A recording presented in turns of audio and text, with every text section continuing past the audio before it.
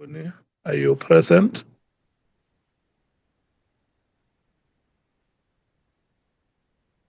Honorable Ntuli, Honorable Ngola, Honorable Sokanyile, Honorable Nombalo, Honorable Skosana, Honorable Shongwe, Honorable Kola Banat,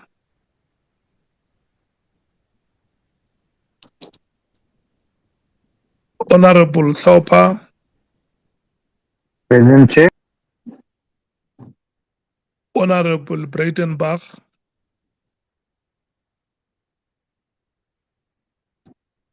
Honorable Cameron, Yes, Chair, I'm here. Honorable Malema, Tabela.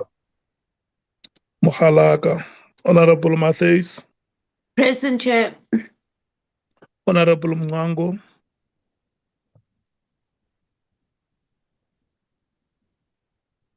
Honorable Sols,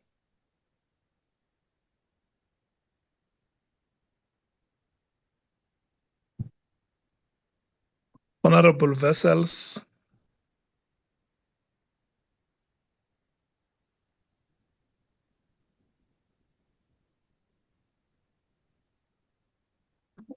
Honorable James,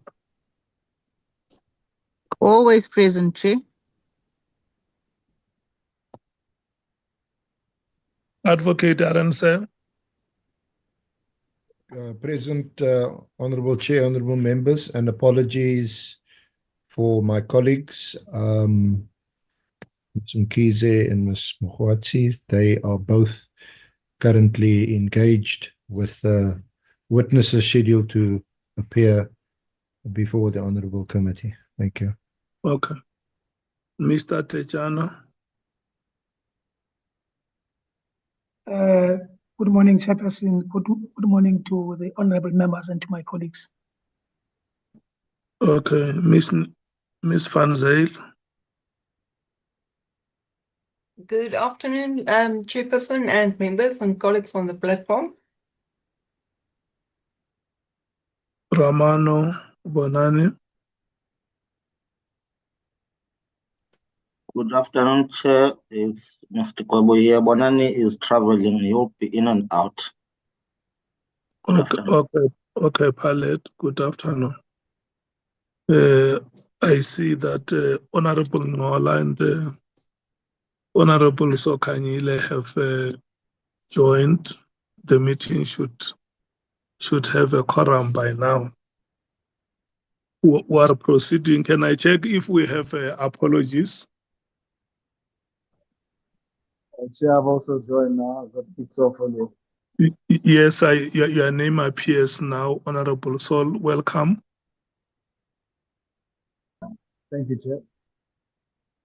Do we have apologies, Pilot? There was an apology from the Chief Whip, Chair, but maybe Honorable Sangoni can elaborate. I see she has logged in. Welcome, Honorable Sangoni. Do you have any apologies? Yes, thank you very much, Chair. Good day to you and all honorable members on the platform. Yes, we have an apology from the Chief Whip. He's not able to join us in this meeting due to organizational commitments. Should he finish, though, he will. But both myself and the Chief Whip Chair are also requesting to be excused at 2 o'clock due to a pre-arranged organizational commitment that we need to attend to. Thank you very much, Comrade Honorable Chairperson. Okay. From the MKP, has anybody joined? Is there any apology, Secretariat?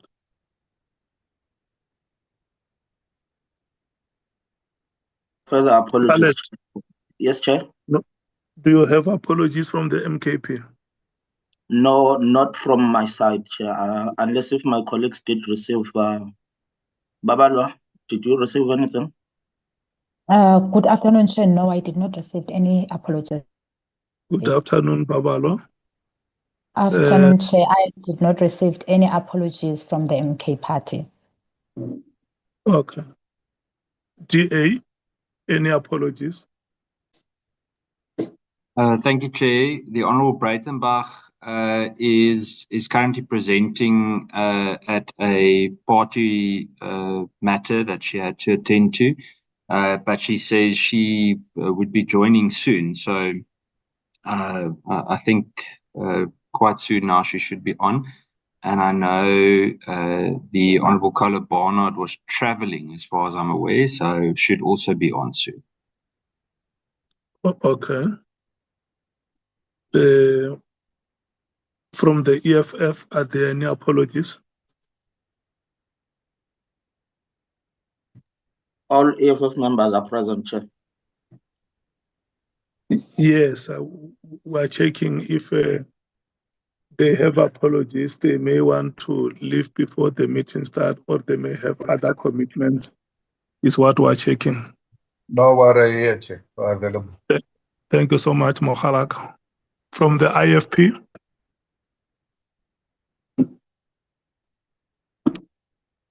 Alert, did we receive any apology from the IFP? No apology received, Chair. Thank you. Okay. Patriotic Alliance, Honorable Sols, any apology? No apologies, Chair. Thank you so much. Freedom Front Plus, Honorable Vessels, No apologies. Thank you, Chair. and good afternoon.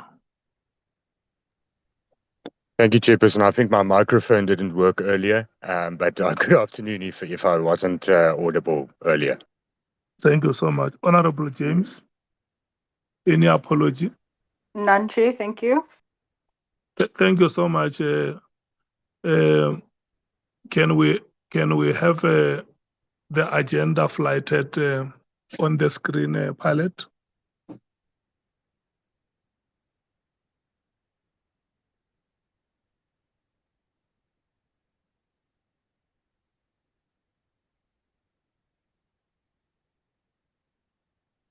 Is it visible? Can you see it?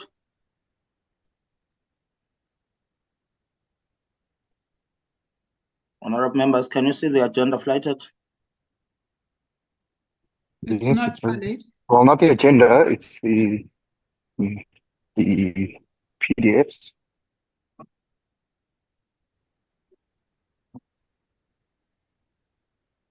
Babalo, can you please assist me if you can from your side? Okay, I will do so. Okay.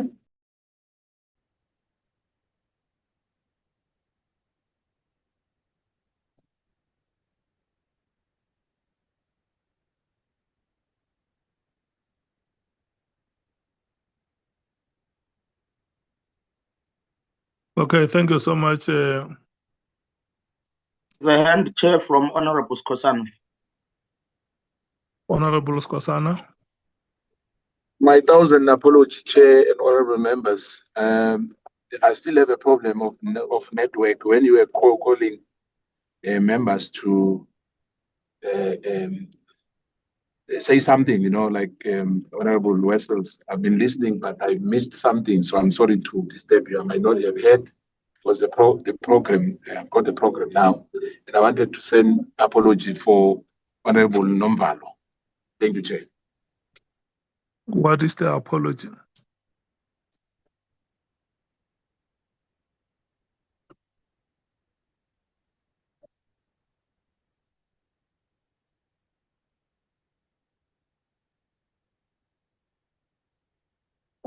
What is the apology? What are the details of the apology, Honorable Skosana? Oh, I'm sorry. As I'm saying, I'm keep on missing you. It's party work, Chair. Is what? Party work. Party work. Okay. Thank you, Chair. Honorable members, we have the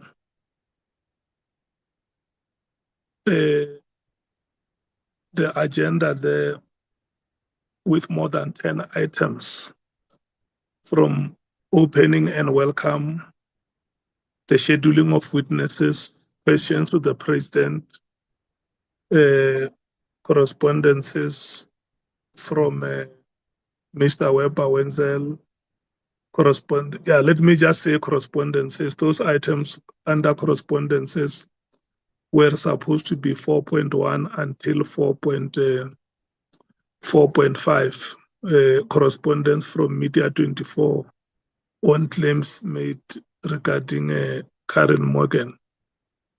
And then we will have a report on public submissions, and then a committee report, framework of the committee report. And then you will have consideration of minutes. We said that there are 7 sets of housekeeping minutes that were circulated with the committee members. And there are also 7 sets of minutes from ordinary committee proceedings. Can I check with honorable members if they want to make suggestions on the agenda?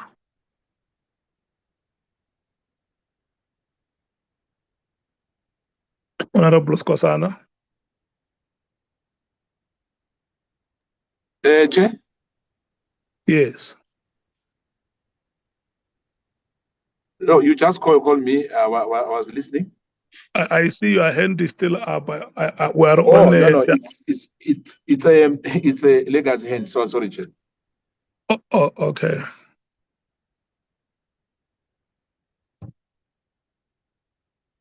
Okay, honorable members, is there any one of us who wants to speak on the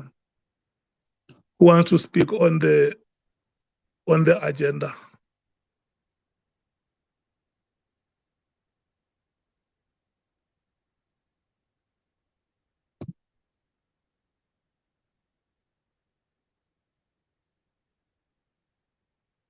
I don't see any hand. I'm going to assume that the agenda is adopted as it is. You are welcome to the meeting. We have a very long agenda, especially on the minutes.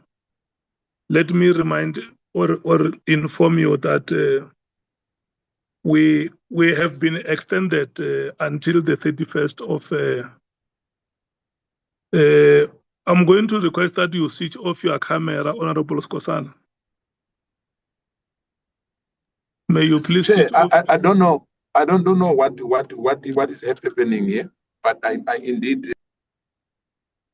Thank you. The video is off, I guess, now. Thank you so much. Yeah. Thank you. That the committee's lifespan has been given extension until the 31st of March. I want to thank the leaders of the parties that are represented here in this committee and the chief whip, after we agreed that members must go and meet and discuss on how they think the work of the committee can be carried forward. We thank you so much that the item has been determined with ease, and it just shows how we complement each other in this committee. And for that, I want to give you a high five for a sterling work that has been done. We are going to receive those presentations like they have been outlined on the agenda. And I once again want to make a call to members, especially when it comes to the presentation on the scheduling of items, that members must apply themselves to this item to make sure that the list of witnesses that we have agreed on, all of them are allocated dates on which they must come and appear. And if there is any other witness that would have been missed, members have the liberty to come in and say, we are looking at the schedule of appearances, but we have agreed on the name of witness so, and we don't see it, and that should be corrected if there would have been anything that would have been missed. So I'm making that call to members that let's help each other and make sure that all the witnesses that the committee has agreed on are included on the list. And from there, we will get to the second item, and it will also be presented, and we will deal with those items as we normally do with our rotation system. Can I check, Advocate Arends, is it you presenting the list or, the schedule, or Mr. Tejan? Honorable Chair, honorable members, good afternoon again. I'll present it, and if Mr. Tetiana wants to add anything, he must please feel free to do so. You are welcome. If it could just be flighted, Honorable Chair.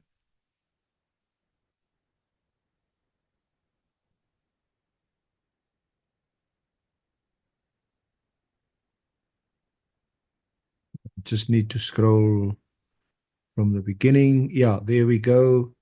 Honorable Chair, honorable members, as you can see, the name of Brown Mkhwanazi is there. He is arriving, I think, this afternoon by 2:30. So he will be appearing in person tomorrow.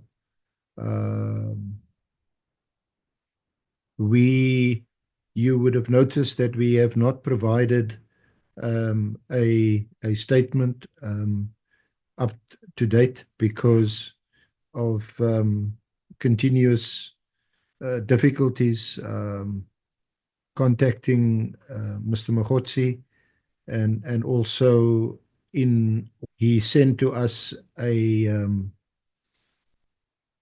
letter that he received from the Nhlanhla Commission of Inquiry, actually requiring his attendance from the 23rd of February through to the 27th of February, which was a direct clash with us requiring him to appear. And of course, Mr. Romano could not have sent him an official letter requiring his attendance tomorrow on the 23rd because this schedule of witnesses had not been agreed or finalized by the Honourable Committee. Nevertheless, in discussions with the evidence leader of the Nhlanhla inquiry, we resolved the issue, and he will now be required to appear there on the 2nd of March, and he will appear before the Honourable Committee tomorrow. That, however, resulted in delays in finalising his statement, although my colleague, Advocate Mkhwanazi, has been engaging with Mr. Mkhwanazi for the past 3 weeks. So to that extent, there will be some inconvenience, and we ask for an indulgence. We will try and post the electronic version of his statement with the annexes later today, and hand up the signed copy with the original tomorrow morning before we resume at 11. That's Mr. Mkhwanazi. Mr. O'Sullivan, you may recall, was actually directed by you, Honourable Chair, to appear on the 23rd, but again, shifting it out, we arranged with him to come on the 26th, which is on Thursday.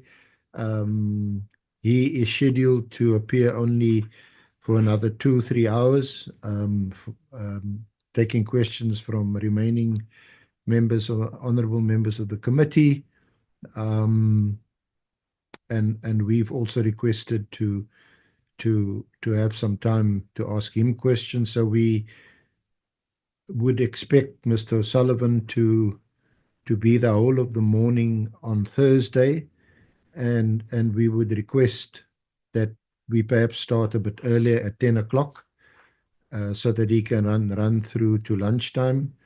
And because as evidence leaders, we also have some new matter, some correspondence which we had received, which we would like to raise with Mr. O'Sullivan,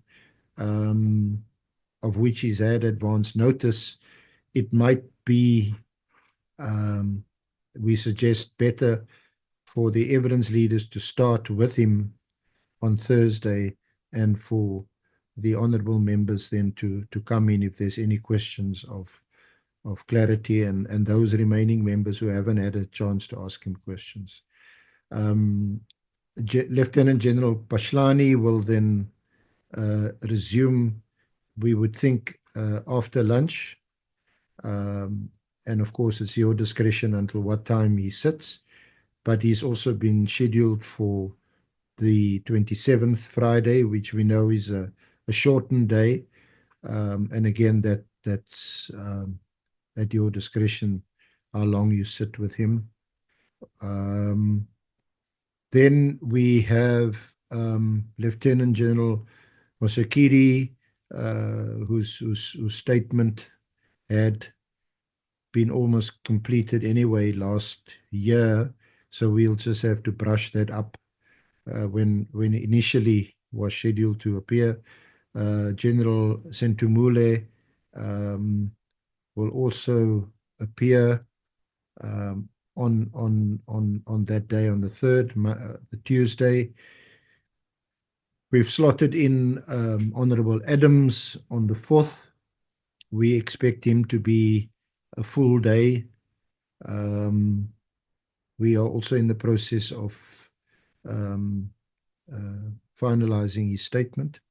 Then we have the public participation witnesses the following day, on the same day, late in the day. On the 5th, we have Ms. Sarah Jane Trent, who you may recall was working for Paul O'Sullivan at some stage. Her statement is also near complete. And then on the following day, we have the public participation witnesses that's mentioned there. Just scroll up. Then we move to the, shall I tempt fate and say, the final stretch, 10th of March. Advocate Mashuga, you may recall, was the prosecutor in the O'Sullivan matter that had been postponed indefinitely. It's now 7 years old. He will come and tell the Honourable Committee what has happened and if anything is going to happen. Honourable Chair, you have now received a letter from our new NDPP, which gives him permission to discuss this matter, but only this matter, and also to be alive to any sensitivities that may arise during his evidence relating to that case. I'm not exactly sure what they might be, but we are also in the process of exchanging affidavits with the NPA, and once we finalize it, the Honourable Committee will have a better sense of what he's coming to say when he appears on the 10th. The following day, we have Lieutenant General Vuma. Again, the statement is near complete and being finalized as we speak. And then we end off with General Masemola, our National Police Commissioner, and Lieutenant General Mkhwanazi. They'll obviously appear separately, but we just have their names because we're unable to determine how long they will each be. But we will start with General Masemola. These will all be residual issues that arose after they gave the evidence to the Honourable Committee, and other issues, we will discuss with them whether they wish to file, or us to file, a supplementary or additional affidavit, or whether they just wish to appear and take questions from us as evidence leaders and from the honourable members of the committee. So, Chair, that concludes the presentation on the witnesses. We received these witnesses, of course, from our parliamentary legal colleagues, and these are the witnesses that we have scheduled. Thank you. Thank you so much. Can we take item number 2?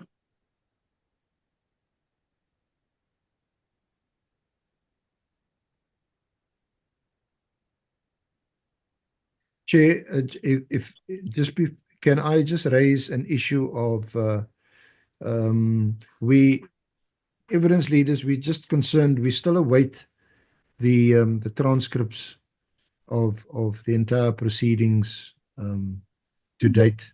Can you hear me, Honourable Chair? Yes, I hear you. Oh, sorry, I just see something on this screen there which says dismiss, rejoin. Yeah,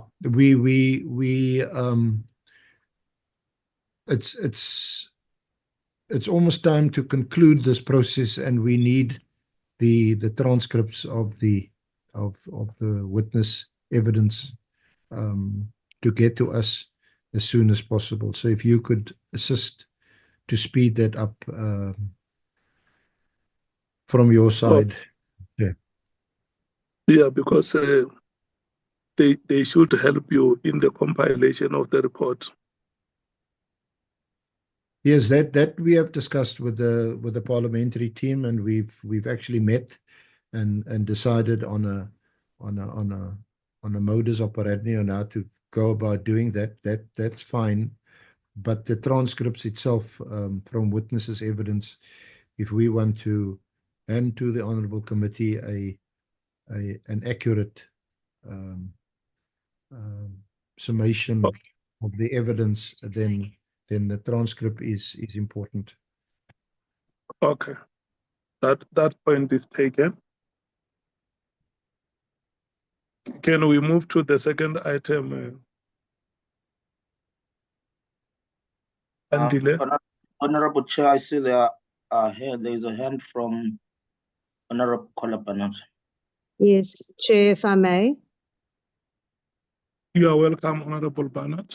Thank you. I've managed to fix my microphone issues. I just wondered, we had proposed, or it had been proposed once or twice, that the Inspector General of Intelligence should be called before the ad hoc committee, given the issues surrounding his report and his claims against the top 3 members we've been interviewing. So I would have thought he would be on that list. Is there some reason he is not? Okay, Senior Counsel. Chair, I'm just trying to... Is my microphone still on? Yeah. Okay, thank you. Honourable Chair, Honourable Kola Barnett, you may recall that we had actually been required to fit him in as a witness last year already. And several attempts were made with the assistance of the Chair, Honourable Chair of this committee, Chair of Chairs, to arrange meetings for us with the Chair of the Joint Intelligence Committee. That didn't happen last year. And I think the Honourable Chair did, Chair, you must correct me if I'm wrong, you did explain to the honourable members, I think it was the week before last or last week, that you and I and my colleagues, we did have a meeting with the with the Chair of the Joint Intelligence Committee. And their view was that whatever happens should take place before that committee, and essentially which puts the suspended IGI off limits to this committee.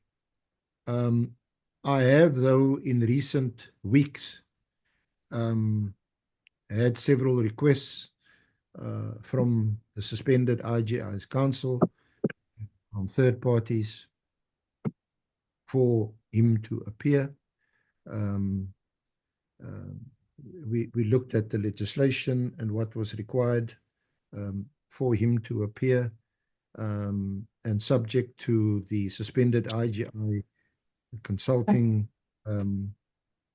with the president and the minister, Honourable Minister of Intelligence. There doesn't appear to be such impediment to him appearing. I don't know how long that process would take or would have taken. I also had a confidential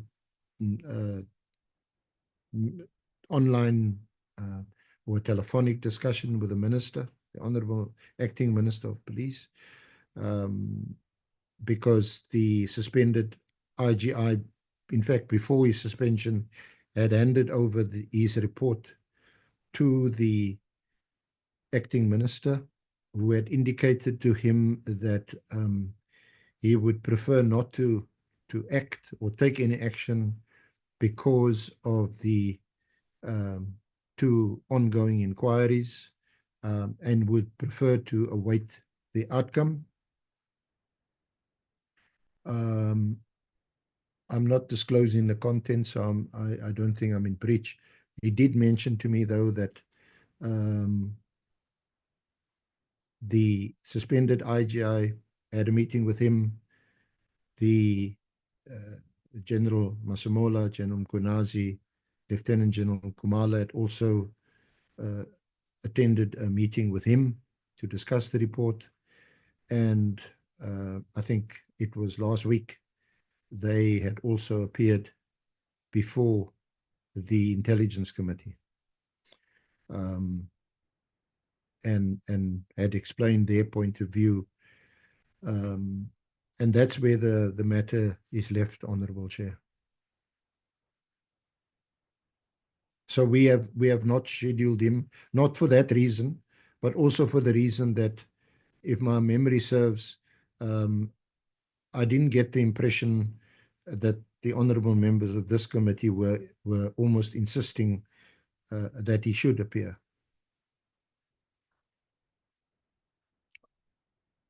Okay, that was a question for clarity. We are still going to rotate the schedule for discussions, and we will hear what the members say,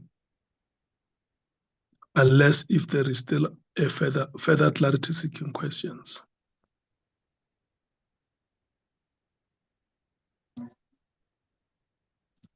Okay, can we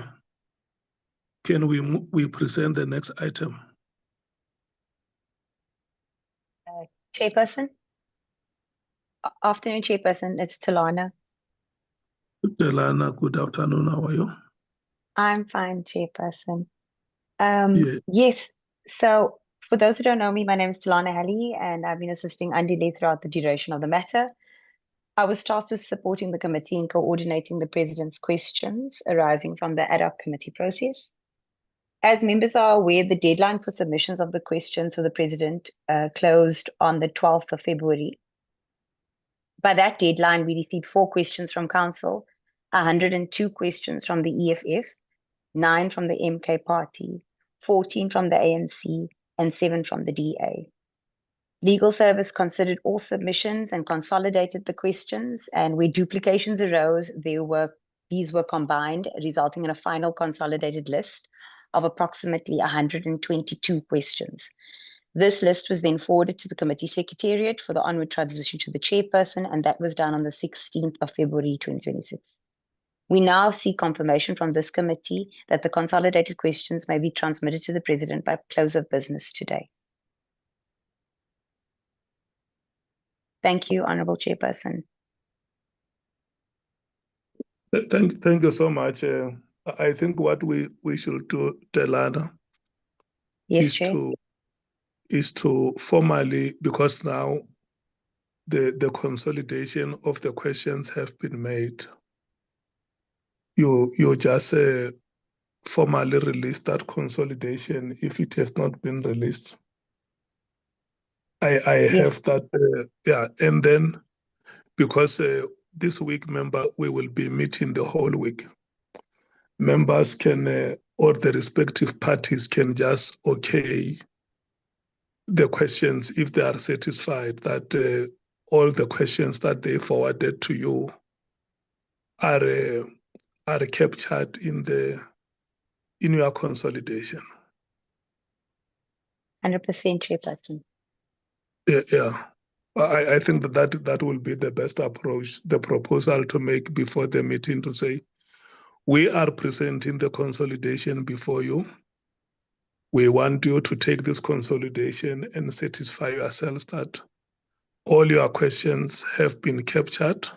There would have been questions coming from the EFF or the ANC or the MKP, which were replicating, and that will become one question in the consolidation process. But the substance of the question has not been changed either way. But be that as it may, we want all of you to see this consolidation and compare against the questions that you have sent and satisfy yourselves that your questions can now go to the destination which is intended. So Yes. I'm going to now start. Thank you so much for the presentation. I'm going to start rotation on the members. When they speak, they will speak on the schedule as presented and the proposal on the question to the president as tabled here.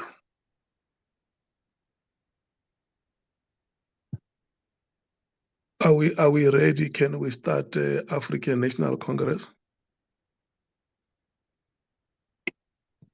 Thank you very much, Chairperson. We have noted the schedule of the hearings proposed. We did have a question on whether one day was enough for Mr. Brown Mkhwanazi, but we will be guided by the chair, and I suppose the meeting on that. I'm not sure, given that other witnesses who seemed to be as involved as Mr. Mkhwanazi we're sometimes given more than a day, but it's not a fundamental issue for us, Chair. And then the second issue on the Inspector General of Intelligence, the African National Congress, and I suppose like many of the other parties, was very clear that we would like the Inspector General to be invited to appear before the committee. We were, however, under the impression that following your engagements with the JSCI, that was not possible. So I'm not sure if the input coming from the evidence leader, Advocate Arends, is that if we are to push strong enough, the IGI would make himself available, especially given, if I understood correctly, that the IGI seems to want to appear before the committee himself. So we would definitely support a push to ensure that the IGI attends. On the questions to the President, Chairperson, we support the approach that you are proposing, that those questions are circulated and that political parties just double check to ensure that the essence of their questions has been captured. Thank you very much, Chair. I'm not sure if there's any other additions from the African National Congress. Thank you, Chair.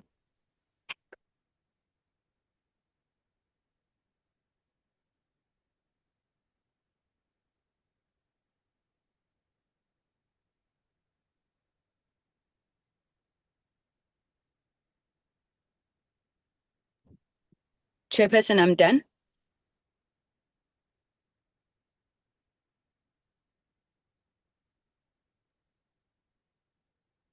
Have we lost the chair? I'm saying that I don't see any indications for additions in the African National Congress. I'm going to move to the MKP for Honorable Skosana. Thank you, Chair. I'm not sure as well whether the issue of Brown Mkhwanazi, if one has to take the last appearance in the other committee, maybe, I've got a benefit of a doubt whether we need 2 days for Mkhwanazi, but maybe if we have an extra day, where perhaps if we won't be able to finish in 1 day, but I guess in my view that we will definitely finish in 1 day. But I don't have a problem with the suggestion that in case we don't finish in 1 day, we'll take him for another half day like we did with other witnesses. And coming into the issue as well, Chair, that the one way is to welcome, the extension which was granted to us as well. And perhaps these other witnesses, like the one, the Inspector General. Honorable Skosana, so that you can make a contribution to this debate, can we check with the senior counsel how long do they intend to present Mr. Mkhwanazi's evidence? Okay. Chair, Honorable Chair, can you hear me? Yes. Thank you. I'm just having can't see clearly from my screen. We would intend to lead we would intend to lead Mr. Mkhwanazi until about 3 o'clock, 3:30, latest 4. What I neglected to mention was that it was indicated to us, and obviously subject to you, Honourable Chair, and the honourable members, that the next day, which is budget day, that if there is an overflow, that perhaps another 2, say maximum 3 hours could be set aside to conclude his evidence. That is what we had in mind and in discussion with Andile. Yeah, the members that you have in this committee are leaders of political parties, and on a budget day becomes a very hectic day for them because they are doing budget days out. Interviews and many things. Yeah, the log-in session. So there are many activities around the budget day which are going to keep members away. And if let's say you run until 4 tomorrow, and you need all the members of the committee to speak, it means they are going to finish somewhere around 11 o'clock tomorrow, midnight.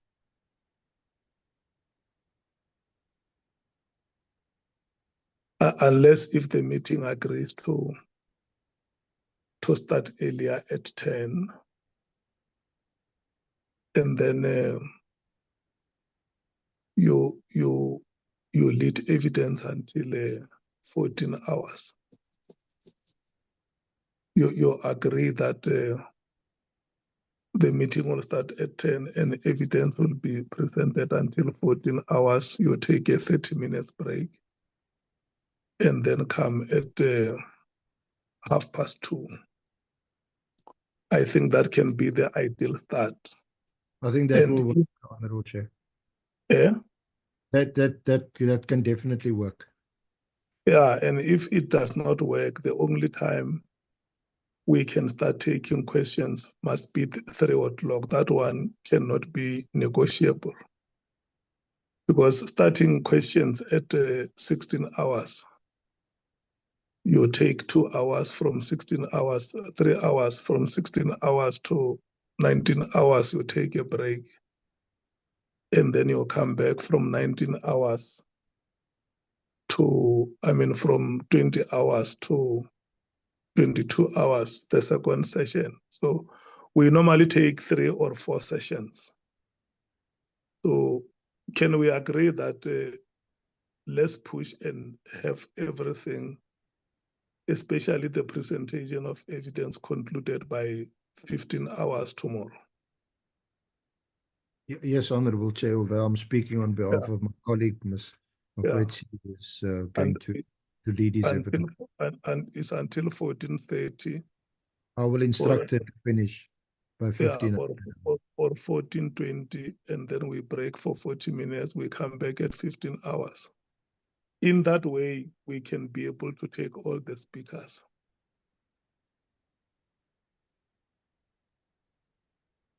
Yes, Honourable Chair. Yeah, I just wanted so that when members speak, they can also speak to that point. Honourable Skosana. Thank you, Chair, for that clarity. You know, I'm not sure whether other members, the issue of 10, if we agree, it's fine. You know, but if we agree with 11 as usual, it's okay as well. But I wanted to, I agree on that we can finish, you know, tomorrow. And coming to the issue of the Inspector General as well, I really appreciate that at last we'll have somebody from that body, you know, and the other issue I raised at the end, thank you, Chair, about the other issues which was contagious, yeah? You know, the issue of the judiciary, but that will come up later in any other business. Thank you, Chair. Okay, thank you so much, Honourable Member, the DA. If I may, Chair, yeah, thank you. I agree with the ANC who did, in fact, ask that the Inspector General should attend before us. I think there are many matters that he could clarify that are all in the media and could explain a great deal about what is going on, none of which would break any confidence in terms of clearance. So I think it's crucial that he comes before this committee. I would ask that some space is made for him. Thank you. Okay, Honourable Cameron. Chair, just want to echo the words of the Honourable Kola Barnard. I think it's important that this committee can't be dictated to by any other committee or other chair regarding who we do and don't have. The Inspector General must come and appear before this committee. Thank you, Chair. Okay. The EFF. No, we agree, Chair, that Inspector General must come, but equally, we agree on Mkhwanazi that the sufficient time must be made available, especially for members to ask questions. So we're covered. And then the proposal on a consolidation of questions to the President. Yeah, there we agree. Okay, DA, do you because agree? obviously others are repeating themselves. The questions, the others will repeat and all of that. So consolidated becomes a committee document. Okay, let me go back to the DA and check if they agree with the consolidation process. Yes, Chair, we agree. Okay, Honourable Skosana, the consolidation process, do you agree? No problem, Chair, we agree. Okay, Honourable Sols. Chair, on the issue of Brown Mkhwanazi, start at 10 is fine. On the issue of the consolidation of questions, we agree. And then we also agree that the IG must come. Thank you, Chair. Honourable Vessels. Thank you, Chairperson. I'm covered. So also agree that the IGI should appear and agree with the other proposals. Thank you, Chair. Okay, Honourable James. Thank you, Chair. On the Inspector General, we support that, the consolidation. We support The IG, we support starting at 10 o'clock for Mr. Mkhwanazi. We support that. And we'd also like to propose that going forward, can we not start at 10 o'clock for all witness appearances until we conclude? That would be appreciated. And then also, Chair, the scheduling and the list of the witnesses, we also support that. I think I just want to ask, what is the method that is being applied to the sequencing on and in terms of when the witnesses appear? Because right now we have, I don't want to say that one witness or one person is more important than the next, but I find that we have key witnesses appearing rather late instead of sooner. Is there any method being like used in terms of the weight of the allegations against, as to why that witness needs to appear so that we can have them sooner instead of later? Thank you, Chair. Okay. Can I check with the legal team if they have a response to the question that you asked?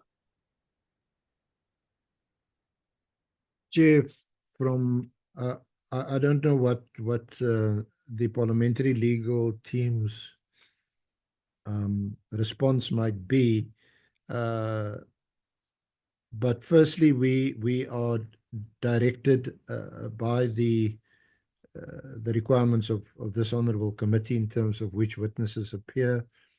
Then we have to consider there was a bit of a delay in terms of the extension, and then witnesses their availability have to be reassessed, reevaluated, and we have to contact them. Then there's also the issue with delays in terms of this honourable committee finalising its schedule so that Mr. Romano can send official notification to the witnesses. Some witnesses have at times indicated, yeah, I know that Mr. Romano phoned me and said you should appear on this, but I haven't received an official notice. And I've now made other arrangements. So I don't know if the answer is satisfactory, but there's been a mix of reasons why we schedule. We obviously also want to schedule those witnesses who have still to conclude, like General Pashlani, O'Sullivan. Those witnesses have to be scheduled. In view of what appears to be a unanimous view that the suspended IGI appear, we had originally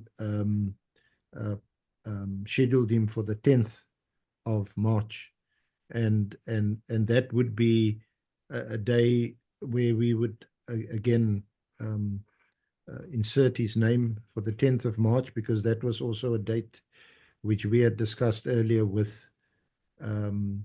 his council, that they would be available also on that date. We would have to shift Advocate Mashuga, who is also just going to give a limited evidence on the status of the case against Mr. O'Sullivan. That case which has been outstanding now for a while. We don't expect that to be too long, and we can, with his leave and with his consent, fit him in elsewhere. Thank you. Yeah. Yeah, if you remember, honourable members, the committee has said that it has the prerogative to determine the list of witnesses and the sequence of appearance. What the legal team does here is to present a proposal before the committee. And if the committee agrees with the proposal, it does not become the decision of the legal team, but it becomes the decision of the committee.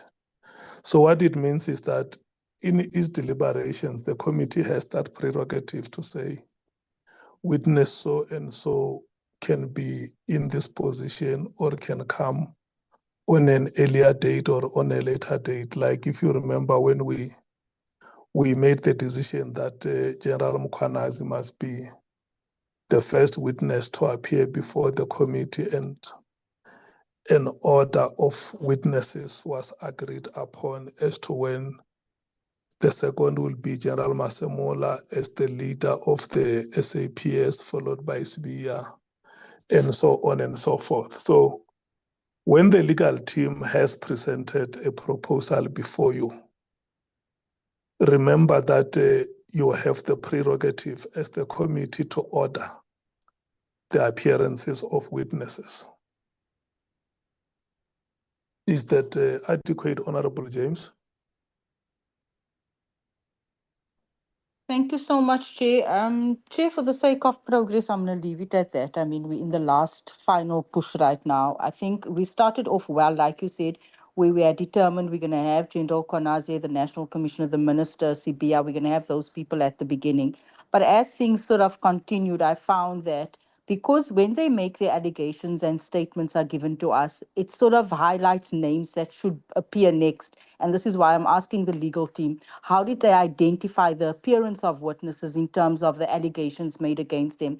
Because sometimes you would have a witness appearing 2 or 3 weeks later, responding to allegations that were made maybe 3 weeks. At that point, it's quite hard to link all the statements and to keep sort of if I can say, the top 5 people that's been implicated in all of this, you know, at the top of our minds. So I think that is the point that I'm trying to make. I think it's clear to me that there wasn't any method really being applied in terms of we need to pursue these witnesses vigorously because these are the ones that's been implicated, such as the likes of Mr. Brown Mkhwanazi appearing rather late at the end, such as the likes of Mr. Paul O'Sullivan. But like I'm saying, for the sake of progress, Chair, let's leave it at that and let's continue. But everything else is supported. Thank you. Thank you so much. Let's move to the second item. So the schedule has been accepted. The IGI will be included on the list of witnesses and allocated a date, which the committee will be given a report and will approve it. And the proposal on the consolidation has also been accepted by the meeting. Nicolette, can we take a... Chair? Hello, Honorable Skosana. I'm sorry to do this, Chair. I just wanted to ask before the matter is closed. I understand that we agreed on the consideration, but there is a public participation. Maybe at a later stage, Chair, I think let me leave this. At a later stage, we have to revisit that because other witnesses still are not in this and they've been chosen by the same legal team. So I just want to emphasize on that one. Thank you, Chair. At a later stage. They are not chosen by the legal team. Remember, in the last meeting, we have said that a report on public participation should come to the meeting. Nicolette is going to present the report now. And okay, thank you, Chair. She will also clarify the names of witnesses like Chetty that you raised in the meeting. All those matters that you raised in the previous meetings have been recorded, and this presentation is meant to clarify such matters, including Gun-Free South Africa. You remember they are a civil society organization that has made a submission and could not be available on the date that was allocated to them. So as she presents, you will hear that all those matters are covered and the committee will apply itself to the report.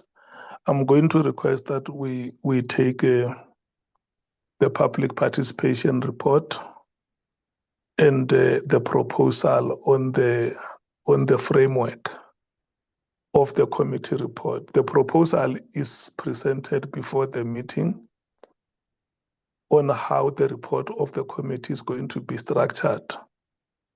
And the decision that we are looking at from the meeting is to say, we note this framework, allow us, because a framework of the report can be something academic or near academic.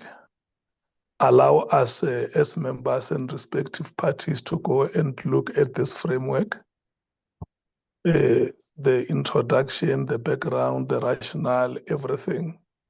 And then we will come back with our inputs. I think that is the approach that we are going to request from the meeting. May we have those two items presented.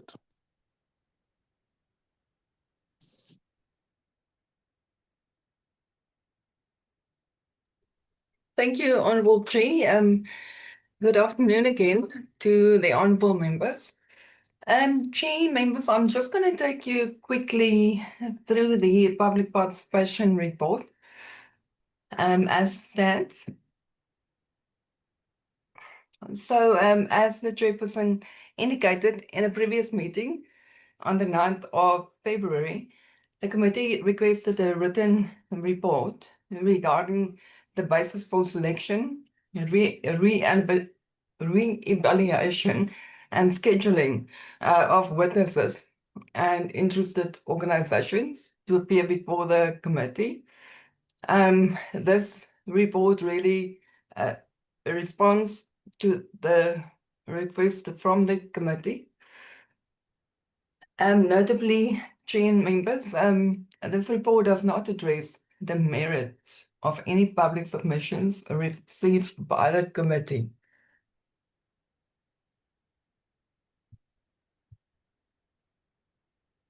The introduction is really only to set out the process that was followed by the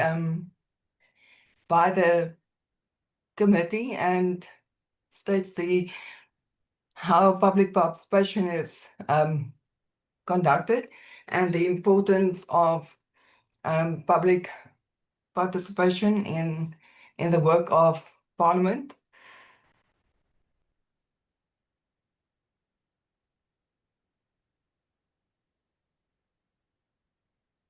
So, Chair, as I mentioned, the public participation process was done in accordance with the established parliamentary processes, which are designed to facilitate broad public engagement. As members know, the call for comment was advertised from 19 September with the closing date of 17 October last year. In the advertisement, I've stated here the actual wording that was used in the call for public comment. Chair, I'm not going to read through it, but it's just indicating the requirements of the committee. As members can recall, at the close of the public participation process, the committee noted that only a limited number of submissions were in the submitted format in terms of sworn statements, and mindful of the need to facilitate meaningful public participation, the committee resolved to consider all submissions falling within the scope of the inquiry, irrespective of whether they were accompanied by supporting documents or submitted under oath. On the 19th of January this year, the committee agreed that its public hearings would proceed on a non-evidentiary basis, thus focusing on lived experience, contextual input, and systemic issues relating to the inquiry.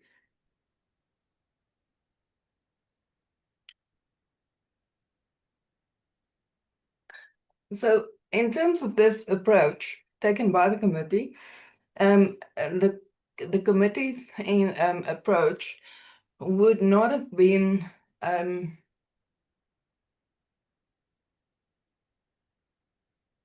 an opportunity for members, for the witnesses to be sworn in and to really have a very substantive engagement with the witnesses. The approach this approach informed the planning and scheduling of witnesses appearing before the committee, and thus the public participation program. However, honourable members, as the public participation process progressed and evolved, the committee's approach shifted from its earlier decision to conduct hearings on a non-evidentiary basis. As I stated previously, all participants were placed under oath and subjected to extensive questioning that went beyond asking questions of clarity, which is normally the approach taken during public participation. Honourable members, as you recall, there were a number of people or individuals and civil society organizations that was identified for public or oral hearings.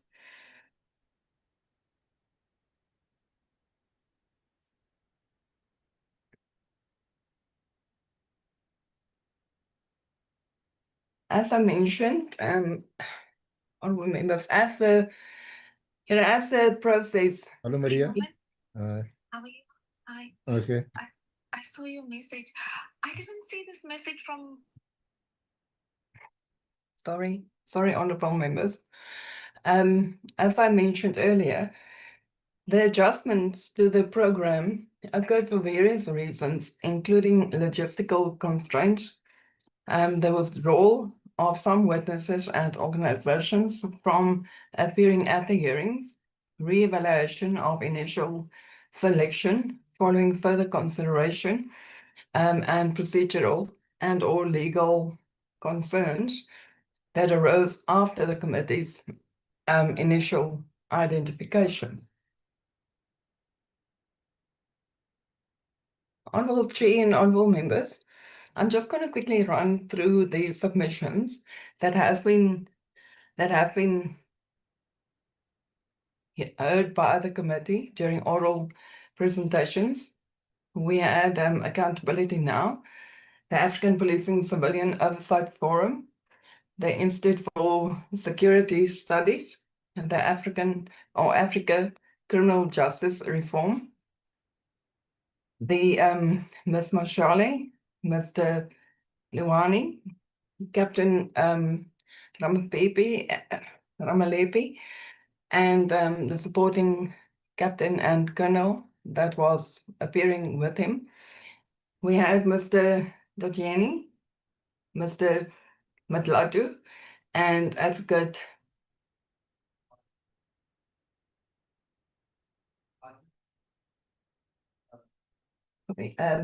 Maki Bula. So members, these 10 persons and civil society organizations has already appeared before the committee, and the committee has heard and interrogated their submissions. So members, I just want to clarify that Gun-Free South Africa did not withdraw from the process. They were merely not available on the dates that was originally scheduled, and there was some logistical challenges, and the second date that was proposed, the organization had pre-scheduled meetings which could not be changed by them.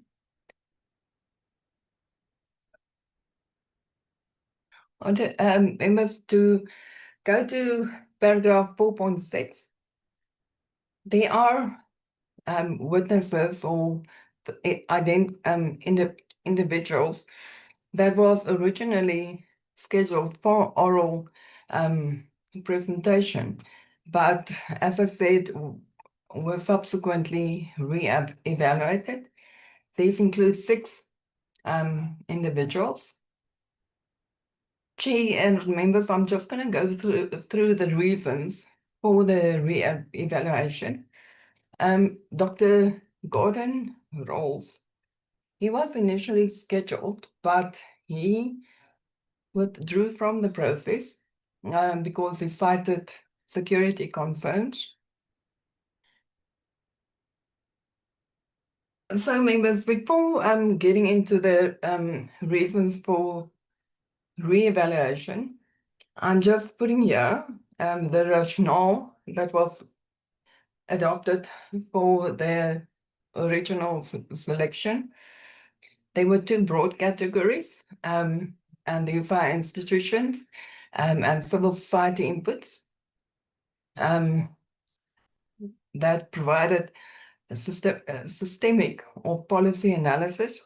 And the second category was based on submissions of first-hand experiences of the thematic approach of the committee. Members, I'm not going to read through the all of the submissions. I highlighted here the contributions from the civil society organizations, including Accountability Now, APCOF, the ISS, and the Africa Criminal Justice Reform. Originally scheduled, the individuals that would have given like first-hand or lived experience submissions were Ms. Mashale, Mr.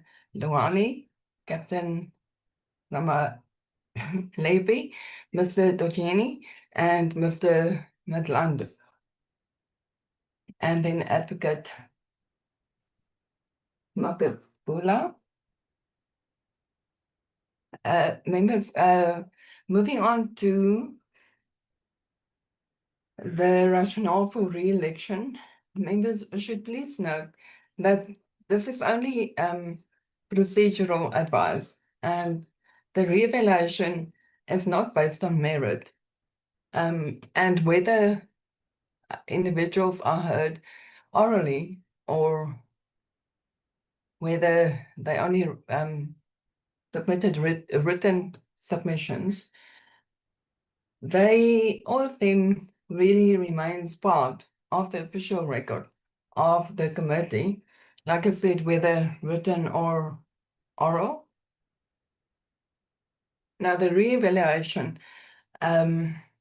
was really based on account of emerging considerations relating to the appropriateness of oral engagement and not on the merit or substance of the submissions. The re-evaluation occurred for reasons including newly disclosed information, confidentiality obligations, ongoing and potentially reinstated legal proceedings, risk of perceived parliamentary prejudgment, and the highly individualized or dispute-specific nature of certain submissions.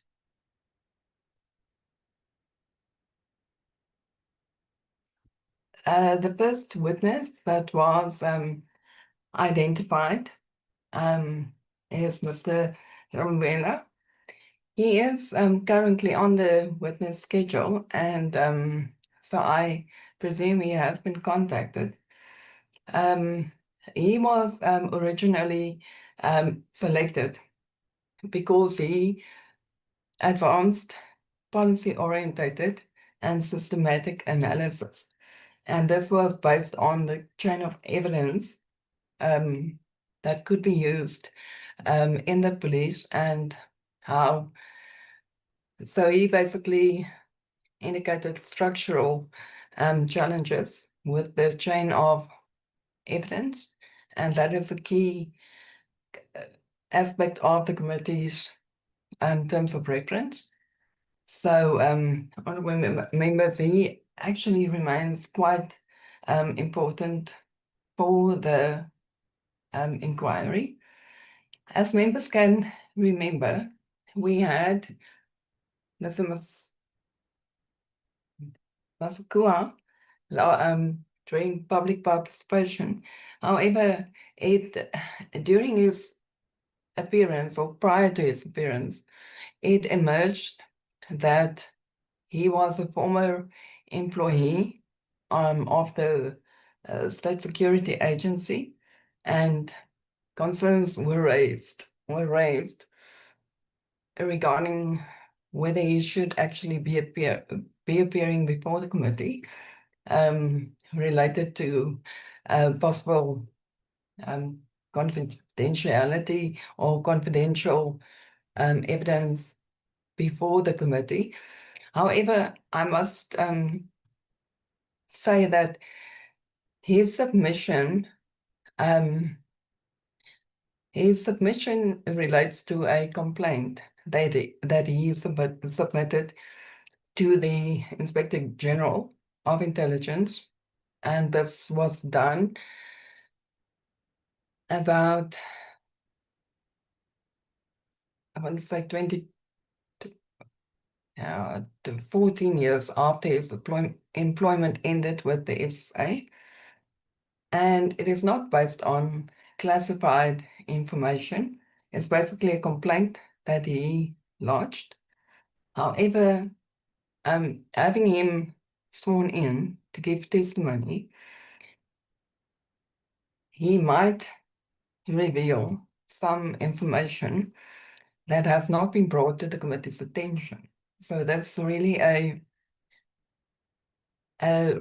material concern, and that he will be placing himself in a very difficult position, and that he will be in contravention of various security acts. So that is a major concern, honorable members. And again, his testimony can be taken as read. We also had quite a challenge regarding the anonymous witness that appeared before the committee. There was some confusion as to who is this anonymous person.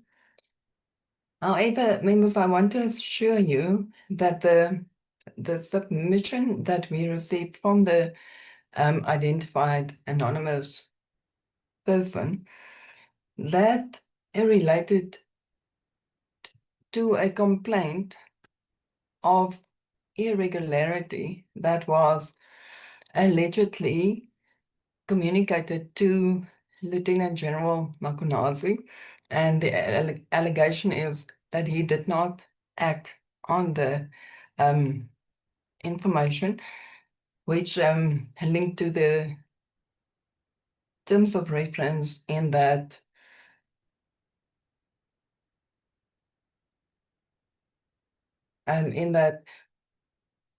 there could be some institutional leadership challenges.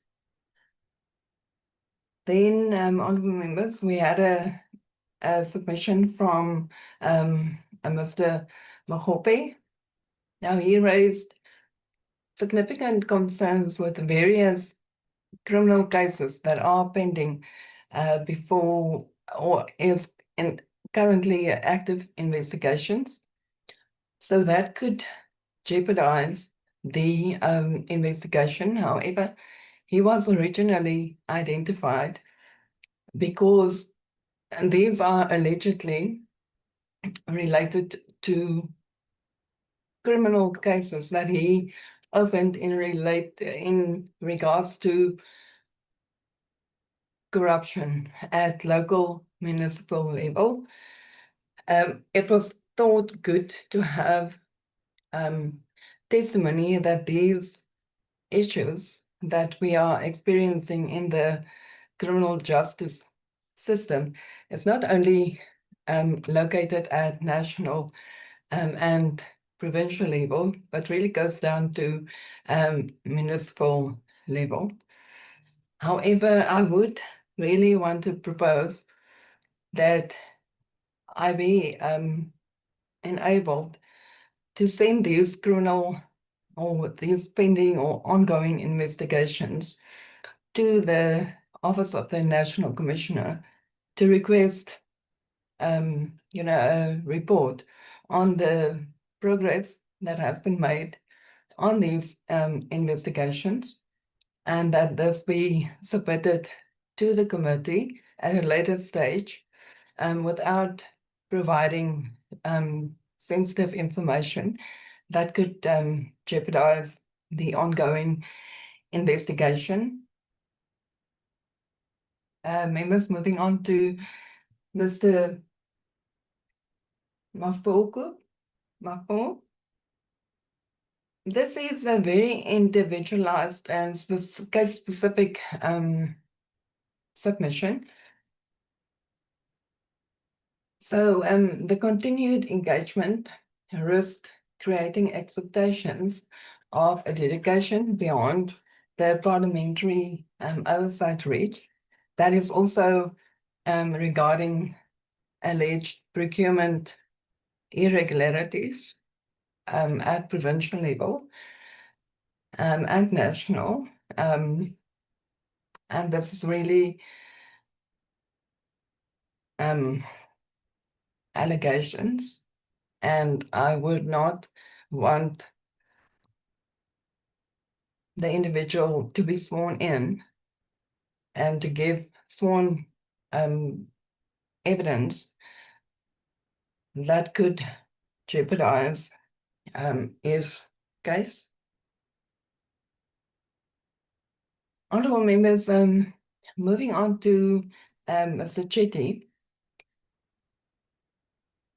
I have shared some information on the members' WhatsApp group to indicate that Mr. Chetty has criminal cases pending against him.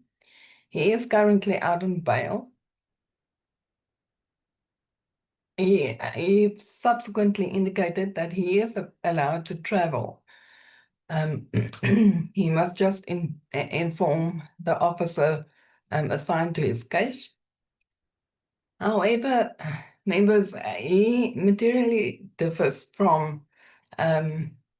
Nhlanhla, and although both are facing criminal charges, the charges against Mr. Nhlanhla is immaterial. Well, it doesn't link to the scope of the inquiry. It is really charges relating to various other criminal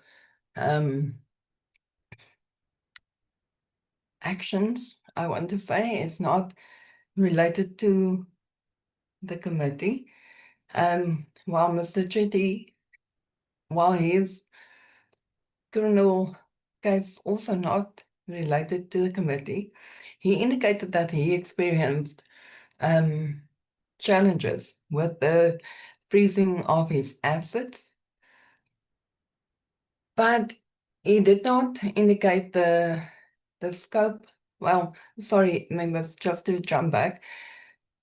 He did experience challenges with the freezing of his assets and alleged irregular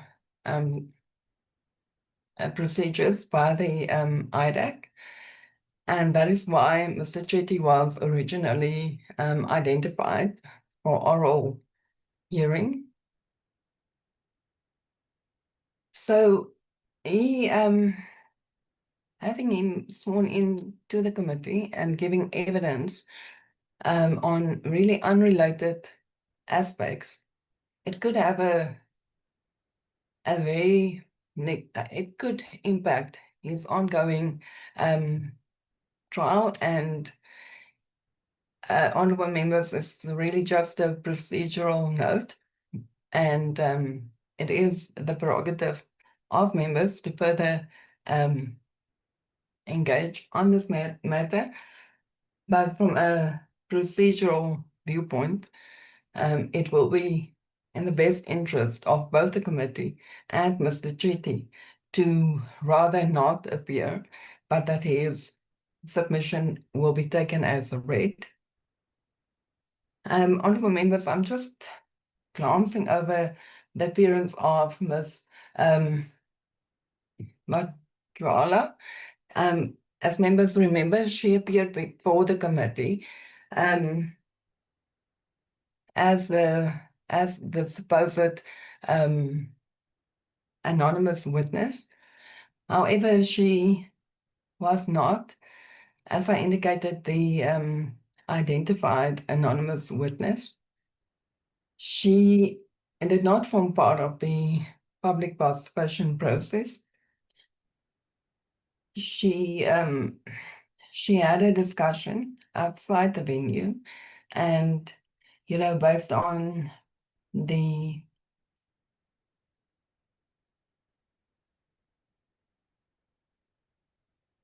based on these engagements, the committee exercised its prerogative to allow her to appear. As legal services will later present, we have received a correspondence in this regard, in that the person against who she made allegations have engaged with the committee, and or his legal representative have engaged. So her appearance should really be seen as a very extraordinary and exceptional circumstance, and that it is, but be mindful and state clearly that she did not fall within the public participation framework. Honourable members, I just quickly have a procedural note on the previous continuation of submissions received outside the public participation period. During a meeting on 26th of January this year, Honourable Sauls informed the committee of 2 public submissions that was directly forwarded to him, and that he brought it to the committee for consideration. The committee then requested that these individuals submit reasons for why they did not meet the public participation deadline. On our meeting on the 2nd of February, the reasons were presented. However, I think the detail of the reasons was not clearly articulated. Maybe so. The first submitter, he advanced medical certificates, because medical certificates, given the reasons why he could not participate, and that he was also out of the country. However, members, his travel, or the reason, or when he was out of the country in November of 2024, which does not fall in any relevant period before the committee. Also, the 2 medical certificates provided by him, both the one predates the establishment of the ad hoc committee, and the other predates the actual call for public submissions. So that is a procedural concern, in that the reasons advanced by the individual really does not sustain really a good basis for approving condemnation. The second submission was basically just saying that they were unaware of the call for public submissions. However, it is very likely that other members of the public also missed the submission deadline, but lacking direct access to Member of Parliament, they were not afforded the same opportunity to have their late submission considered. Honourable members, the selective inclusion outside the advertised timeframe may give rise to concerns regarding consistency and equal treatment of similarly situated members of the public, and it is my very respective view and recommendation that members should reconsider the inclusion for oral testimony of these two individuals that was previously condoned. Chair, so yeah, that is my story. Just to conclude, to say that the submissions were assessed and selected on the basis of relevant systemic value and their potential contribution to the committee's understanding of governance and accountability challenges, rather than a random or selective basis. Chair and honourable members, as the process unfolded, the way in which public participation was conducted evolved quite significantly, with elements of more structured questioning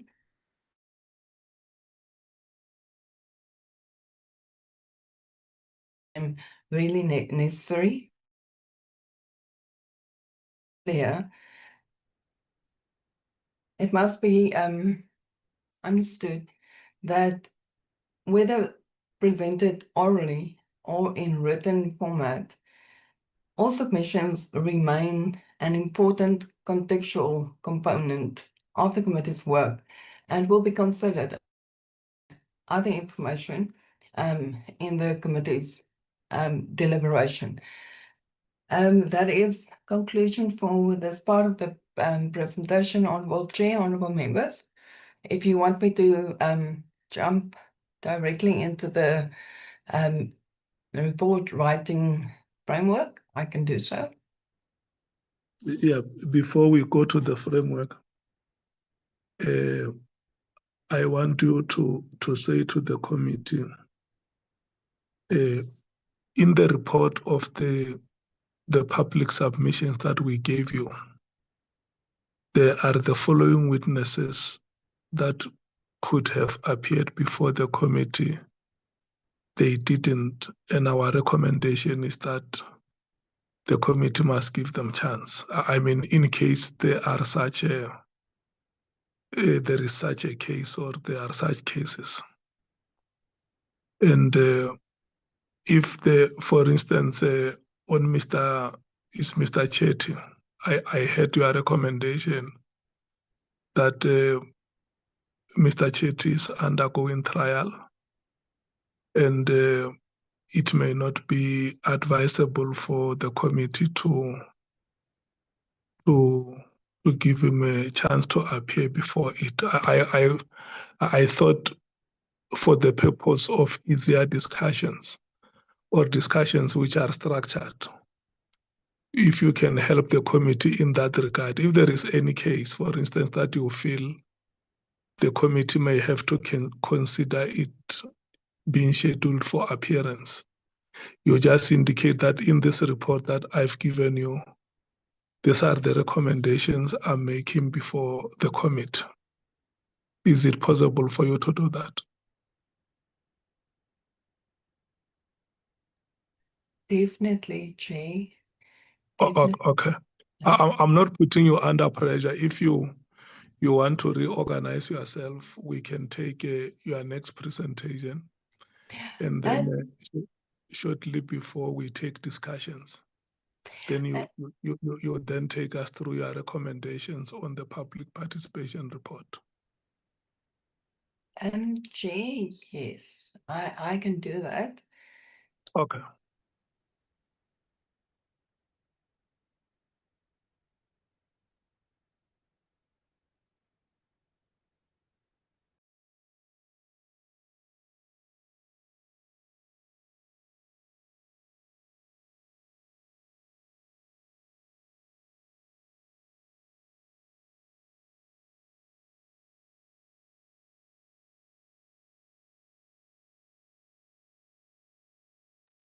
Are you starting with the recommendations, Nicolette, or you want to present the framework for the report?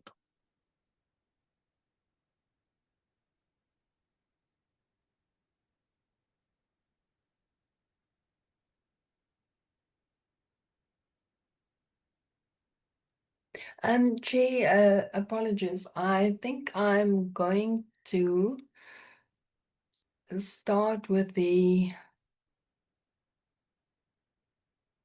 report writing framework, if that will be okay. Okay.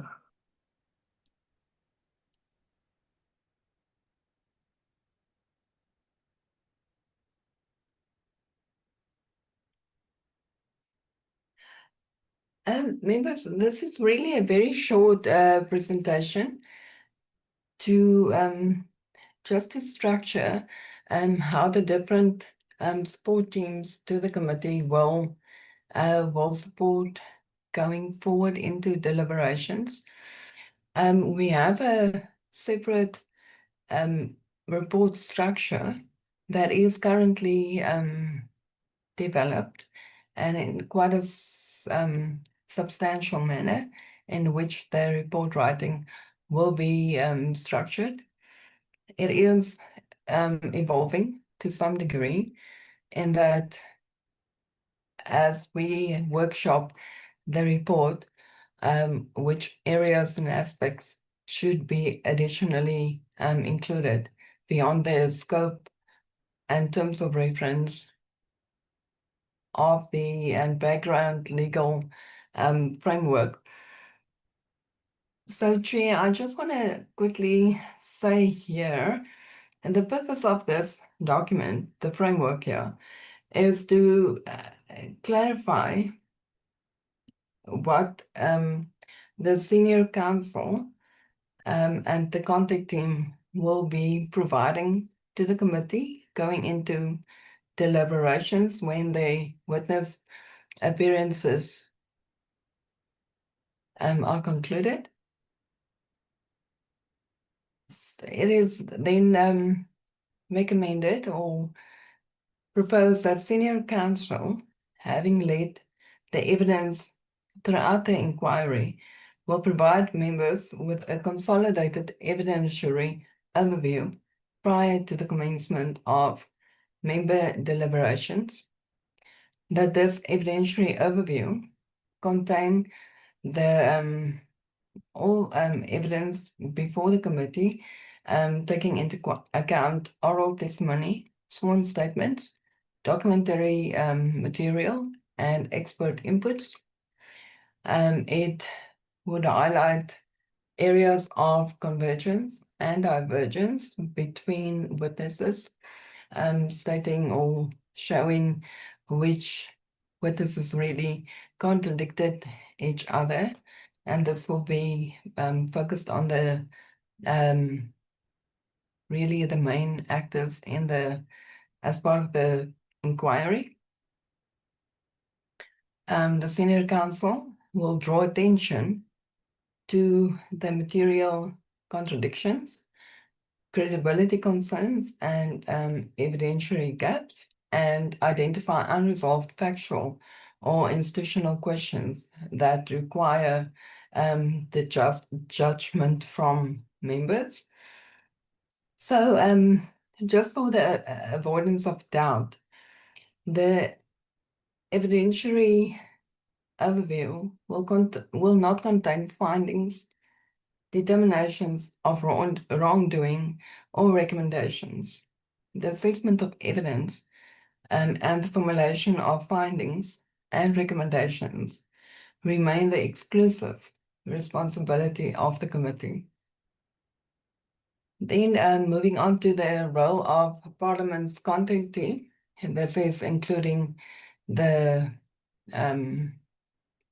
research unit and the content advisors assigned to the committee. So separate from Council's evidentiary overview, the content team will prepare a thematic analysis report highlighting alignment of the evidence to the terms of reference, identifying governance concerns, and outlining potential parliamentary reform priorities in order to support members during deliberations. The analytic work constitutes part of our formal mandate to support the committee in organizing evidence, structuring deliberations, and facilitating the preparation of a coherent, scope-aligned report.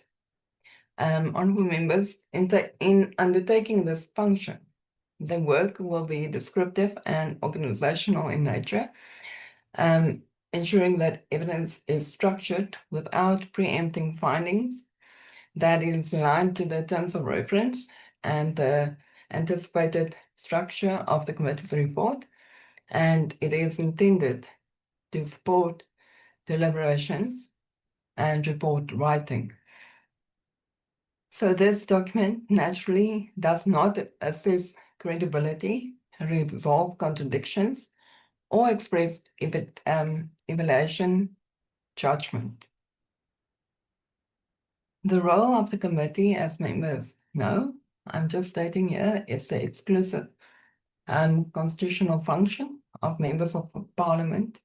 During the stage or this phase, members will weigh and assess the evidence, evaluate the credibility and significance, determine findings, observations, and recommendations, and exercise parliamentary judgment in fulfillment of the committee's oversight mandate.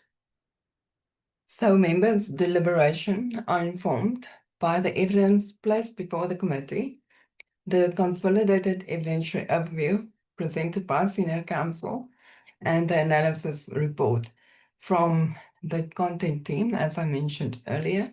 Then naturally, members also use any other resources and documents to their disposal, including, as Senior Counsel mentioned, the transcripts of meetings. So, honourable members and chairperson, just in terms of this sequencing and interrogation of process,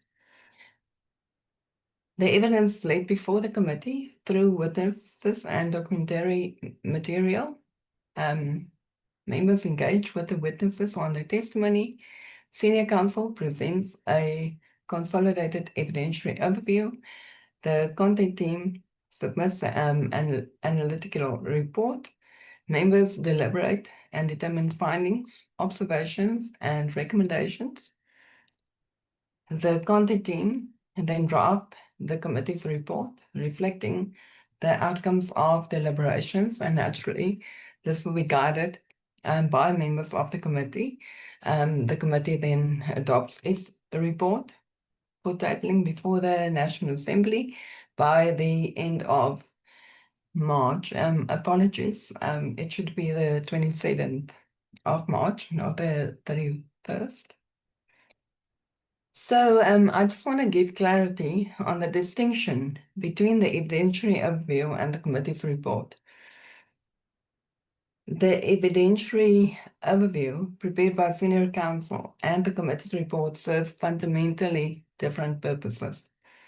The evidentiary overview produces the evidentiary record for prior to deliberations, and the committee's report represents the collective judgment of members adopted by resolution and contains the committee's findings, observations, and recommendations in the exercise of Parliament's oversight authority.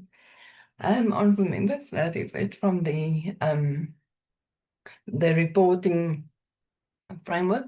But like I mentioned earlier, the actual report framework is under development. It is in a very advanced stage. So yeah, members can rest assured that it is receiving significant attention. Thank you, Jane, members.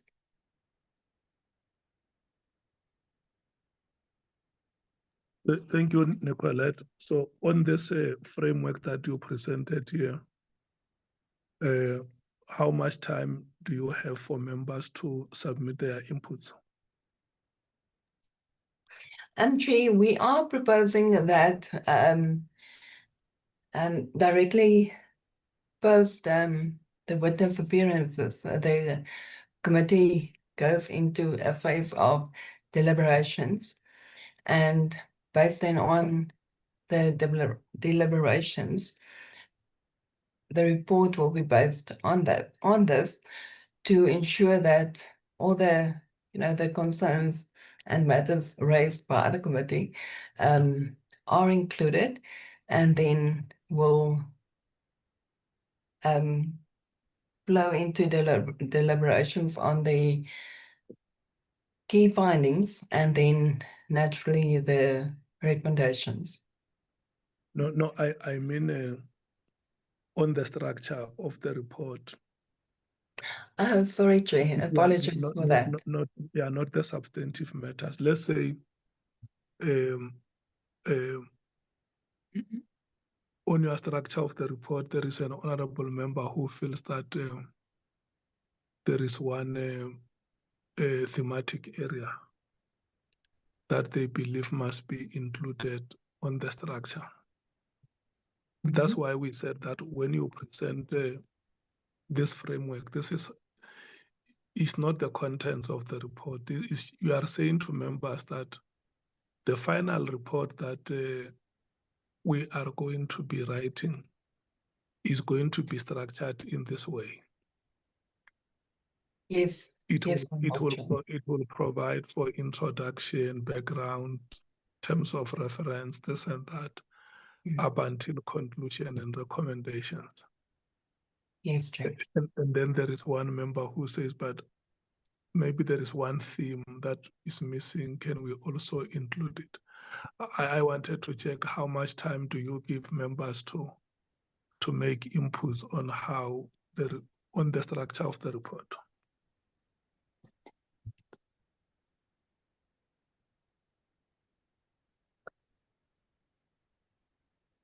Chair, let me ask you, rather to be led by the committee, in that what time frame would the committee be comfortable with? We will be able to deliver, but currently, as we stand now, it is very difficult to provide the information that is requested, because we are not completely sure what the deliberations will focus on during.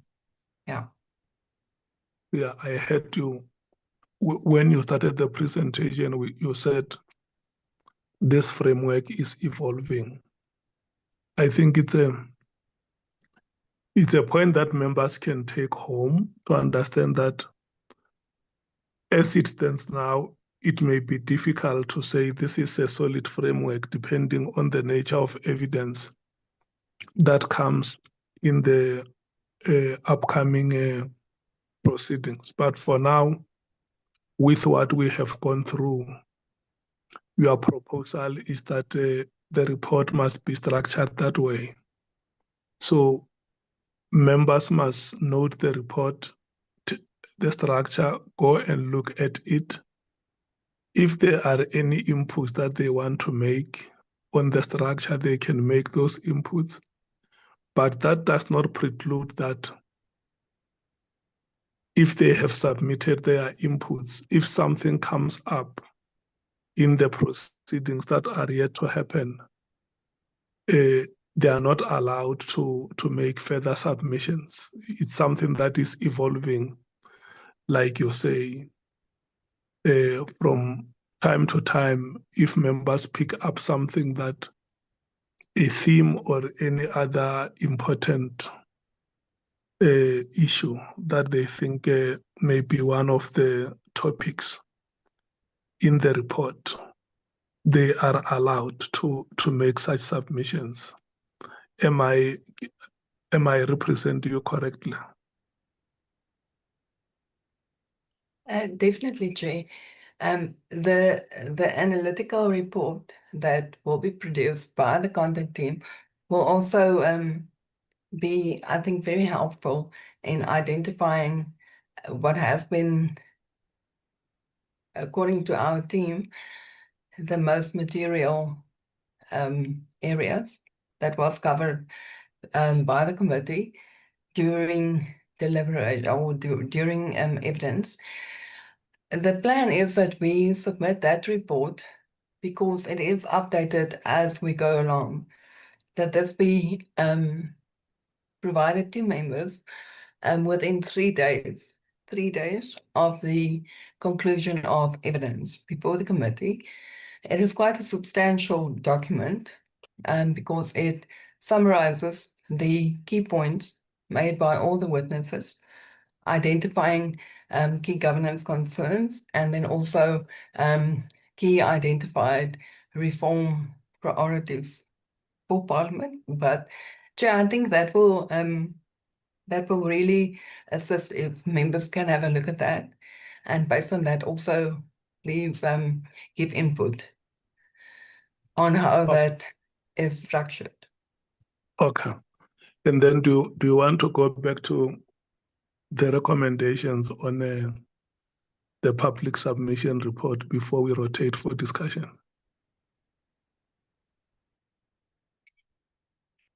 Yes, Chair. Yes, Chair.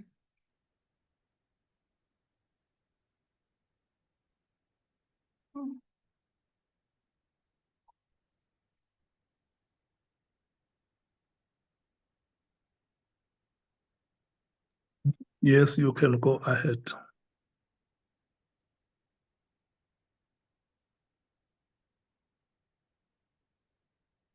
Chair and honorable members, in front here, we have the previous list that was presented to the committee. So this one does not include the civil society organizations that has already appeared before the committee, like APCOF and ISS, Accountability Now, and Dr. Jean Redpath.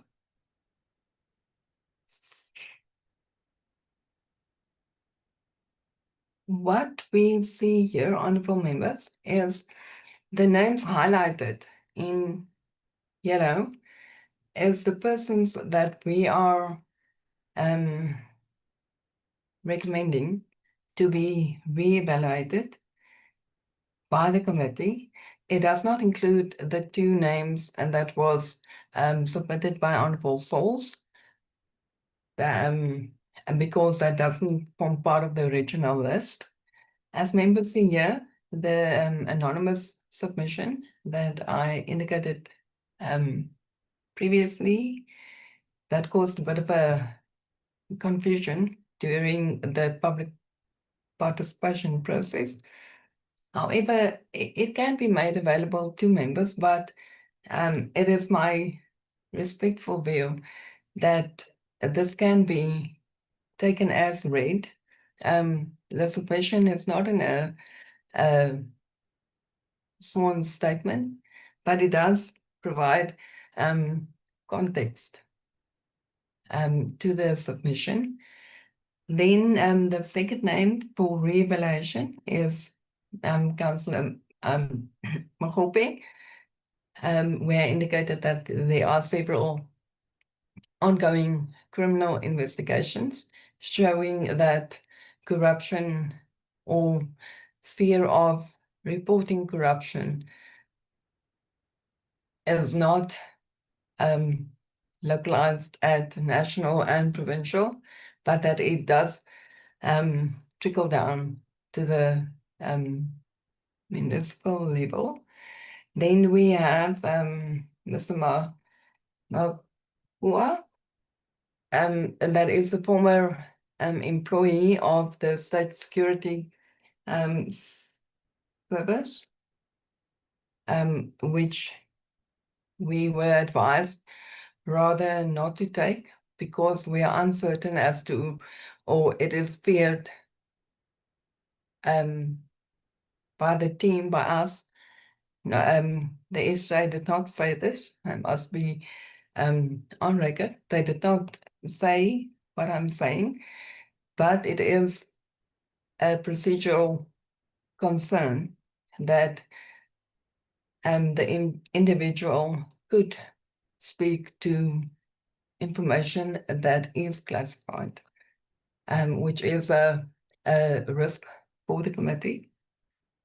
Then Mr. Mkhwanazi, he is also a very individualized case, showing that corruption is really rife in all divisions of the police. And then Mr. Chetty, that we have discussed, and Dr. Rawls, that withdrew from the process. So, Chair, also, I just want to mention in terms of the civil society organizations,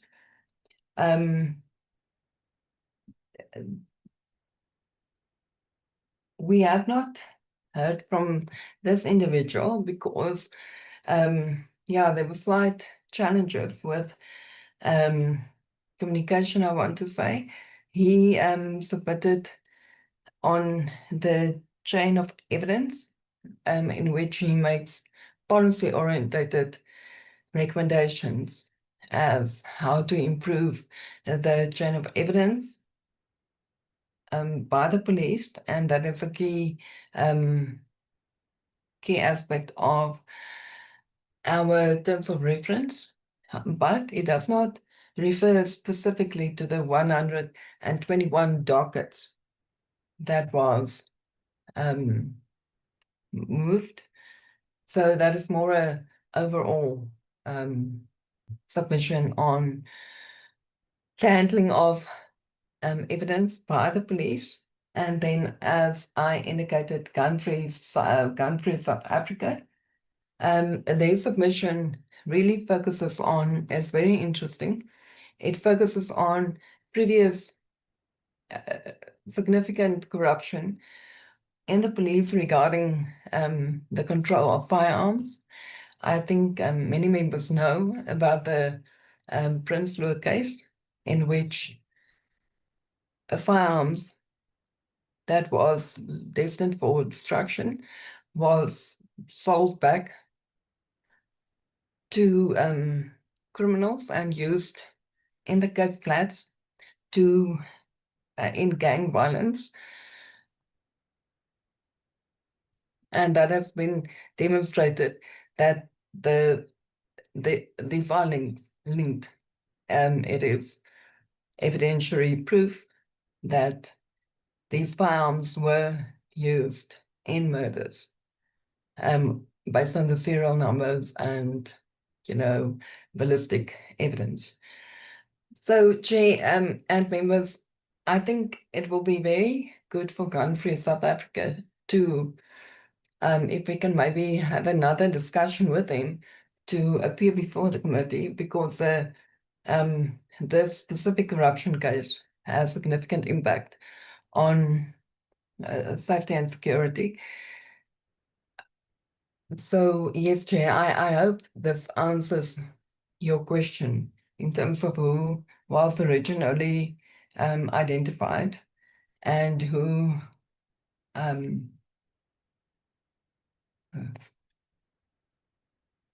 Okay, so you are recommending Gun-Free South Africa for the specific reason that you have mentioned, for them to be considered for appearance. Yes. Yes, Thank Chair. you so much. Thank you so much. Honorable members, I think let's thank Ms. Van Zyl for the comprehensive report.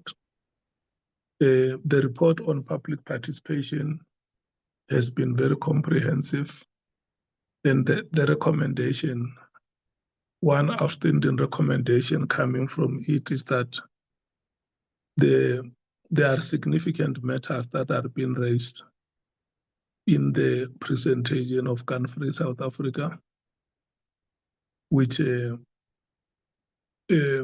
she advises that the committee may have to feature them to appear before it.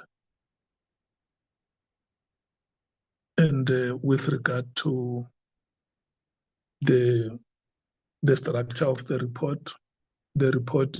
structure is made available for members to afford themselves time to go through it and make inputs. And members are not limited in terms of their inputs, because what is fundamental is that the structure of the report is evolving.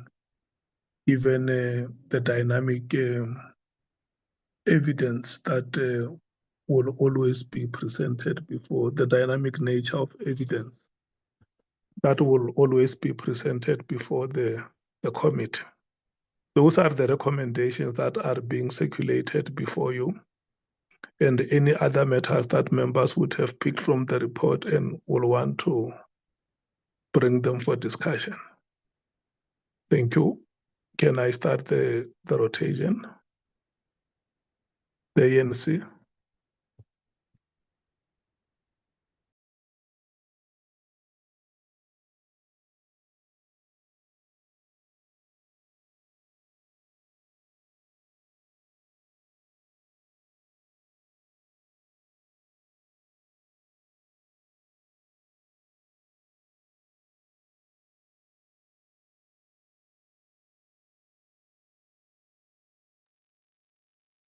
The MKP.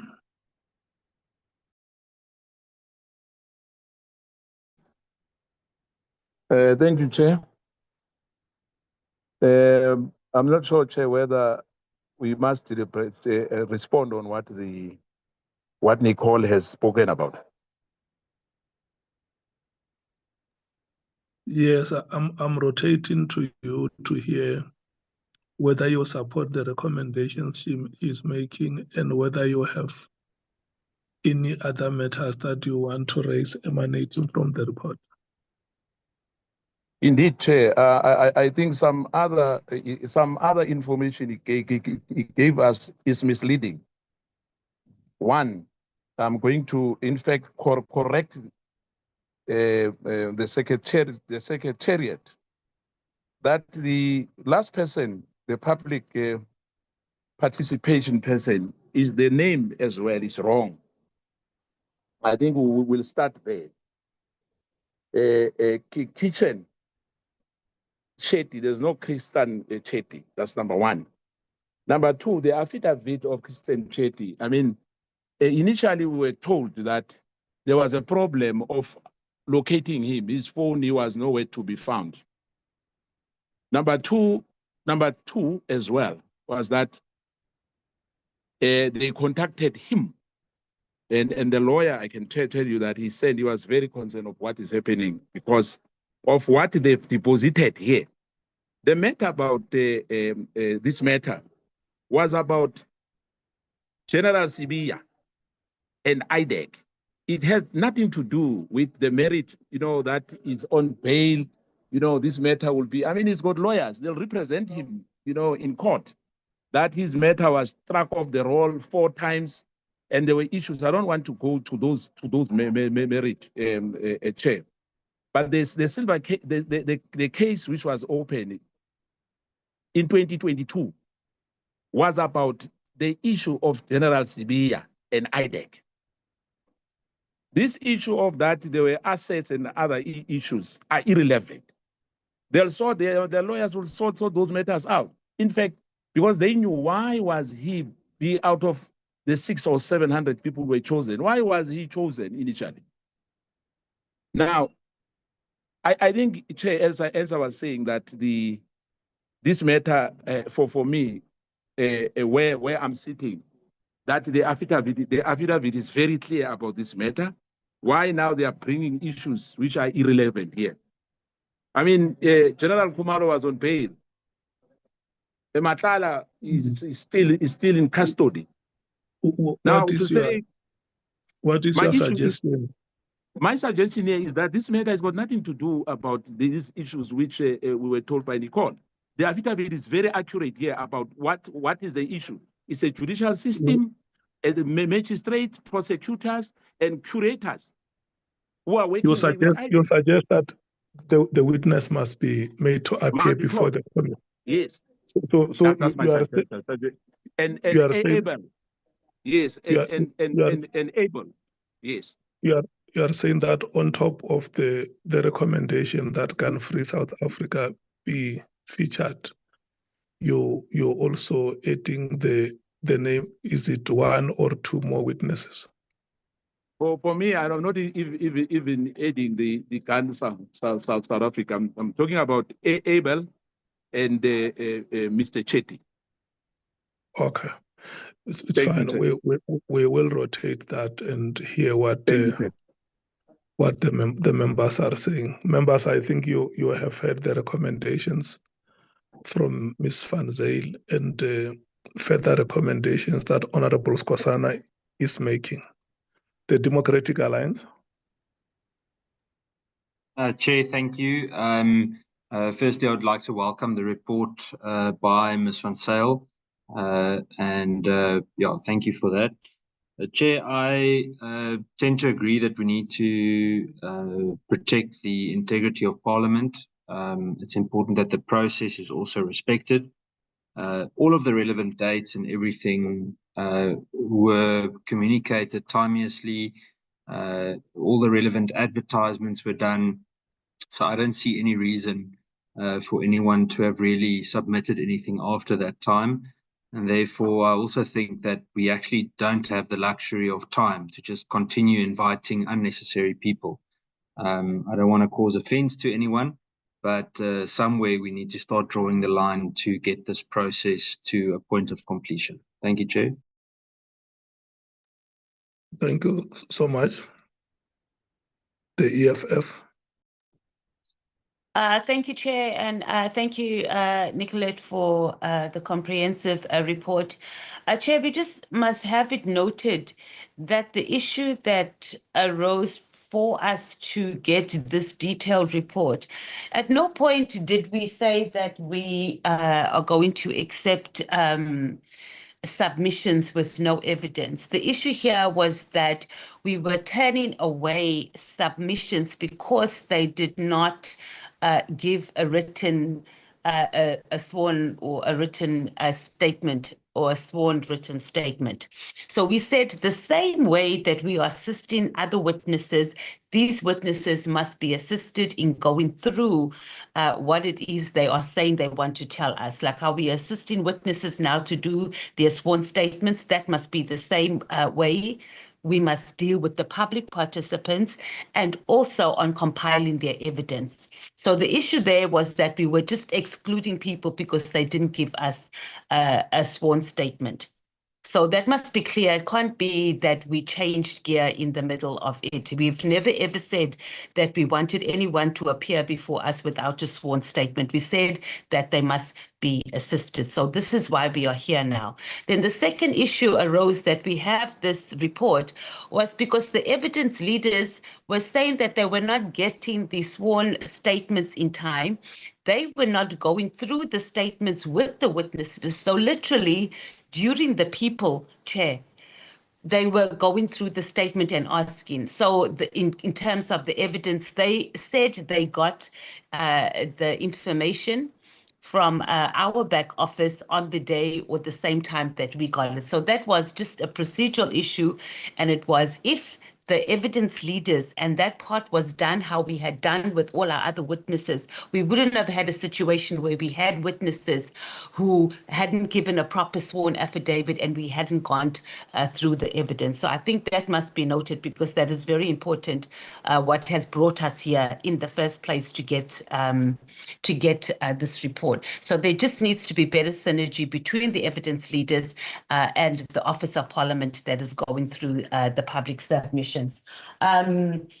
The report also says that there was logistical constraints, but it doesn't say who caused the logistical constraints. I think that must be noted, but I don't think that is of most importance.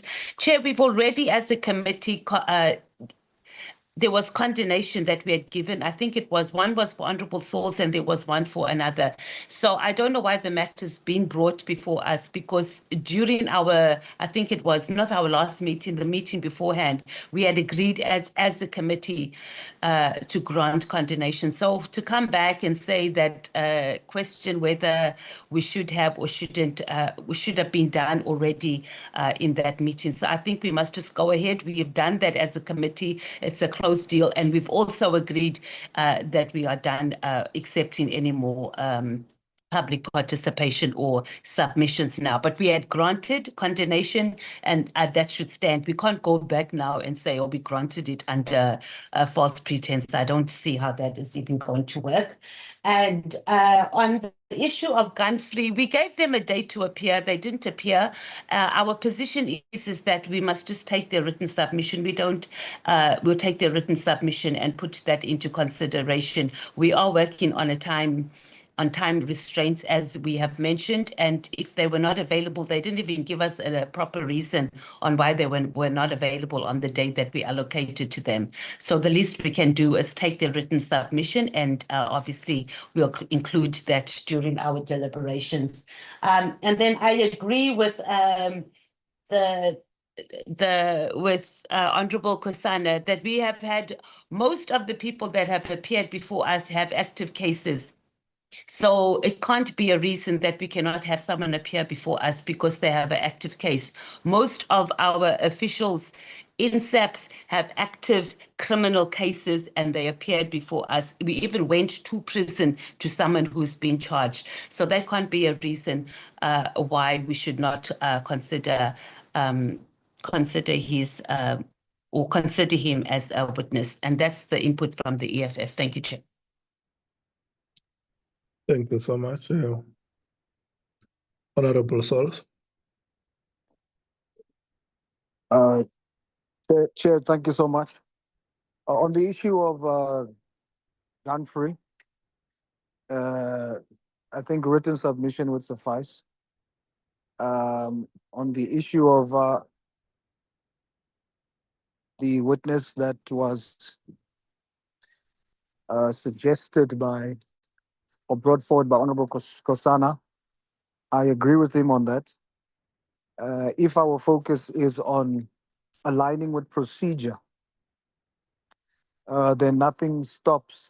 It's not outside of procedure to have those witnesses come, because we are interested in finding the truth, and whatever can assist us in doing so, we should be open to that. Our emphasis should not be on what disqualifies a person, on technicalities.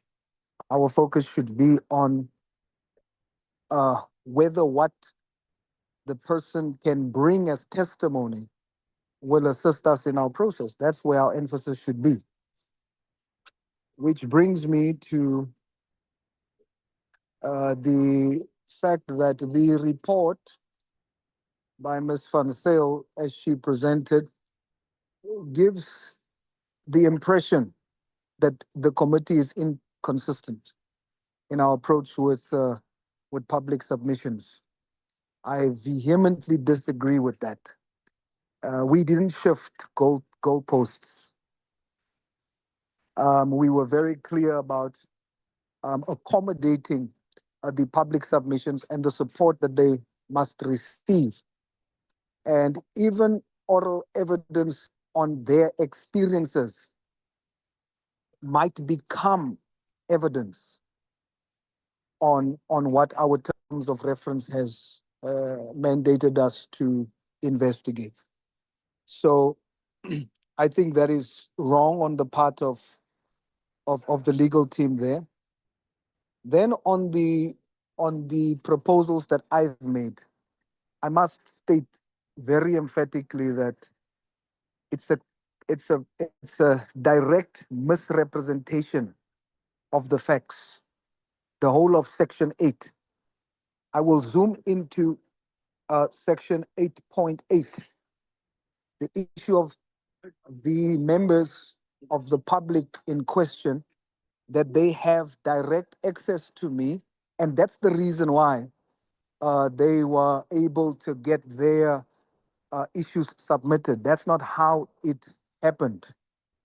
How it happened was that the sergeant in question, he wrote to the parliament legal team. He spoke to Bonane. He was called by Bonane and rejected without explanation.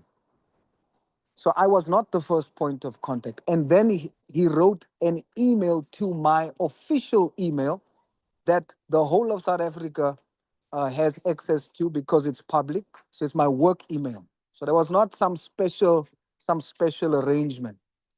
And as a public servant, it is my duty of oversight to then inquire from the committee and for us all to look into the merits of whether this testimony should be considered. And I did that.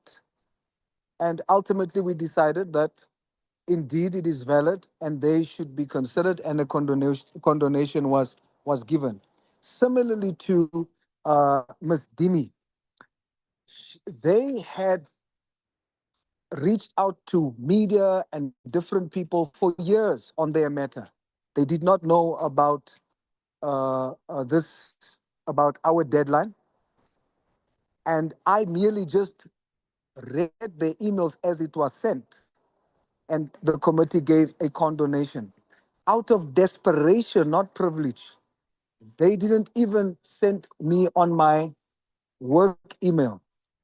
By chance, I looked at my messages on TikTok, and I saw a message by them to me by chance. And again, as a public servant that is interested in finding the truth, I then responded. And that's how I then brought this to the committee, and the committee decided to condone. Lastly, 8.5 is a clear misrepresentation of facts. They saying, Ms. Van Zyl and the team is saying that there is no record of the claim that the sergeant was mentioned in Mr. Matlala's testimony. Indeed, his name was not mentioned. But in Mr. Matlala's testimony, he said that he was sent to go and negotiate with someone to drop the case. No name was mentioned. That person then comes after the testimony and says, I am that person. Now, for the legal team to reject him first is questionable. When it came to me, in the interest of finding the truth, I thought it was important. If we are after evidence, here is someone that says, I heard the testimony and I want to come and talk about that because that is me whom the witness is talking about. How do we reject them? It is quite hypocritical if we're going to reject it when we are now saying that our framework of report will be evidentiary. Here's evidence or alleged evidence, potential evidence. We must be able to hear it. And that was the motivation. It was not special treatment or special access. It was a drive for the truth. So I wanted to make that very clear. And I will rest there, Chair. And I hope that we are clear that it is not the committee that has shifted functionalities or processes. It is the legal team that has done that, like we are doing now. We want to focus on evidence. We want to get to the truth, but we want to disqualify people on technicalities.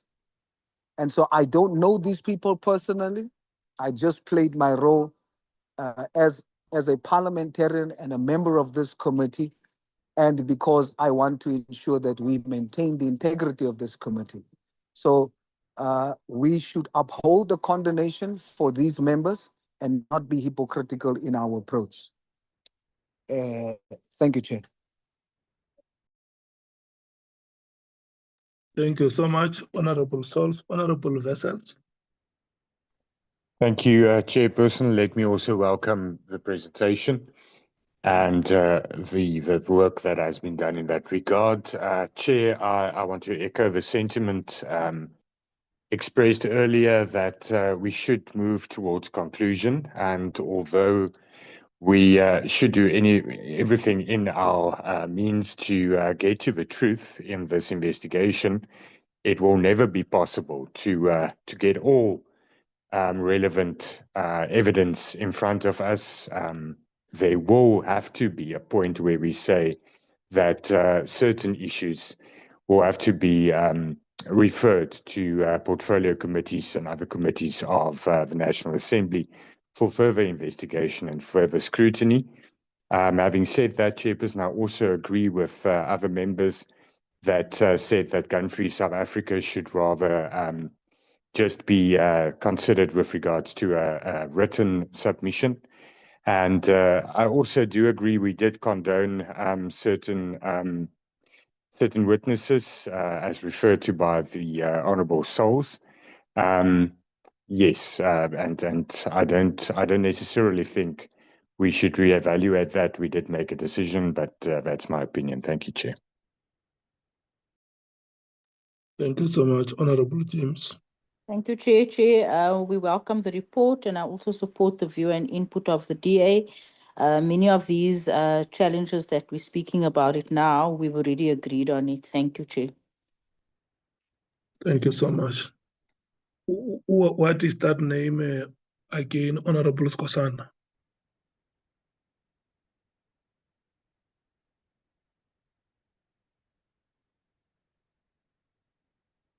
Okay, Honourable, okay. Ms. Van Zyl, do you have any? Yeah. Yeah, hello, Honourable Skosana. Yes, it's Mr. Chetty, Chair. Chetty. Okay. Thank you. Ms. Van Zyl, do you have any comments you want to make before I summarize the discussions? Chair, thank you. I'm covered. Thank you. Thank you so much. We are going to allow Gun-Free South Africa to make a written submission. And we will include Mr. Chetty on the list of the witnesses. That is the general feeling of the meeting, that Mr. Chetty must be included. That concludes the discussions. And all other decisions that the committee has taken previously, the committee takes ownership of those decisions. They were taken in committee meetings where all of us were present, and there is firm ownership that is established on those decisions.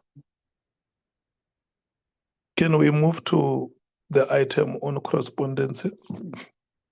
Is it you, Nhlanhla, again, or is Mr. Tejana? Oh, Good Mr. afternoon, Tejana, Chairperson. how are you? The correspondences are five, isn't it? I think about 6, Chair. I think about 6. Yeah, can you take them? Let's how far can we? Just Can you take them? Can you Yes. take them? Can you take them three?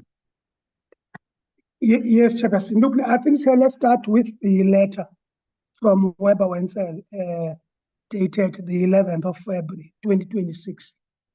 Chairperson, my colleague, Ms. Nicolette Van Zyl, has touched on this. If you look at paragraph 7 of a public participation report to the committee. Chairperson, what happened here is that we are dealing with the testimony of Ms. Pelati Machangola, which was given to the committee on the 4th of February 2026. Chairperson, the witness in question was a walk-in. In other words, Chairperson, it was not a question of we were dealing with someone who had been initially selected to be part of this process. I think, Chairperson, through your benevolence, when she interacted with you, you then deemed it fit as a public representative to allow her to speak. But the nub of this correspondence is that harm was visited allegedly on Mr. Themba Mkhwanazi. And Chairperson, we have been informed that Mr. Themba Mkhwanazi is a corporate executive of note. And he is currently establishing his own business, is involved in various commercial transactions, and is frequently asked to apply for non-executive directorship positions. So the issue which his legal representatives are raising is that his professional reputation and credibility are of paramount importance to him, both professionally and personally. Now, Chairperson, you will recall that the witness in question had made various allegations against Mr. Mkhwanazi, which even the committee members, including yourself, Chairperson, Honorable Sols, Honorable Nomvalo, Honorable Kosana, when you began to interact with this statement, it was very clear that even the presentation that he was making was entirely outside of the scope of the committee's mandate. And I think, Chairperson, I don't have to go to directly in terms of what you said, what Honorable Kosana said, what Honorable Sol said, and what Honorable Nomvalo said, but I think that sums up the testimony of the day to say that you had someone here who was just here on a frolic, engendering or protecting or ameliorating his personal interests, which had nothing to do with the committee's terms of reference. Now, Chairperson, the legal representatives of Mr. Themba Mkhwanazi submit that whilst the committee's own members challenged Mr. Machola's credibility, and the Chairperson ultimately concluded she had abused this platform. That's what you said, Chair. This does not undo the reputational harm caused to Mr. Mkhwanazi by allowing these allegations to be made and recorded in the first place. So, Chairperson, you will see that they raise a lot of procedural irregularities, from failure to properly screen the witness, to failure to require a sworn written statement in advance, failure to confine testimony to matters within the scope, and allowing defamatory allegations to be made before administering oath. So there is all those things, Chairperson. But at the end, Chair, what they request this committee to do, they are requesting this committee to, at the next public hearing, Chair, which is tomorrow, to issue the following statement. And I quote, the committee records that a witness appeared before it on 4 February 2026 and made allegations against Mr. Themba Mkhwanazi. The committee further records that these allegations were not verified, were unsupported by any credible or admissible evidence, and were found to lack any evidentiary foundation. The committee acknowledges that the allegations fell outside the scope of its terms of reference and did not relate to any matter properly before the committee for investigation or determination. Having considered the matter, the committee records that it does not consider there to be any basis to believe that the allegations made against Mr. Mkhwanazi have substance. In these circumstances, the committee expresses its regret that the allegations were made and recorded during its public proceedings. The committee recognizes that the public nature of its proceedings may have given unwarranted credibility to untested allegations and may have caused harm to Mr. Mkhwanazi's reputation, the committee accordingly issues this statement to correct the public record and to make clear that the allegations should not be relied upon for any purpose. Further to that, Chairperson, they request that same should be provided to Mr. Mkhwanazi with a written letter to the same effect, in other words, with the same wording.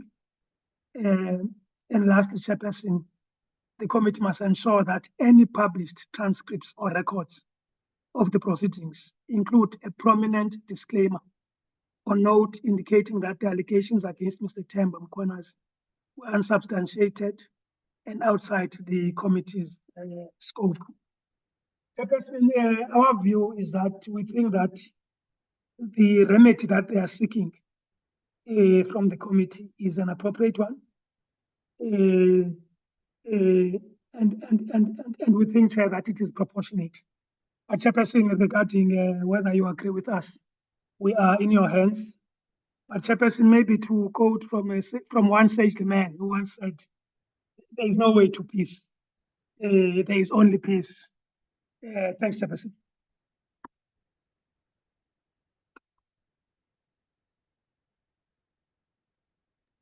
And then do we have the letters from the, is it Media 24, are they seeking similar remedies? Also, sorry, Chairperson, not quite, Chair. So the News 24 one and the Daily Maverick one, all they are saying, Chair, and I refer to them as out letters, all they are saying, Chair, is that the committee should put their side of the story to General Pahlane, given that General Pahlane will be taking the stand on Thursday and Friday.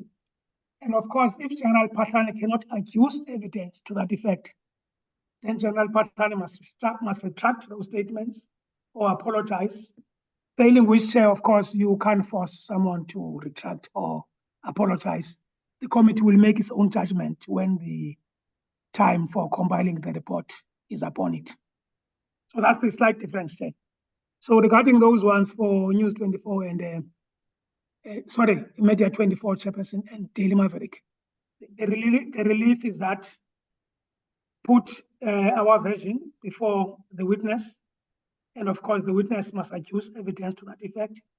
And of course, if there's no evidence adduced by the witness must retract and apologize. But as I said, Chairperson, the committee will make its own judgment when compiling the report. Thanks, Chairperson.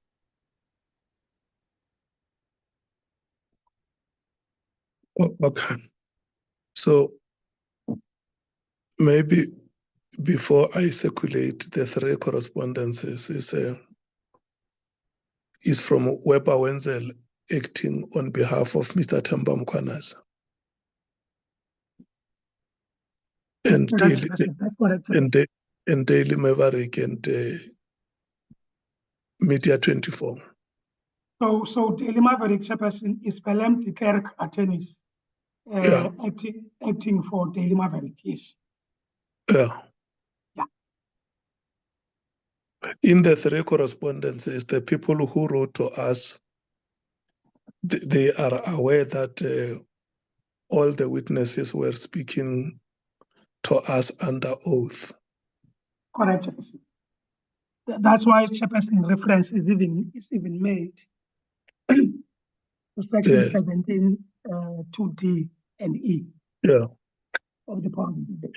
And they want us, even before we evaluate the evidence that has been presented before us, to make a judgment that this evidence is not substantiated. So what's happening, Chairperson, is that if you look at the dates of these letters, you will see that these letters have not been dispersed to General Pahlane and his legal representatives.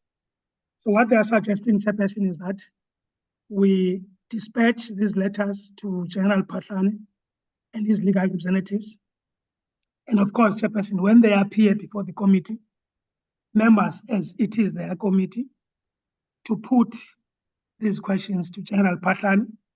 And of course, General Pahlane has to adduce evidence. And as I've said, Chair, if he fails to do so, as it is in the discretion of the chair and the committee, he must be asked to retract and apologize. And I would imagine, Chair, that some of the witnesses would not take that route. Yeah. And therefore, Chairperson, we leave it to your judgment as the committee when you are evaluating General Patlane's evidence. Do we have the right to amend or cancel, erase the evidence that a witness has presented before us? No, Chair, that's not the request. The request, Chair, is that, let me just be practical. In one of the letters, General Pahlane says there was this braai which was organized in Bedfordview. There was this meeting chaired by Mr. Paul O'Sullivan, and there were various people there. And one of the people who were there is a journalist of Daily Maverick by the name of Miss Marianne Tham. So Miss Marianne Tham disputes that she has ever even attended at the house of Mr. Paul O'Sullivan. So the issue, Chair, is that just on that segment of the evidence. So the issue is that General Pahlane must be challenged by this committee to adduce evidence. And of course, Chairperson, if he doesn't have it, then it's within the committee's discretion to request him to retract and apologize. And of course, Chair, if he doesn't, without having adduced evidence, then at the end, when you are evaluating his evidence, you will make a judgment call. Thanks, Chairperson. Yeah, because you know where I stand. Let's say Media 24 or Daily Maverick or Mr. Nhlanhla Mkhwanazi themselves. If there is any evidence that has been presented before us as a committee, they cannot write to us and say that evidence must be disregarded. The witnesses appearing before us, they are sworn to oath. What they should say themselves, because there are stated principles in law, before I circulate to members for discussion. There are stated principles in law that both versions of the story must be heard without even us inviting them. If they are indeed worried, they could have themselves made written submissions to say this is what we know about ourselves. But for them to write to us and say, ask Pahlane the following questions, we can't do that. And I don't even think that they could be right in their own senses to direct us what they must do. If they have issues with Pahlane, they can raise those issues with him.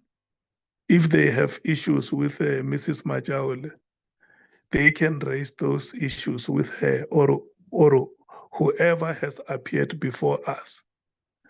But for them to write to us and say they want us to get a witness to retract certain statements that a witness would have made, that is inappropriate. The relief they seek is inappropriate. And there can never be any judgment that we make without any written submission from them. If they want to state a case to say, no, we have heard the following allegations that have been made against us or against our client or against our associate. To our knowledge, we depose here in this affidavit that this is what we know. or this is what we do not know. And the committee will make a consideration. The committee has never got to a session where it considers its report. But if every day South Africans or juristic persons are going to write to us to say, Nhlanhla said this about me in the meeting, and the committee must make him to retract, or the committee must make him to apologize, or the committee must write to Nhlanhla Mkhwanazi and tell him that the record that was made on that day by Ms. Majaule, that record is not substantiated. I don't think that is procedurally fair. But let me rotate to members and hear what the members are saying. The African National Congress.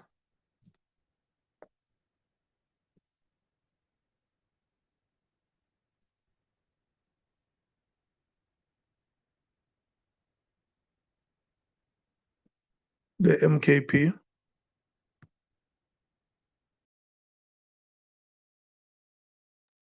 Thank you, Chair. I think, Chair, you sum it up by saying we can't be dictated here. You know, your Mariam Tam, Karen Morgan, Anton Passon, whoever, you know, they can't tell us how to do our job here. I mean, they know, Stratcom knows exactly, you know, what they are writing about other people. You know, if they feel strongly, as you said, they must deposit as well here. You know, but for them to say that they are untouchable, there's no one who's untouchable. We are trying here to probe, and we want to get the truth of the matter from anyone. We are not a court of law. You know, but the issue that they are raising here, they want to protect and hide things. You know, that time is gone, Chair. We need to make sure that we dig deeper, you know, irrespective whether it's Media 24 or Amapungan or whatever, Chair. So in my view, these letters, for me, are like love letters. Thank you, Chair.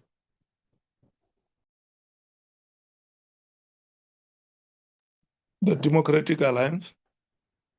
Thank you, Chair. Good afternoon.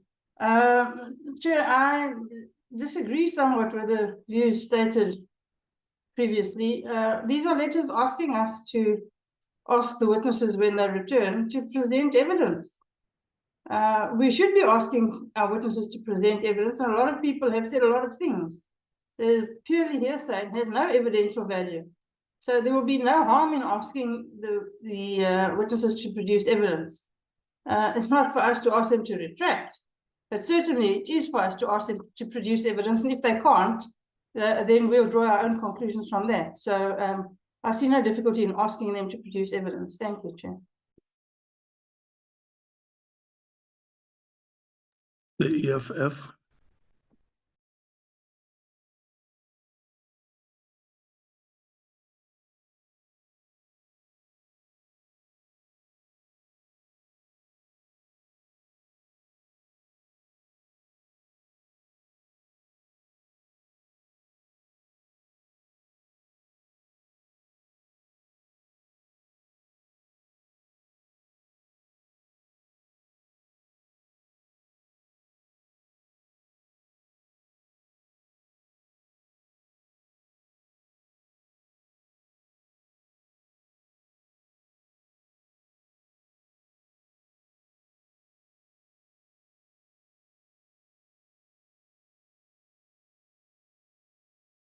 Thank you, Chair. I support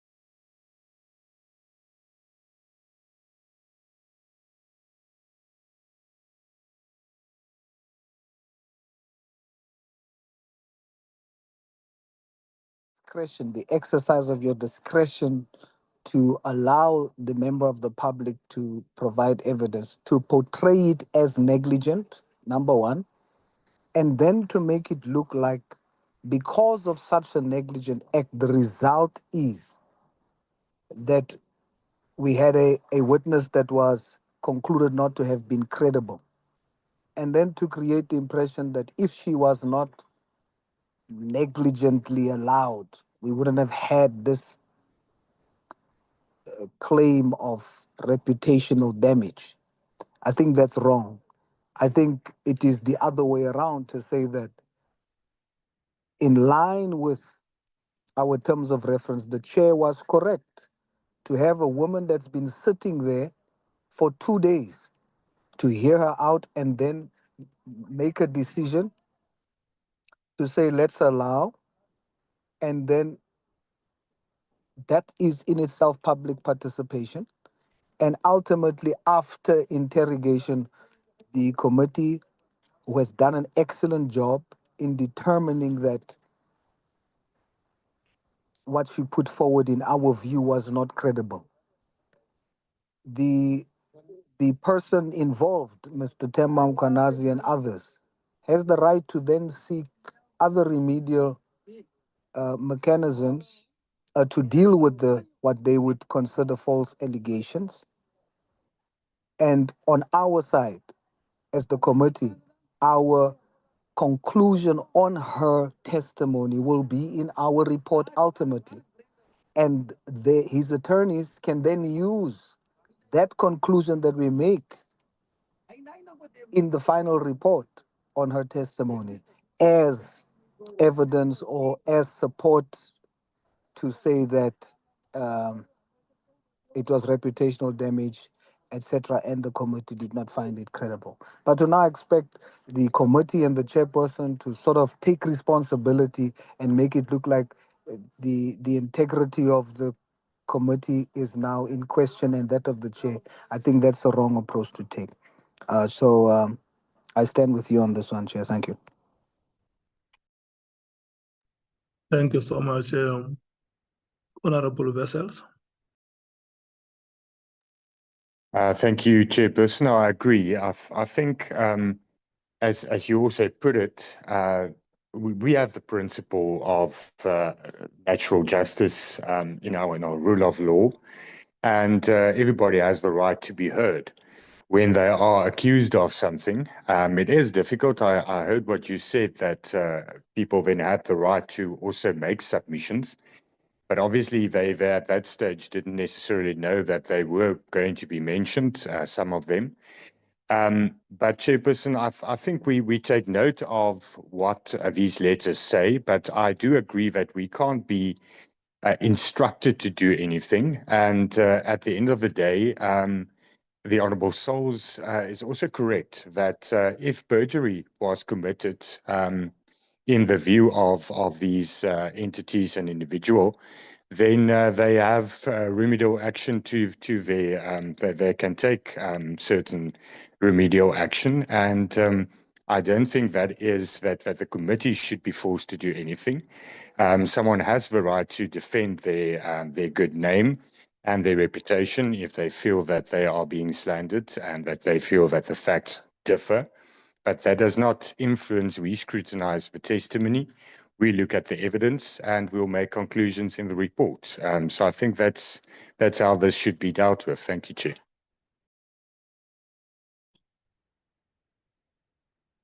Thank you so much, Honorable Vessels. Honorable James. Thank you, Chair. Chair, I want to say that let's not be too arrogant in terms of how we respond to these media houses. There's absolutely nothing wrong with their request. I think we serve all South Africans, so we shouldn't see it as if though they are dictating to us. There are people who ask us questions who actually does not understand how things actually works in Parliament and our responsibility.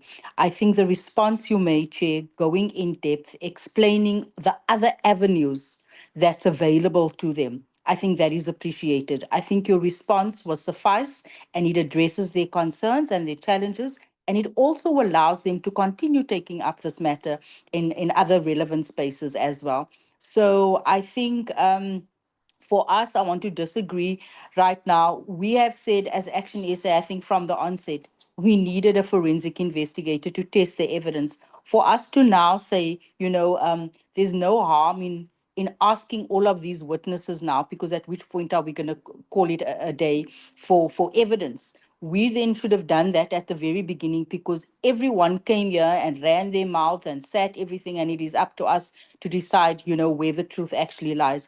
I think your response, Chair, to this is suffice, and it is appreciated, especially the manner in which you put it. Thank you. Thank you so much, honorable members. Not a single one of us has been afforded an opportunity to ask General Phahlane questions. General Phahlane is still going to come back before this committee. Number one, he's going to conclude the presentation of evidence.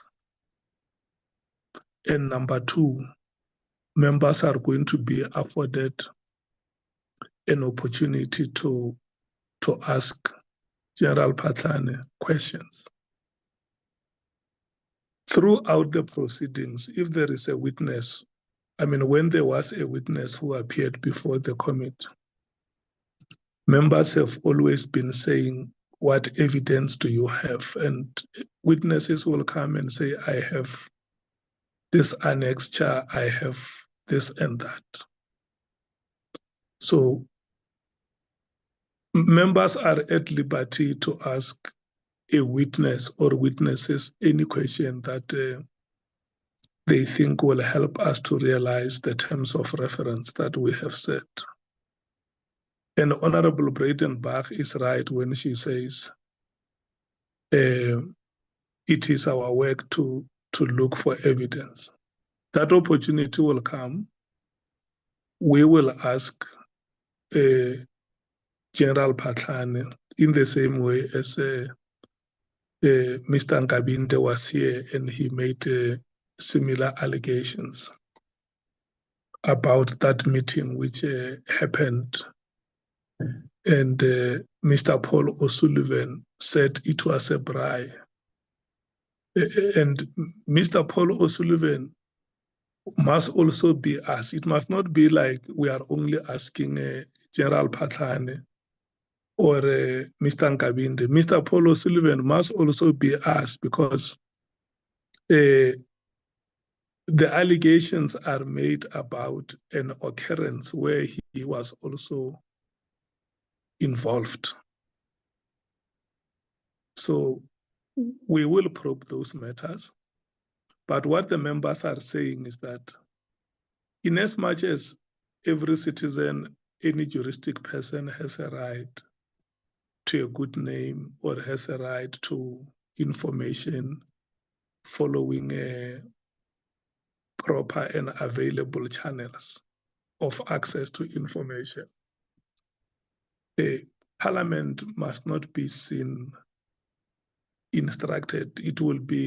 We will be a captured ad hoc committee if before we go to ask Mr. Phatlane's questions, already we are advised, let me not use the word instructed, we are advised by somebody in a formal way to say, when he comes before you, can you please ask the following?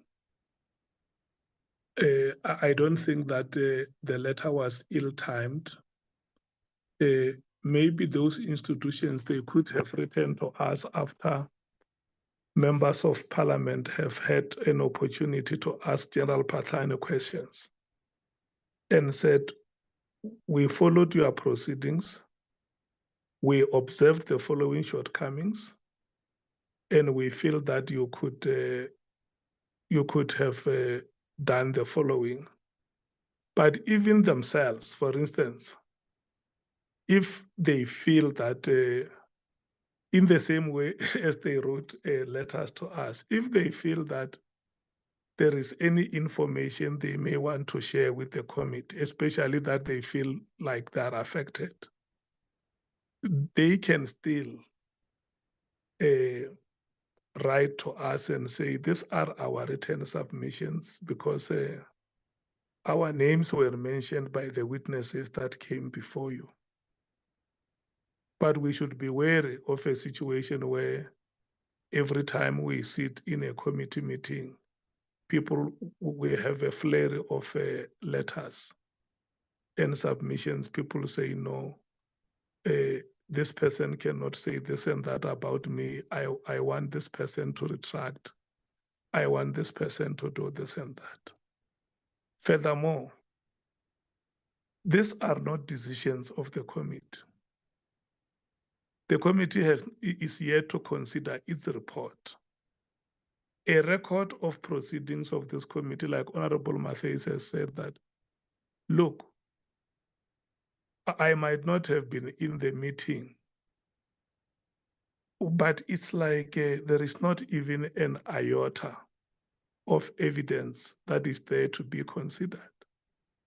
It is at that stage when the committee would have considered its report and concluded to say, this is the final report that we're tabling before Parliament, that somebody can come and say, like, for instance, if you remember when we started, Mr. Tejana said at some point that if there are people against whom adverse findings are going to be made, it is only fair.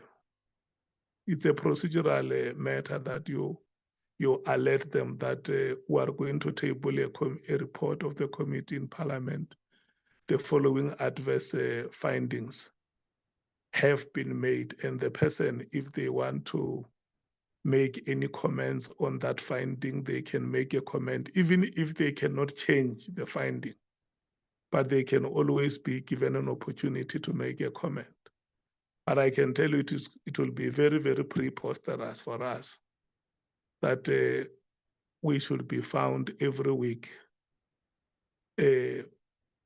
writing letters to institutions, to citizens to say, don't worry where you are sitting, the evidence that has been presented about you here is unsubstantiated, and we look, we will not even consider. It's like we must commit ourselves even before we consider a report that, no, don't worry, mister, there is nothing about you. We can't do those things. And Honorable Sol says it here that as a committee of Parliament, the reason why we read that oath and talk about the immunities, the privileges, and everything is because by law, we ourselves as Parliament and its institutions, we must be protected from whatever statements that the witness will be making before us. The witness must know that they themselves take ownership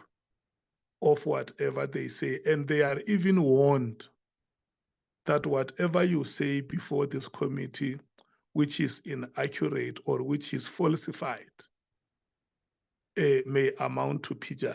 So all those remedial processes are outlined in our law, and I don't think that it's something that must rattle us. And I agree with you, Honorable James, that when we respond to these institutions, there is no war talk.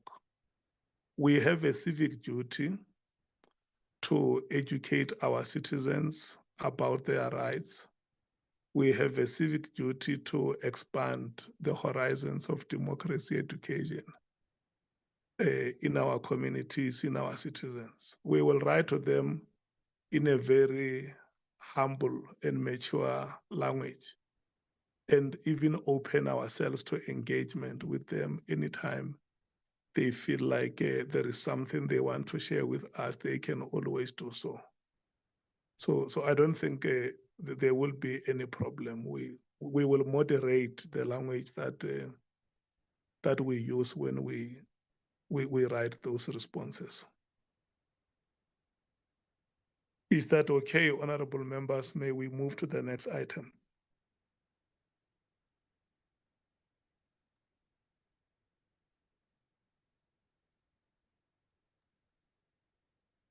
Do Mr. you want me to come in, Chairperson? Yes, Mr. Tejana.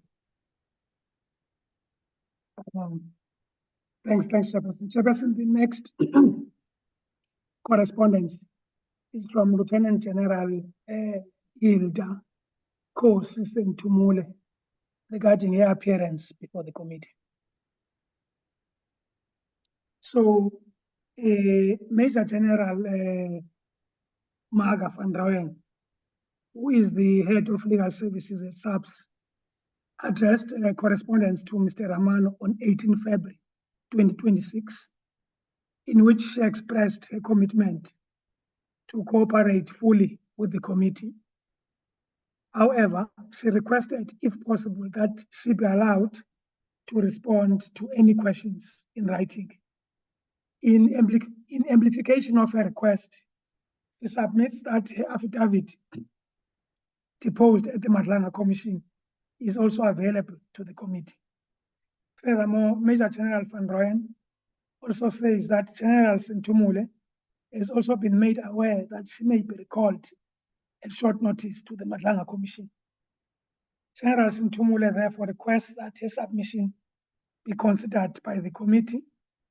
So the nub of the issue, Chair, is that she requests that the committee allows her to submit a written submission as opposed to coming in person. Honorable Chairperson, we leave this request to the wisdom of the members of this committee. Thanks.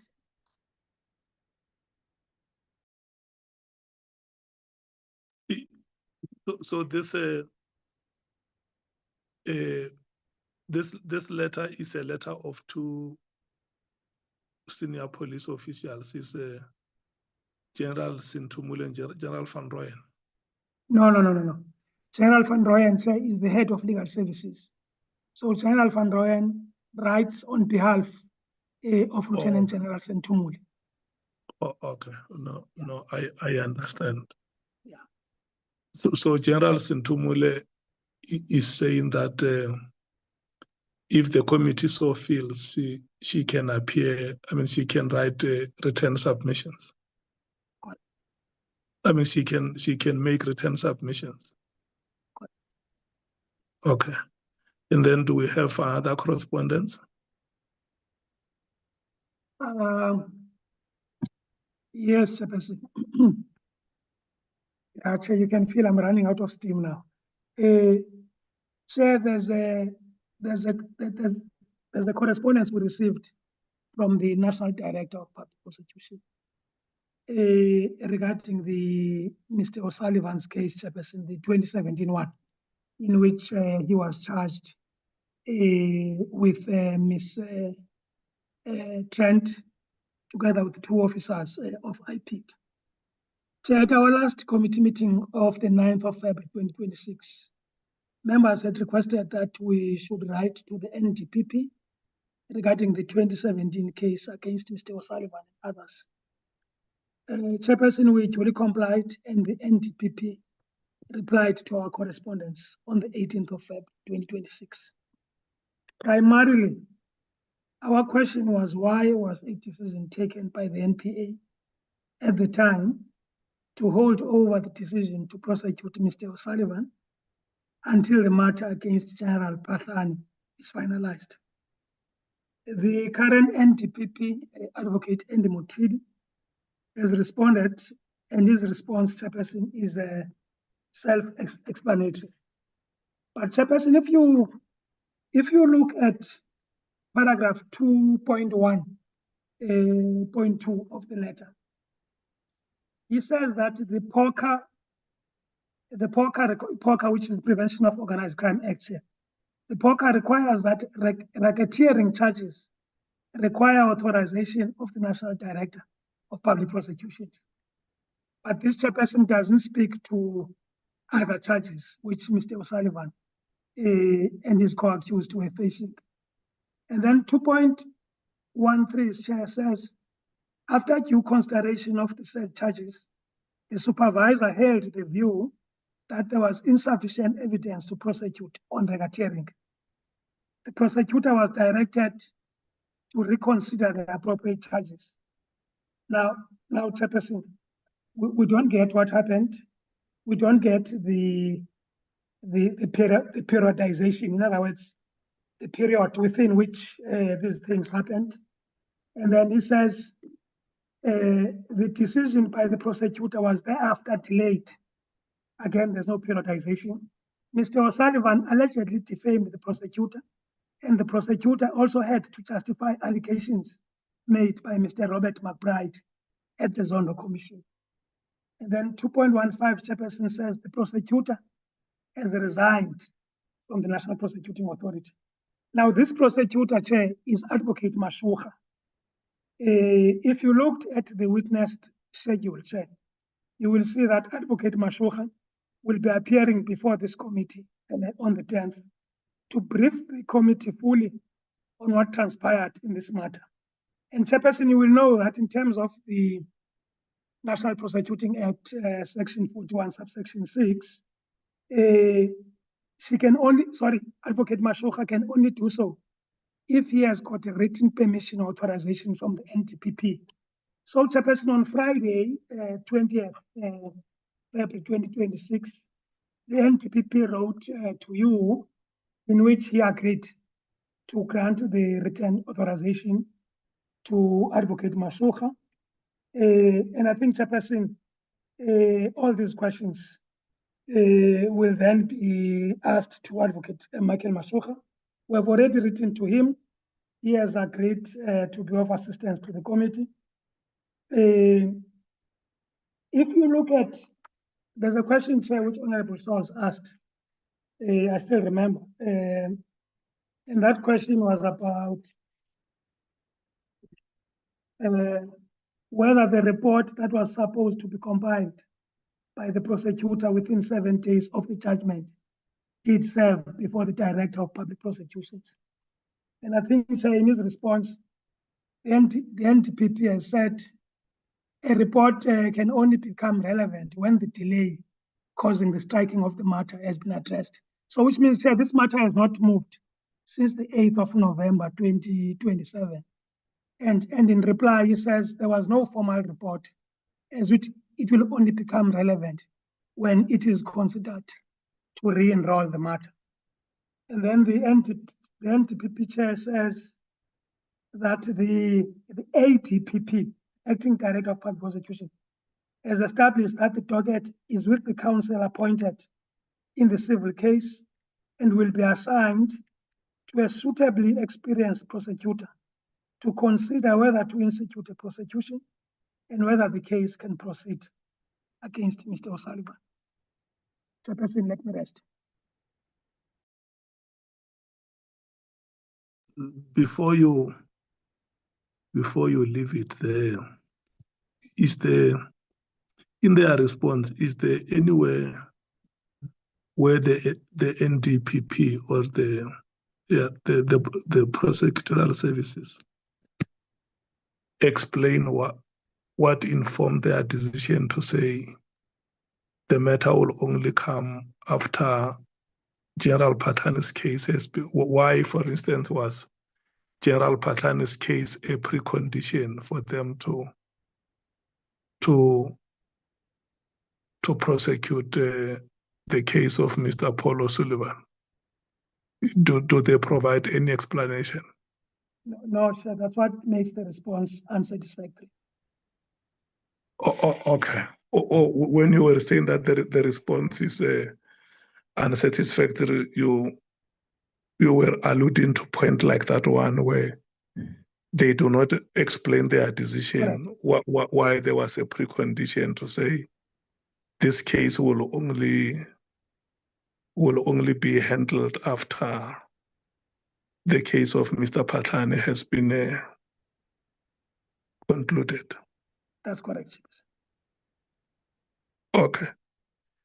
You should also be having the last correspondence from States SA about that witness who was supposed to have appeared before us and did not have a permission. No, Sebastian. Look, I recall that there was a letter addressed. In fact, it was not addressed to you, because remember, Chair, Mr. Mashukuka was the requester. And then what the, I think it was the DG of Intelligence did, Chair, as a courtesy. Let me help you. Okay. What the DG of Intelligence did is that he wrote to us and said Mr. Mkhwanazi could not appear us because there were certain provisions of the relevant law that were preventing him to appear before permission. And then through the legal counsel, we said it is not for the DG of SSA to write to us. They must write to him because they say they have authority over him, whether as their employee or as ex-employee. And then what they did, they sent us a copy of a letter which they wrote to him to remind him that as their ex-employee, he must seek permission from them. So that correspondence is supposed to be before this committee for noting, to say that we will wait to hear from Mr. Mkhwanazi at the time when he would have returned to his previous employers to seek permission. For instance, if he writes to them and says, I request permission to appear before the committee, they grant him that permission, he will come here in the same way as Advocate Mashoga has been granted permission by the NDPP. And in the event they don't grant him permission, he can send us the response that they gave to him, and then we solicit reasons from them why they did not grant him that permission. And if their reasons are valid, the committee can say they are valid.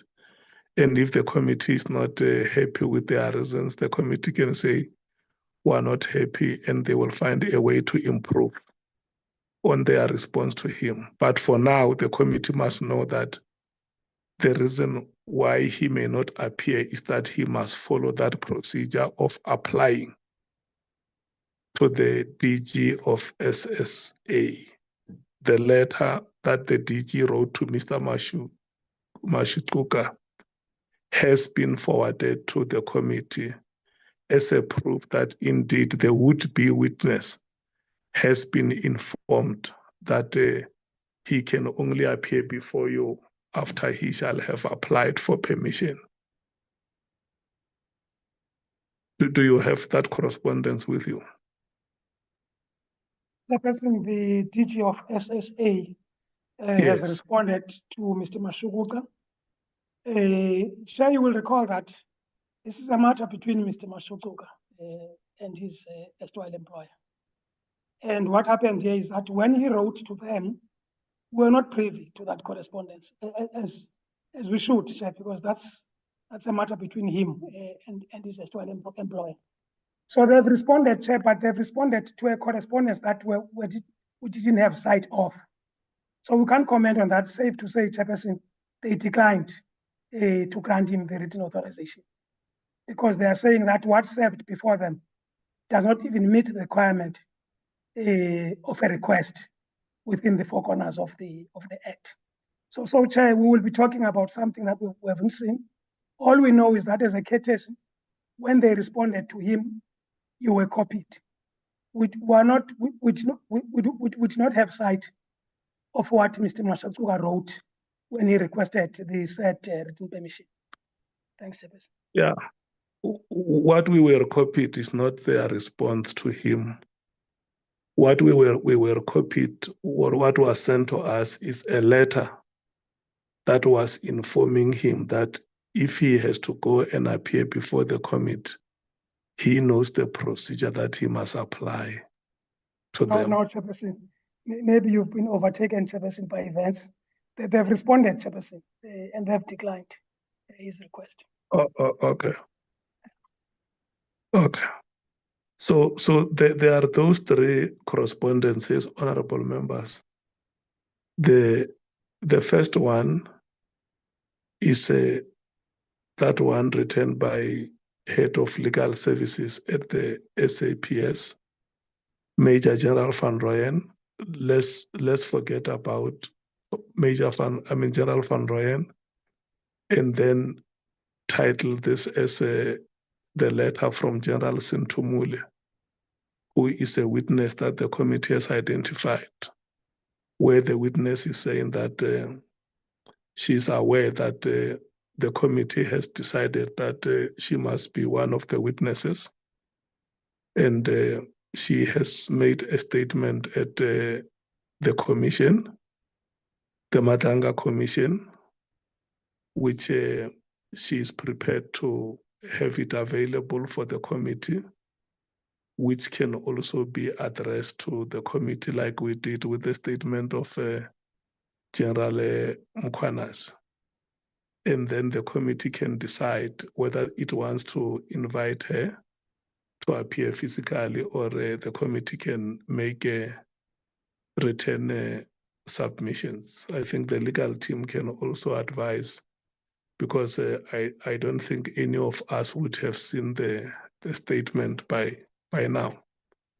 And then secondly, we have that response from the NPA, which Mr. Tejana has spoken to, that they have responded. Of course, they have given Advocate Mashura permission to appear before the committee to explain how those charges or the matters were handled before court. I think Advocate Mashura would have been a presiding officer on that matter. The NDPP has given him or her permission to appear before us. But further than that, there are other matters, decisions that would have been taken by the Director of Public Prosecutions at the respective level, not to prosecute the case until the matter that was before courts of General Patani was concluded, and it was used as a precondition. And what Mr. Tejana says to us is that in their letter that they responded to us, they have not comprehensively covered the issues that the committee has raised with them. There is a response, but the response is not satisfactory. And then the last letter would be the letter of Mr. Mashukuta, who was supposed to have appeared before the committee. And then the former employers, that's as a state security agents, wrote to him to inform him that he must seek permission from them. So he further reports that they have declined that request, but of course, the witness has not come back to us formally to inform us that I made a request for permission and that request has been declined. So I'm now going to circulate, to rotate those matters for discussions. The African National Congress.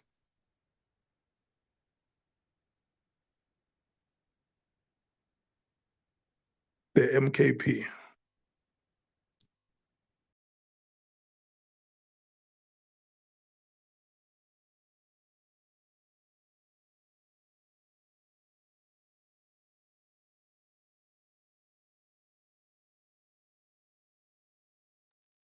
The DA.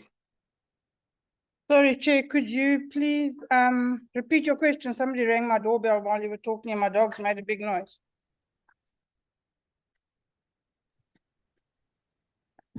No, I'm saying that. Hello, Honorable Skosana, do you want to? Hello? No, Honorable Breitenbach, what I'm saying is that there are 3 correspondences that have been presented before the committee. The first one is a letter from General Sintumule. It's one of the witnesses that has been identified by the committee. She's featured to appear before the committee, I think, on the 2nd week, together with General Musikidi. And then what her plea to the committee is that she has appeared before the Nhlanhla Commission, and her statement can be available before the committee. And she feels that having seen her statement, the committee can be comfortable with her making written submissions. That is the request that she is making. And then I don't know how long the statement is, because I also know we had similar discussion about General Musikidi, if I'm not mistaken, where the senior counsel advised us that her statement is about 10 or 12 pages. And then the second correspondence is from the NDPP advocate Mutibi, that permission has been granted to Advocate Mashura to appear before the committee. Advocate Mashura was apparently the presiding officer on those cases that involved Mr. Paul O'Sullivan, which the committee wanted to know what happened. So Advocate Mashura has been allocated a day on the schedule that has been presented earlier in the afternoon. But furthermore, there were the letter that the NDPP wrote to the committee, giving further explanation on the matters of Paul O'Sullivan. The sense that we get from the parliamentary legal team is that the explanation is not satisfactory. So we want to hear what the comment of the committee is. And the third and the last of the correspondences is a state security agency, where they wrote a letter to Mr. Mashukuta, informing him that if he is to appear before the committee, by virtue of him being the ex-employee of the institution, he has to seek permission from them. So Mr. Tejana reports that the potential witness had already returned to SSA, and apparently the request was declined. But the potential witness has not come back to us to inform us that he wrote and his request was declined. So we will wait for him until he reports back to us that his request was declined. And if there is any way the committee can help, the committee will do so if the law permits. And if there is no way we can help, hard luck. So I'm saying I'm circulating these matters to hear the comments of the members. Thank you very much, Chair. I'm sorry to have to ask you to have repeated all that. So I have no difficulty with the first request. Let us read the submissions to the Nhlanhla Commission, and then we can take a decision. In all probability, we will be able to take it as read. I'm sure that the evidence is comprehensive, but the committee will take the decision once we've read the document. So, and it will probably be quite a big document. So, you know, the sooner we get it and start reading, the better.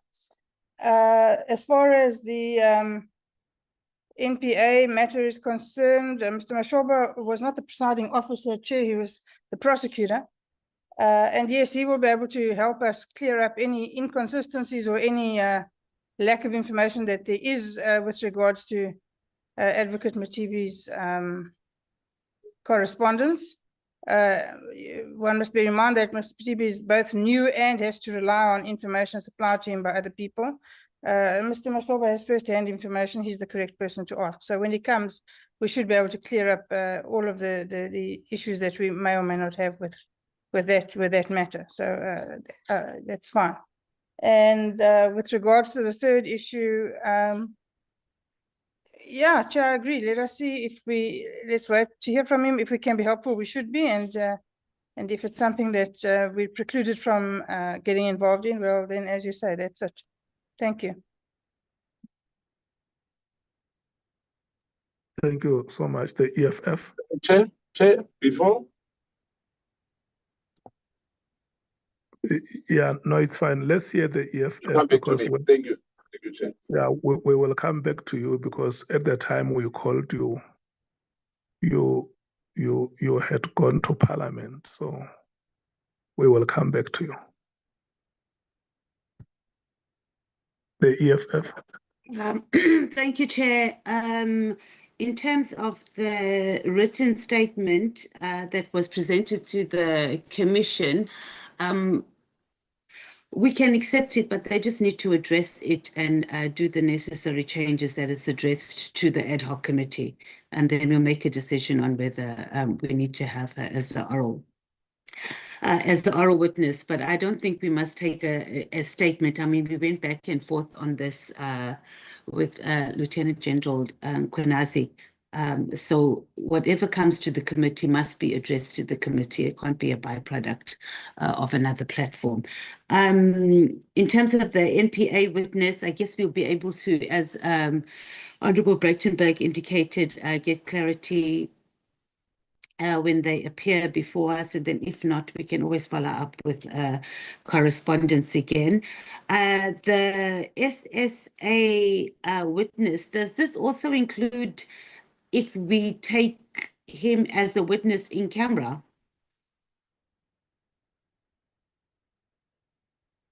Or is it no at all to make an appearance before the committee, whether it's in camera or not? Because maybe that's something we should consider.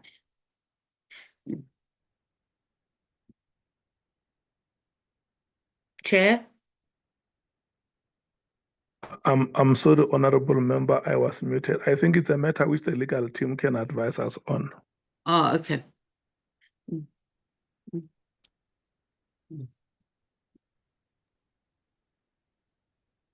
No, Chair, look, it's not about an in-camera chair or not, but he has to get a authorization from his erstwhile employer.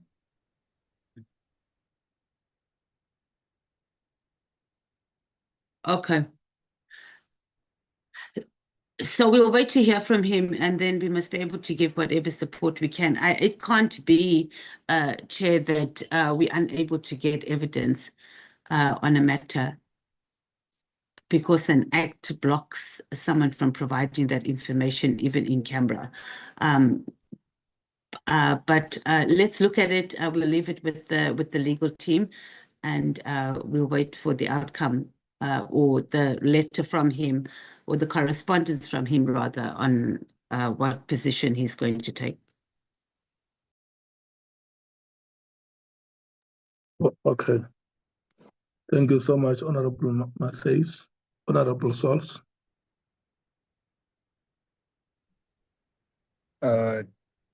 Chair, on General Samantha Mula, I think written is fine, and then we can consider thereafter. The issue on the SSA rejection for the witness to testify, one would think that the natural response to the rejection or the decline would be that the witness now feels that what's the use of further engagement when he was declined, and when he was before us, it was made clear that him giving testimony is dependent on whether or not he is approved. And now that he's been declined, I think he just feels, I wouldn't know, but I'm just assuming that he just feels what's the use continuing to engage.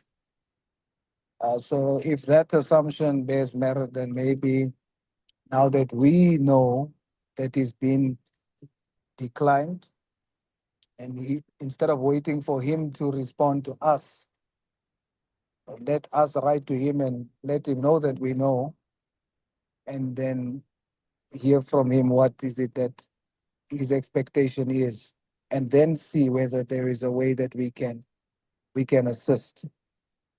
And then lastly, it is good that the advocate is coming to testify, that was involved in the matter with Paulo Sullivan. That's very good. So it will give us some detail on what happened. Just on the issue of the report, Chair, the question that I asked the last time, I heard the response from legal that because of further delays, that report is not available, or my understanding is that it has not even been drafted.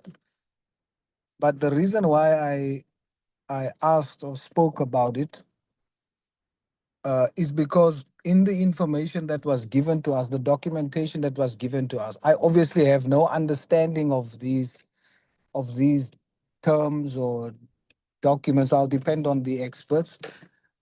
But what I read, and I'm still having it in front of me here, the nature of that order 342A, section 342A order in the Criminal Procedure Act. The magistrate ordered that on the basis of within 7 days, the state had to explain why it delayed up until that point, that now served as the reason for that case to be struck off the roll. So it appears, and again, clarity can be given to me so that I understand properly, but from my reading, it appears that the court was saying, you delayed until this point, and as a result of that delay, this matter is now struck off the roll. So the state must then do a report within 7 days to the Director of Public Prosecutions, explaining what the reasons for the delays was. And it is that stirred my interest to say that report will give some indication of what the reasons for the delays was. So I just want clarity there, Chair, on whether is my understanding correct, or is it as put here now that the report is not there, it hasn't been done as the magistrate ordered because there was further delays, or was the report to explain the delays up until that point? Thank you, Chair.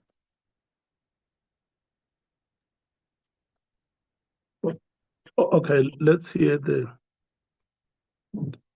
comments of Honorable Vessels and Honorable James. I will allow the legal team, Honorable Souls, to clarify the matters that you raise. Thank you, Chairperson. With regards to the first issue, no problem with the giving regard to the written submission and then taking decisions on that. The second issue, I also don't have any input on. The third issue with regards to the NPA witness, if I understood the feedback correctly, the disapproval by SSA was only based on the fact that he only sent a WhatsApp to seek approval, and that's not the correct format. So it's a format issue. It's not a substantial issue. SSA has not declined, as I understood, his request based on substance. So maybe just to get clarity on that, that's why I understood it, and that's why he should now seek approval in the correct format and then take it from there. If I'm mistaken, we should just be clarified. But that's my input. Thank you, Chair. Thank you, Honorable Vessels. Honorable James.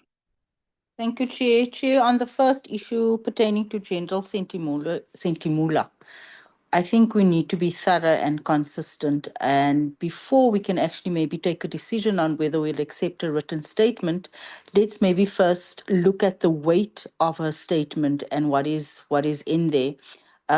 We need to remember that I think she's a deputy national commissioner. This is a deputy national commissioner. I think some of the allegations was pertaining to the instruction to collecting those dockets from General Mkhwanazi, if my memory serves me right. So I think let's look. I'm not sure. She's under General Sibia's line of authority. Yeah. Her position reports to that of General Sibia.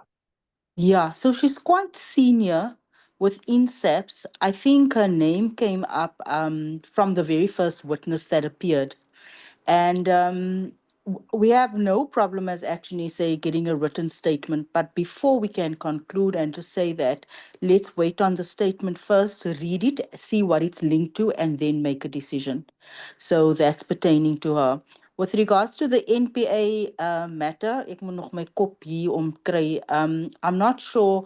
I can't give input on this as I don't have a complete understanding of how things are actually working right here. So I need to do a little bit of research there. With regards to the witness, the SSA witness, let's wait to hear from him. We've also been thinking, what if he's been deliberately stopped in terms of appearing before the committee. But let's wait for his correspondence to us and we look at why he was actually granted permission in the first place before he was stopped, and we'll take it from there. Thank you, Chair. Okay. Honorable Skotana Yatala.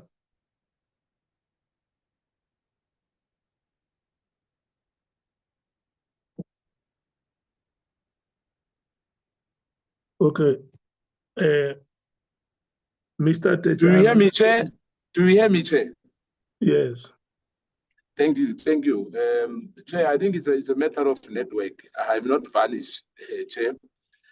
The issue two, the first one, let me agree with the issue that perhaps the issue of two generals, Musikili and Sintumeling, I agree with the issue that they can send a written, unless there's any other thing, which we will get there. But I guess that it's enough for us to have that. As Musikili, remember the issue of the first the department when he was an acting, yeah.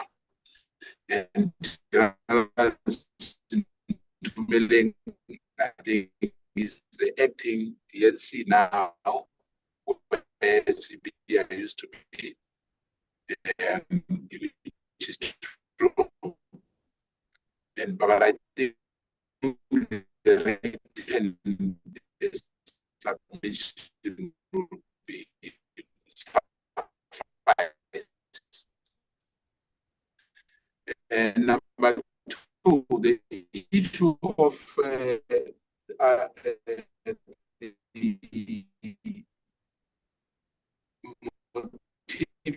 agree. I want to welcome that at least honorable member, we are struggling to hear you. For once who will give us some information about total honorable other issues as well, not necessarily judiciary was cited, so I want to really appear before us. Network. Yeah, what I'm saying is I hear you, Chair. Yeah, this is the only time that we can hear you. All the time when you spoke, we couldn't hear you. Oh, let me just be quick then, Chair, before the network fades me again. I'm saying I agree with the issue of the advocate that at least we'll have one prosecutor. And then the other one that I agree with the issue of the two general sending a written statement.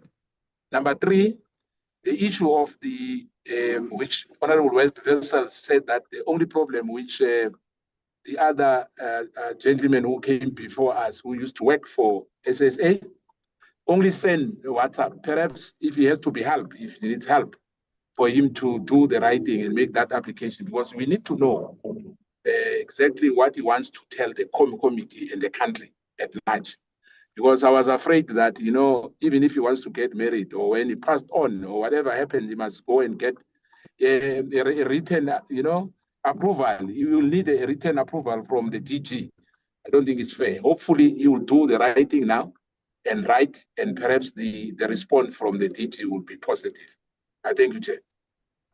Okay, thank you so much.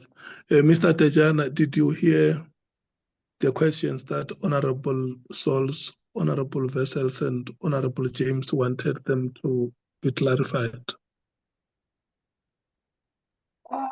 Chair, look, I think I had the one from Honorable Souls, but I think I missed Honorable Vessels and Honorable James.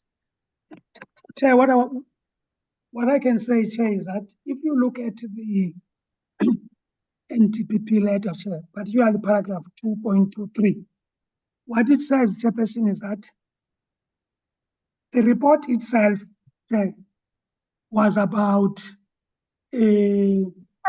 explaining the causes of the delay. But then what? Sorry, there's interference. Telana, I think Telana is interfering now. Telana, switch off your mic. Telana, could you please switch off your mic? Okay, thanks. So, Chairperson, what I'm saying is that, remember, Chair, the last day that this matter was before court was on the 8th of November, 2017. So the assumption was that, Chairperson, when they come back a week later, there will be a report, which of course, as part of the report, will be explaining the causes of the delay. Now, if you look at 2.23, it says a report will only become relevant when the delay causing the striking of the matter has been addressed. So, and then it says at the end, there was no formal report, as it will only become relevant when it is considered to re-enroll the matter.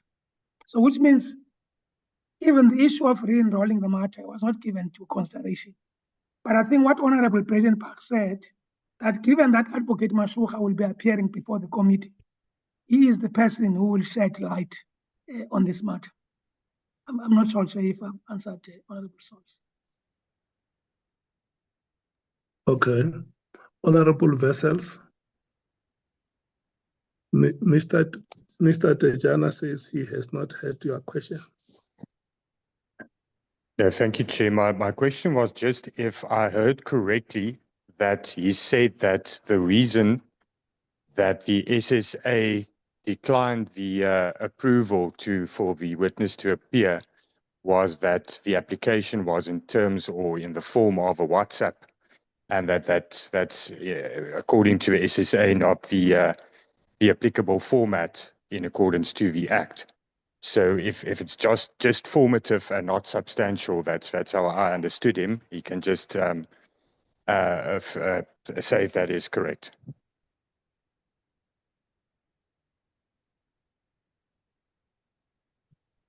Mr. Tejana? Hi, Chairperson. Yes, Chairperson. So, Chair, what happened is this. When Mr. Mashukuka submitted, his application to the DG of SSA, we were not copied in that application.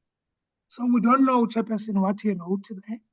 The only thing that happened is when they responded to him, we were just given the courtesy of being copied in their response.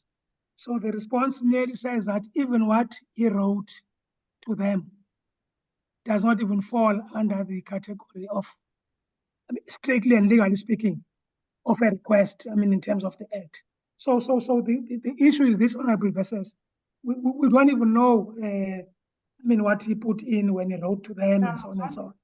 We can only know that if he can come back to us and of course, if we can have sight of his correspondence. Okay. Honorable James. No, Chair, I think I'm fine. I didn't ask a question. I just was trying to remember what the allegations were basically against General Sentimule. So I'm covered. I just think that let's wait to get a statement. I don't think there's much there, and let's take a decision at that point. Okay. Thanks. Honorable members, the summary is as follows. The Chair? request, Honorable Matthews. Sorry, it's just on the NPA matter. Chair, can we make a decision that we contact him directly instead of just waiting?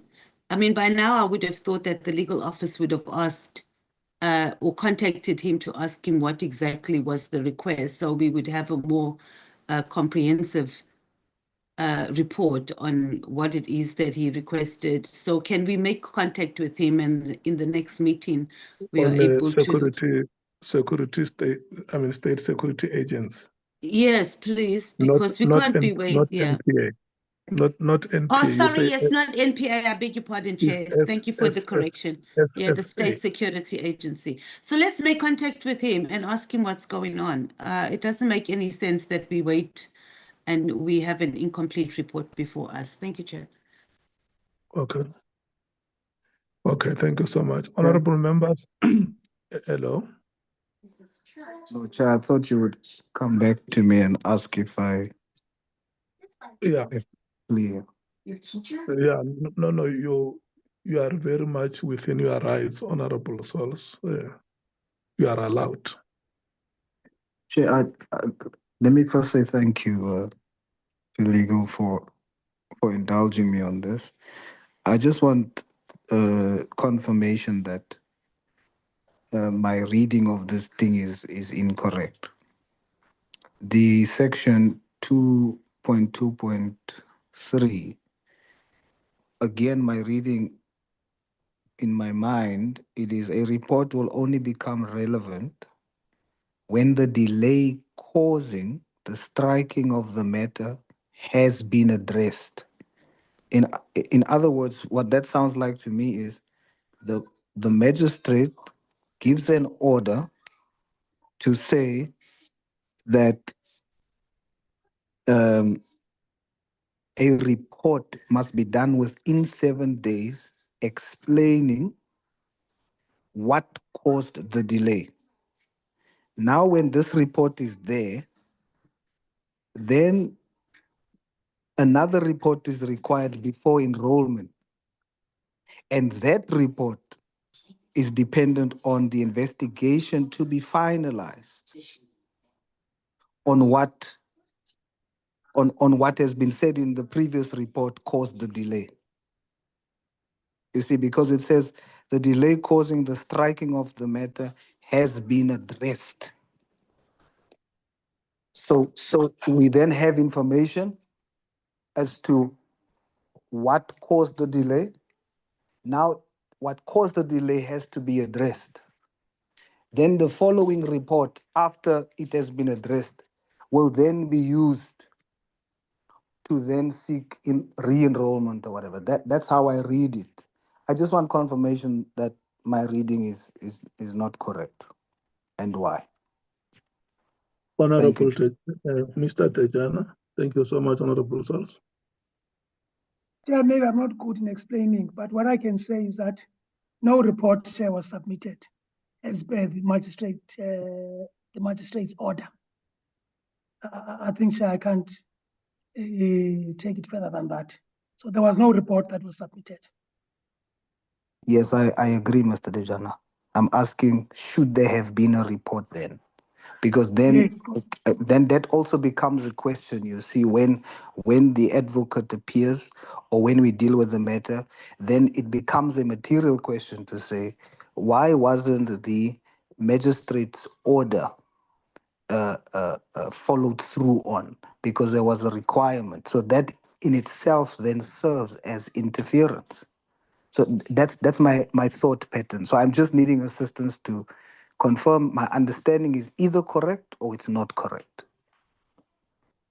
Yeah, Mr. Sols. Look, I think, Mr. Sols, I can only say we will put that question to Mr. Mashukha, because Mr. Mashukha was the prosecutor responsible for this matter. Okay, my leader. Thanks. Thank you, Chair, for your indulgence. Thank you so much, Honorable Sols and Mr. Tejana for that clarity. We will forward. Okay, we will advise the legal team to get the statement of General Sintumule. And what the members are saying is that the statement must be a statement that is addressed to the ad hoc committee.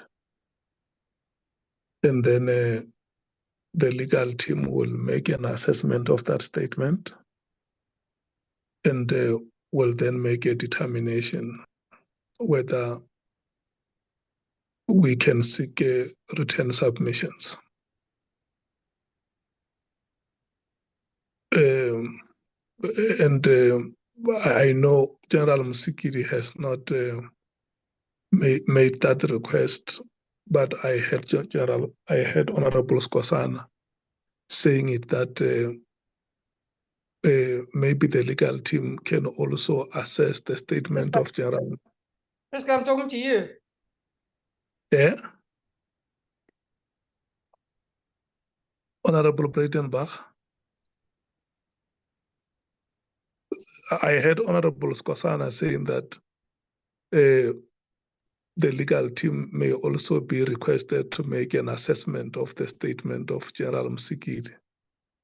And we can be given a report of the legal team, whether those two can make return submissions or not. And with regard to the matter of the NPA, we agree that Advocate Mashura will come here, but the questions that members have now, we will carry them on our sleeves to check if the appearance of Advocate Mashura is able to clarify the questions that the committee has. So it means if that appearance, we may find that there were superiors who should be answerable or who should account on what happened. It means we will go back for further interaction with the prosecuting authority until these answers are provided. And then the last is with regard to Mr. Mashukuta. I think what our secretariat must do, because the only confirmation that we have written are those letters from SSA that were saying that they are providing proof that they wrote to him to inform him that if he has to appear before us, he needs to seek permission from them. What our secretariat should do is to make a follow-up with him, whether he wrote to request for permission, and also the question that Honorable Vessels raised were how, what was the format of his letter, whether he just wrote an SMS or a WhatsApp message or a formal letter, which could have been the basis why his request was declined, or if there is any substantive reasons why his request would have been declined. So if we can make that follow-up and know from him if there has been any initiative on his part to request, and if there is a response, what the response has been. and then the report will come to the committee. So that concludes the item on the correspondences, the 6 correspondences that we had. Chair. No, Chair, it doesn't. Do we still have other correspondence? Correct. What is that one? It's from Mr. Paul O'Sullivan. And Okay. so what happened, Chair, you'll record on the 11th. Is it the last correspondence, or we still have? No, it's the last one. Okay. Do you want me to proceed, Chairperson, about it? Yes. Chair, perhaps before I forget, Chairperson, just to close off on the issue of questions to the President, and I'm sorry, Chair, to do this to you. I'm worried, Chairperson, about the deadline not being finalized in this meeting. I'll tell you why, Chair. We have been given an extension up until the end of March. And end of March, Chair, means the submission of the report to the House. Doesn't mean that by the end of March, we should still be hearing oral testimonies. Now, my main worry, Chair, if you're dealing with 122 questions, as we currently have, you would at least, Chair, to give the President a week at the minimum to respond to that. And Chair, those responses will fit into the report of the committee. So I'm worried, Chair, about the fact that we're merely saying, no, we're sitting this week. People can look at the questions and without putting a deadline, Chair, because our view was that during the course of this week, those questions must be dispersed to the President. And then, of course, as we said, 122 questions, reasonably, you would at least, at the minimum, give the President a week. So our main worry, Chairperson, is that witnesses are being scheduled up until the 2nd of March. And we presume that the remainder of the 2 weeks will be about report writing, toing and froing, members panel repeating this and that. And we're worried, Chair, we're concerned, Chair, that no deadline is being put. Chair, let me speak about the last correspondence. The last correspondence, Chair, you will recall that at our last committee hearings, when Mr. Paul O'Sullivan was appearing before the committee, that was on the 11th of February. There was a DSO dossier that was circulated by Honorable James. So Mr. Paul O'Sullivan has written to us saying that the name of the person who is mentioned there is someone who was persuaded by Mr. O'Sullivan to turn as a Section 204 witness. And Mr. O'Sullivan's apprehension or worry is that if that goes into the public domain, the person affected, the person, can even be at risk of being murdered and so on. He raises a number of things, Chairperson, but at the end, he makes a request. I'm assuming, Chair, that members went through this meeting. So at the end, Chair, he makes an urgent request. He says, as a result of all of the above, I humbly and urgently beseech you to have an off-the-record meeting with all members of the committee who may have been provided the document, Ms. James, unlawfully published. At such meeting, require all of them to destroy the unredacted version of the document, Ms. James, unlawfully published. Since I do not want to be accused of trying to cover up the document itself, the said members could be issued with the attached redacted version, because he sent us a redacted version, which will ensure the protection of the safety of the person that I turned into a valuable witness to help take down an international drug cartel. Finally, when transcribing the record of the meeting of the 11th of February 2026, to have the said transcription redacted, to remove the name of the person mentioned by Ms. James and inadvertently, repeatedly mentioned by me, which is Mr. Paul O'Sullivan. Again, this is necessary to prevent a possible murder. So that's what Mr. O'Sullivan says. But it's just that my main worry, and personally, is that it seems as if that ship has already sailed, because I think the document is in the public domain already. But Chairperson, I leave it in your capable hands to deal with it. Thanks, Chairperson.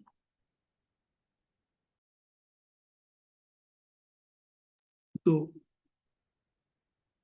what is the recommendation you are putting before the committee? Look, Chair, I've always, in fact, Chair, it's not a question of I've always. The terms of reference, Chairperson of the committee, paragraph 5.1, they say that the inquiry is an inquisitorial process informed by Parliament's constitutional oversight mandate. It is neither a judicial or quasi-judicial process, nor is it an adversarial process. So all that I want to say, Chairperson, is that my view is that, Chair, if we have information, Chair, on people who are going to appear before the committee, I think, Chairperson, fairness dictates that those people have sight of those documents in time, so that the proceedings themselves don't turn into accusatorial proceedings. But, Chair, as I've said at the end, my main worry now is that, and I said this when I was discussing this with Council, I said my main worry is that we seem to be giving airtime to a document which had no airtime completely, because the copies which were distributed that day, yes, they have the name, but Chair, I don't remember seeing any of the reputable media houses reporting on it. But Chairperson, as to what the recommendation is, I think, Chair, my concern is that that horse is bolted already. And I think looking forward, for me, it's just a question of in future, perhaps we can handle matters like this in a sensitive manner. I don't know, Chair, if I'm making sense. Leave it there. Thanks. Okay, let's hear the members, what the members are saying. The ANC.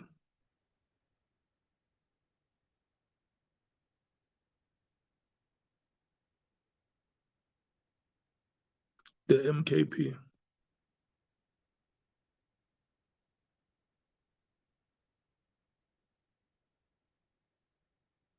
The DA.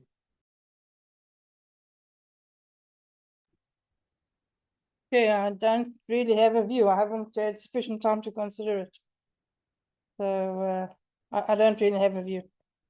I'll hear what the rest of the committee says. The EFF.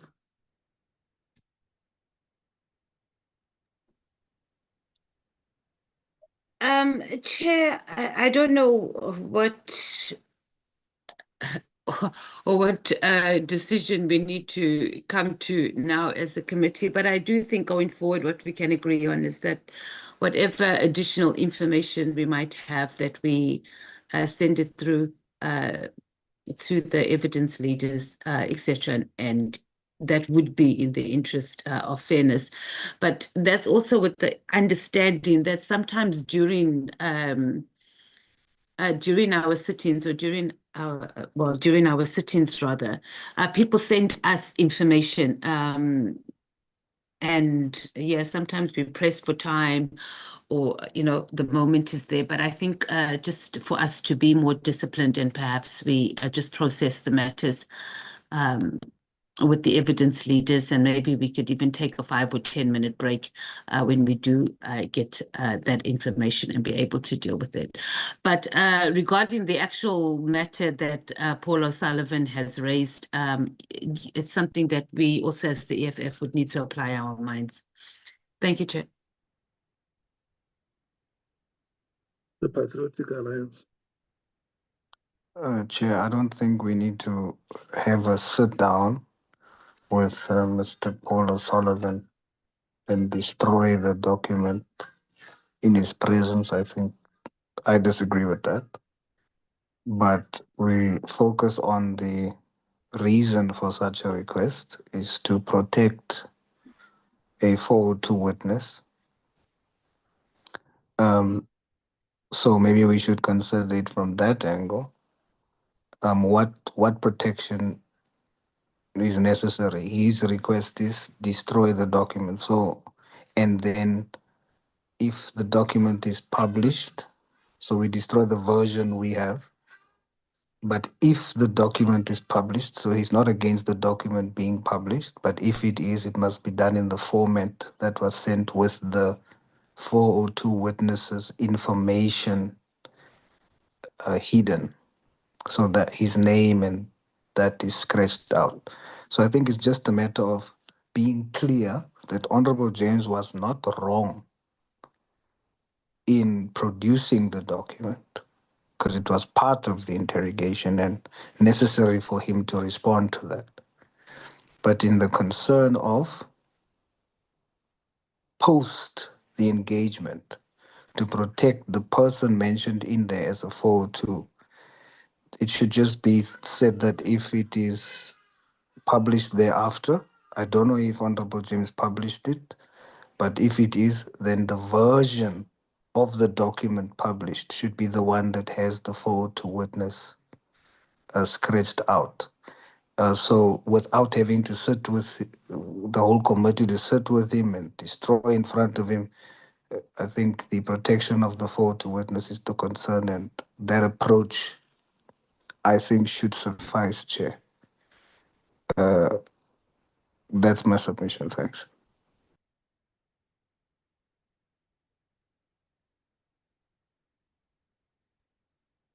Honorable Owen, Wessels.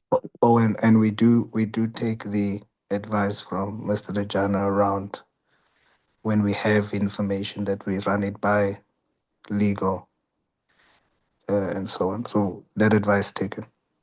Thank you, Chair. Okay. Honorable Wessels. Thank you, Chairperson. I think we should apply our minds further to this issue, but I don't see a problem with redacting the witness's name in any documents that we produce for the record. But I think let's apply our minds further. Thank you. Okay. Honorable James. Thank you, Chair. I think firstly, just to respond to Honorable Salts. No, I did not share that document anywhere on any public domain, as in social media. But I did see that afternoon after we had circulated it to members, it was all over Twitter. So I'm not sure if some of the members actually leaked this to their colleagues or media contacts and how it found its way onto Twitter and Facebook and all of that. Nevertheless, the document relates to a matter, the document that was presented to the members that day relates to a matter that was widely publicized in all newspapers, in the news some time ago. I'm just going to have to get it again so that I can actually present it to this committee. So I'm not sure what he's saying, that, it cannot be out there in the public domain, and the fact that we are sort of endangering lives and whatever. This, I just have to double check. The person that is mentioning has been mentioned in several other newspaper articles, if it is the same person. I just have to double check that and then get back to the committee. I also agree with what EFF said now. They actually covered me. At times, we literally get the information while that person is appearing before us. We'll get a WhatsApp, we'll get something, we'll get a document to say, ask him on this. But I think when it comes to, we should just have a general rule then, if we do get information beforehand, to then give it to the evidence leader so that the witness can also have it before them. It also saves time. But I think Mr. Paul O'Sullivan is taking a fat chance here, because everything that was in that document was out in the public domain. Thank you, Chair. I'll just confirm if it's the same name that is mentioning in here. Thank you.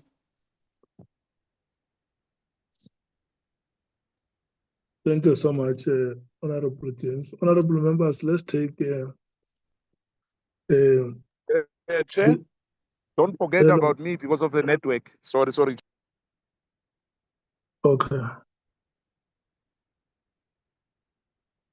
Honorable Scosan. Thank you, Chair. I'm sorry, Chair, I'm struggling here. But I just want to say as well that the issue, I agree as well with, you know, a lot of my honorable colleagues here. You know, Matthias has put it nicely, and Saul and Honorable James and Vessel, everyone here. But we cannot allow as well, you know, Paul also Sullivan to dictate terms like he is alleged that he was doing with the security cluster. You know, if there's anything which is wrong as well, because he's coming back, yeah, you know, we are going to ask him question, Chair. For him to say that he's in danger, he's been saying people want to murder him. You know, Chair, you know, we can't be taken for a ride by Mr. Paul also Sullivan. He call us names. You know, anyway, I'll have my chance because the thing which he said on the media, you know, and he has to account for that. He is taking us for a ride in a very, very serious note. He thinks that we are a joke. You know, Chair, he cannot dictate to us, Mr. Paul O'Sullivan. He's equal to like any other witness who came before us. He wants the rules to favor him. He wants to dictate to us. No, we cannot allow that, Chair. Thank you.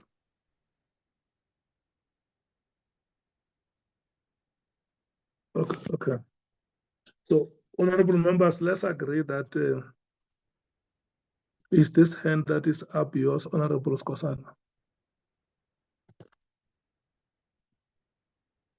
It's a legacy hand, Chair. Thank you. Honorable Matthias, your hand is up. Yes, Chair, it's not a legacy hand, and I'm so sorry to do this.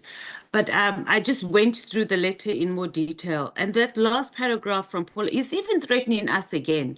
And he's telling us that he's going to have the Nhlanhla commission to investigate the ad hoc committee members. Like, what? Chair, no, he's just out of order. I don't even know why we're even entertaining his correspondence right now. I mean, if he had an issue to raise, he should have just raised it, not come and threaten us about going to the commission and have us investigated to be parts of drug cartels. And I think we must just note that also in our minutes. I mean, his correspondence is just becoming a bit overly pedantic now. And we've got more important things to be worried about. Now we must be spending almost an hour discussing his letter. Thank you, Chair. Okay. Can we agree that if we have any information that we may want to ask the witness on, we will run it by the legal team? Agreed? And then with regard to the matters that Mr. Paul O'Sullivan is raising, the general feeling that I hear from the meeting is that let's get more advices on it. And once we are sure that we have been properly advised, we can resolve on this matter.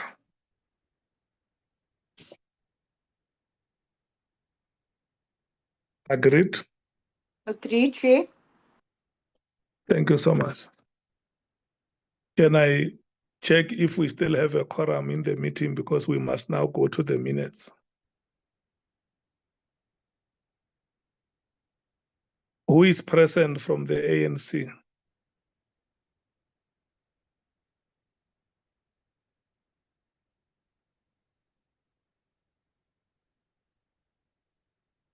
None. MKP? Thank you, Chair. And I guess they've sum it up because we spent too much time on Paul Sullivan once again. From Yes, MKP. but Yes. you are present. You are present. DA? It's myself, Chair, Mr. Cameron and Mr. Klopper. Okay, it's 3. And then EFF? I'm here, 4. Matthias and Honorable Malemba just had to step out. Yes. So, Honorable Souls, you are here is 5. Am I correct? Yes, sir. And then in the absence of Honorable Mngango, Honorable Vessel steps in. Am I correct? I'm here. Yes, Chair. Thank you. So it's 6 plus the chair. We have 7 members, so we can adopt the minutes. Pilot, honorable members, the minutes have been circulated with you for about 2 weeks. What I'm going to do, I'm just going to take them date by date. Pilot, can you flight the first set?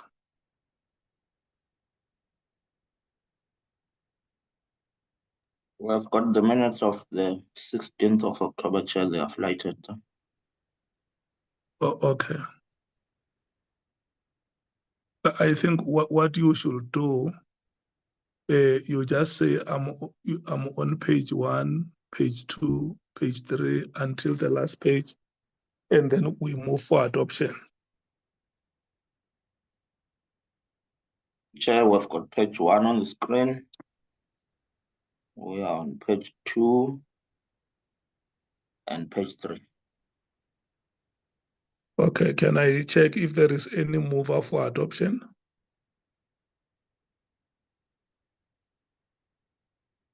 I move. Honorable Breitenbach move. Any seconder? I'll second, Chair. Honorable Matthys. Honorable Matthys, your hand is up. Yes, Chair, are you not asking us, are there any amendments per page?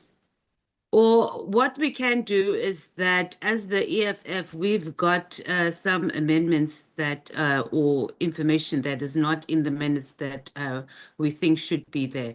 So I don't know if you want us to send you, because we have it in writing, or whether you want me to read them out here. Yeah, you can read.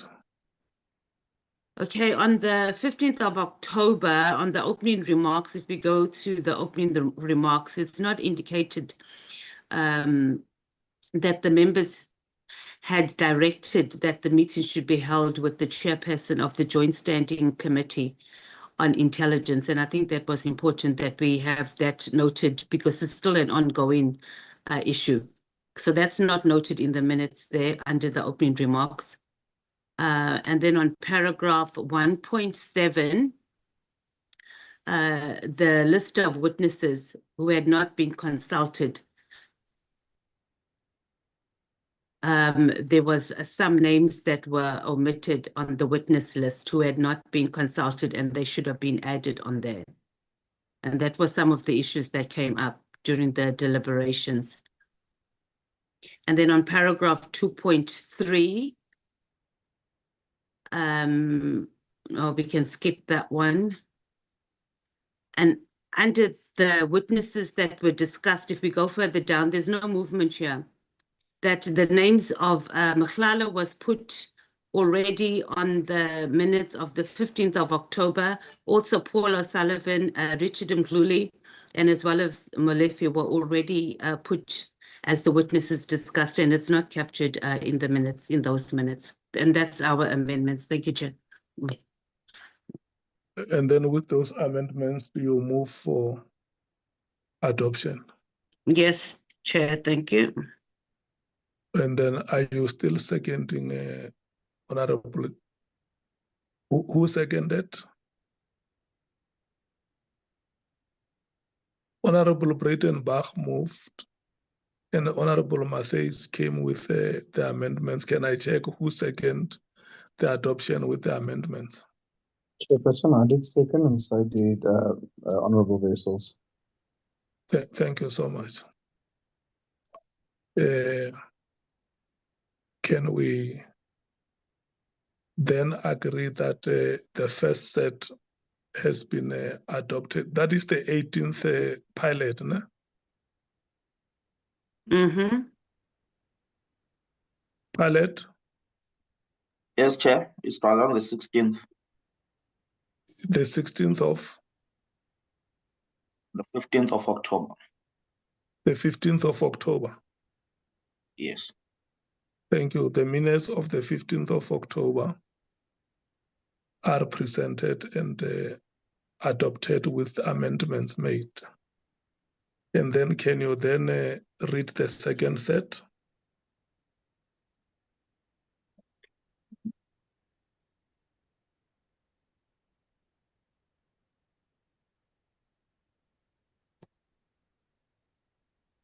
We have got on the screen the minutes of 29th of October, Chair. 29 October, you can take them page by page. Page 1 is there.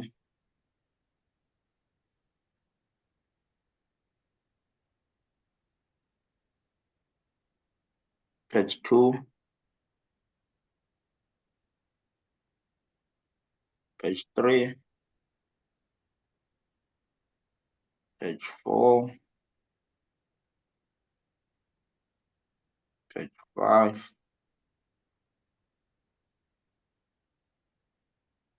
And then page 6 is the last page. Okay. Can I check if there are any corrections or proposed amendments?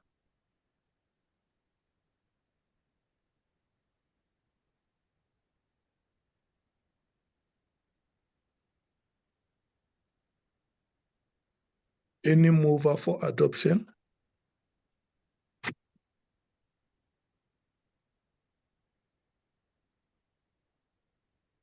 I'll move. Honorable Breitenbach moves. Any seconder?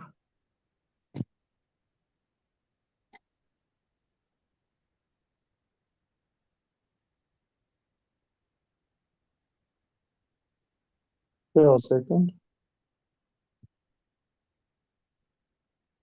Who is seconding? Sorry, it's Honorable Croker. Okay. Honorable Topper seconds. Can we move to the third set?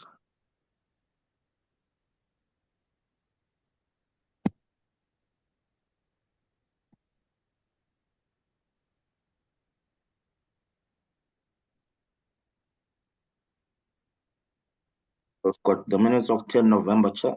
Page 1 is there. Thank you. Let's proceed. Page 2.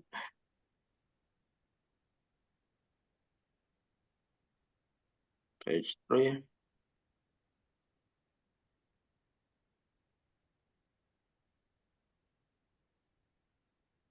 Page 4.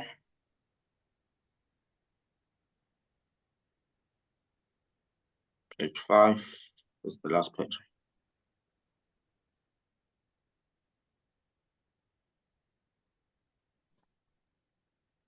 Okay. Honorable Vessels. Thank you, Chairperson. I just see that my apology was not noted, and I did send an apology to Vahani for that meeting. Oh, sorry, I was present. I apologize. I apologize. Okay. Honorable, is there any further correction or proposed amendment? Honorable Matthews. Thank you, Chair. It's just a typo, really. Paragraph 2.3, but maybe not. You've got Honorable Nhlanhla 2.3. So that needs to be fixed. Okay, and with that correction, you move for adoption. No, I do, Chair. Thank you. Okay, any seconder? I will second, Chairperson. Thank you so much. The minutes of the 10th are adopted. The next set, Mr. Pallet.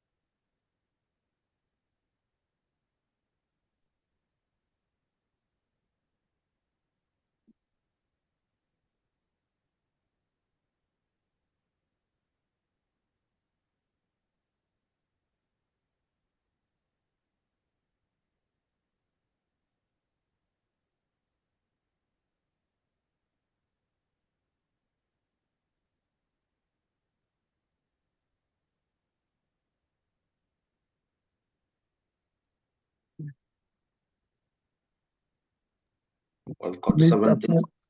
Mr. Pilot? Yes, Chair, we've got 17 October, page 1, page 2,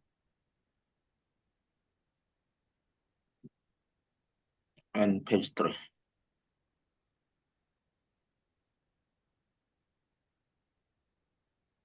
Okay, that is the last page.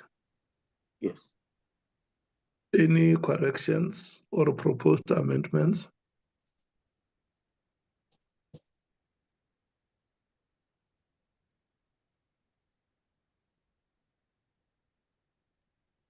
Your hand is up, Honorable Matthews.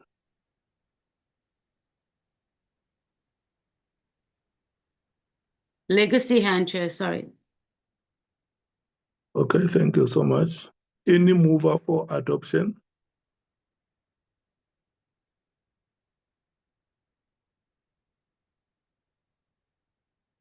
Chairperson, I will move. Diamond Club. Okay.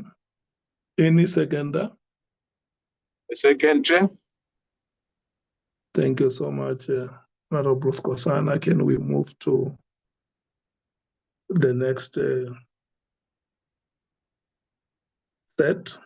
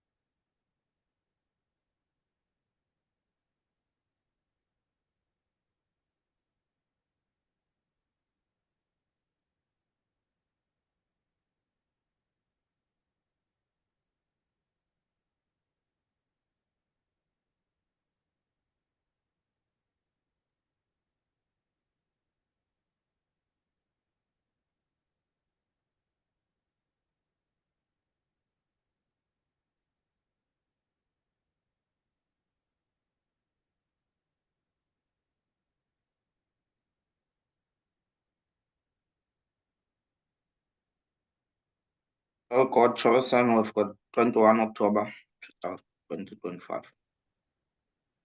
Page 1,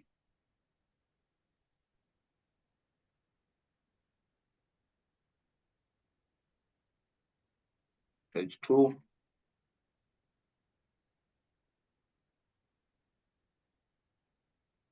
page 3, and page 4. Page 3 is the last page, Chair. Okay. Can I check if there is any correction or proposed amendment?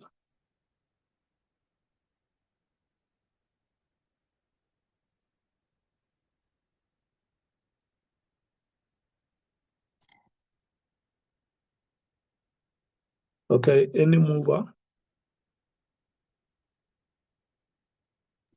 I'll move, Chair.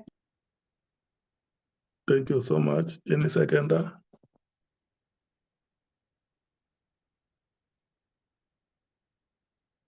Chairperson, I'll second. Thank you so much. The minutes of the 21st of October are adopted. Next set, palette.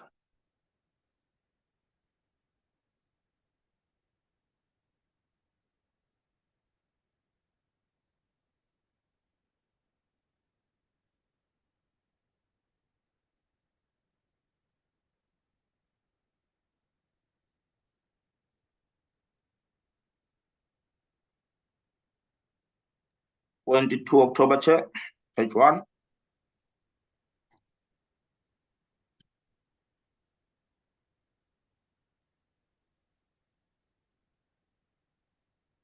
Page 2, and page 3. Okay. Any point of correction or proposed amendments?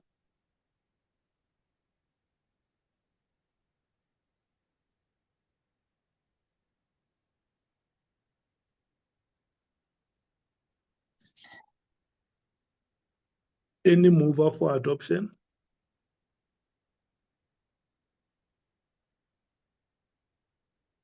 I'll move, Chair. Thank you. Any seconder?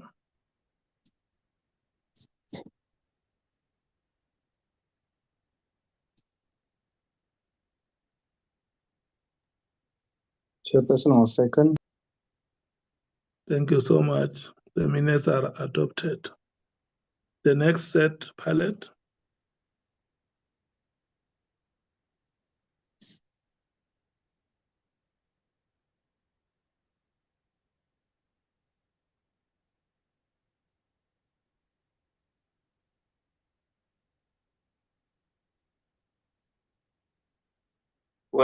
November, Chair.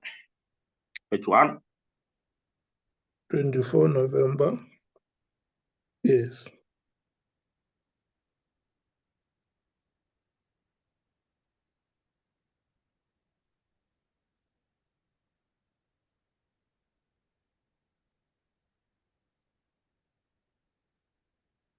Page 3.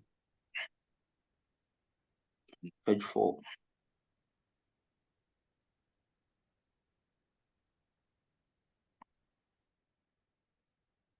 Any correction or proposed amendment?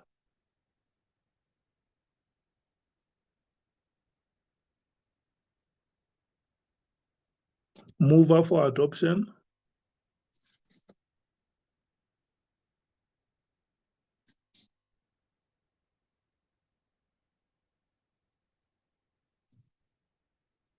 I'll move, Chair.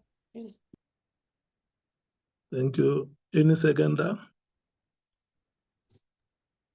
I'll second, Chair. Thank you so much. Next set.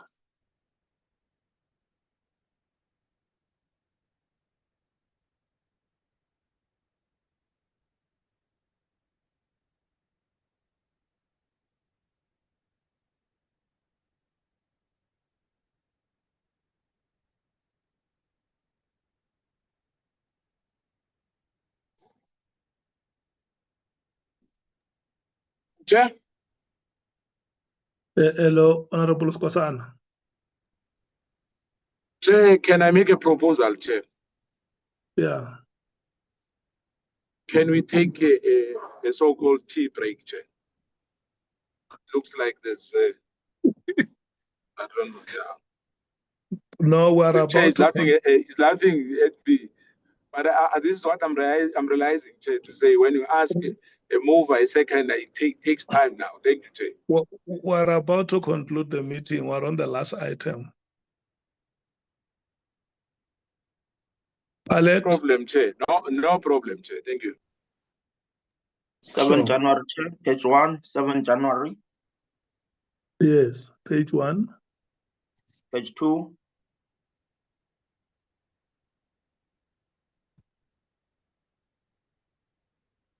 Page 3. Page 4. Page 5. Page 6.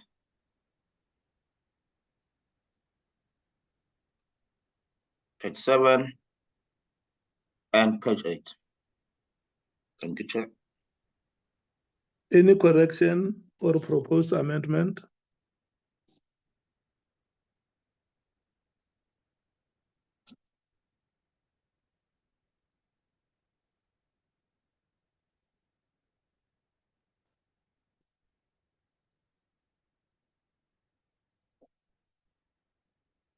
Any mover for adoption? I'll move, Chair. Any seconder? I'll second, I'll Chair. second, Chair. Thank you so much. The minutes of January 7, 2026 are adopted. The next set palette.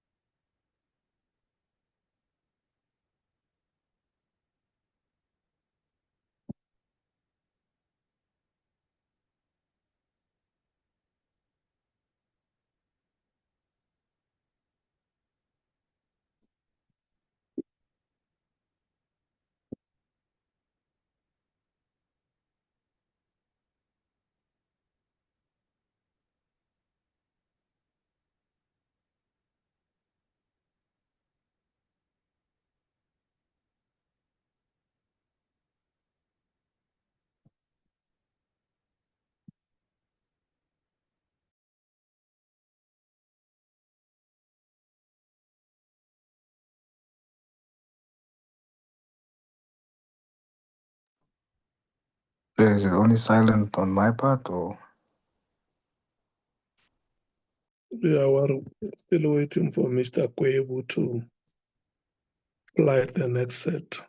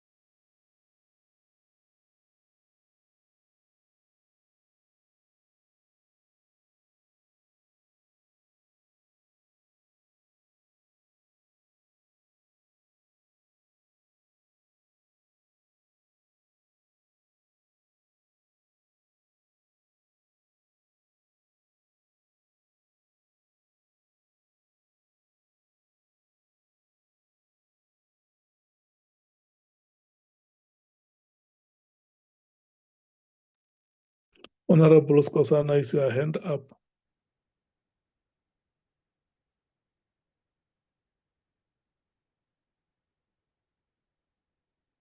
Mr. Kwebu. We are loading, Chair. I'm getting assistance from my colleague. We are loading. Okay.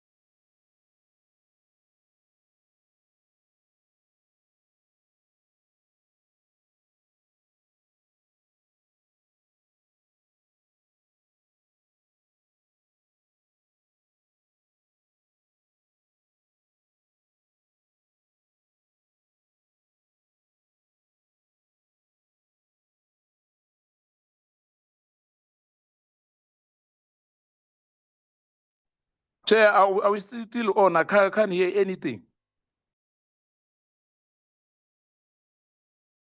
Yes, we are still here. We were asking you if your hand is up.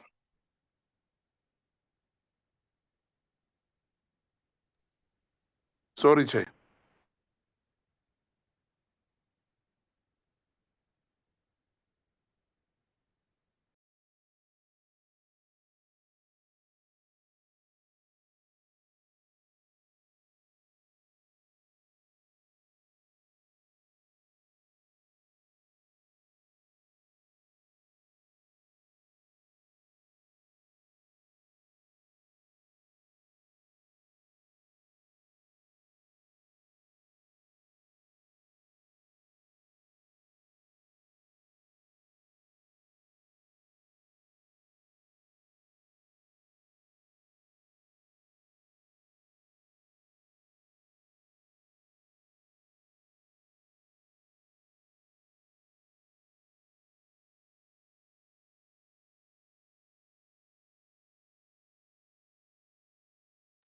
We have got 19 January, Chair, on the screen. Page 1.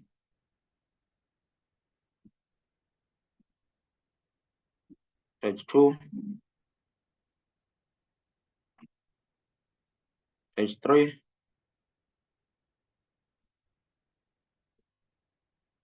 Page 4. Page 5.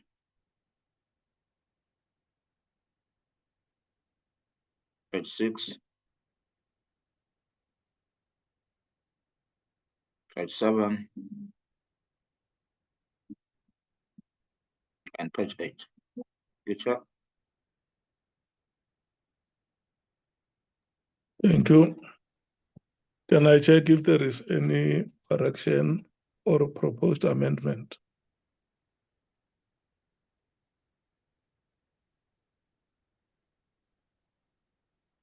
Any mover for adoption? Okay. Any seconder?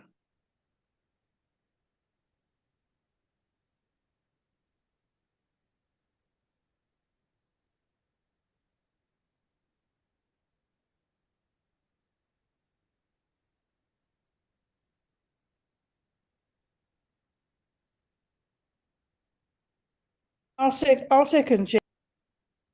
Thank you so much. The next set palette.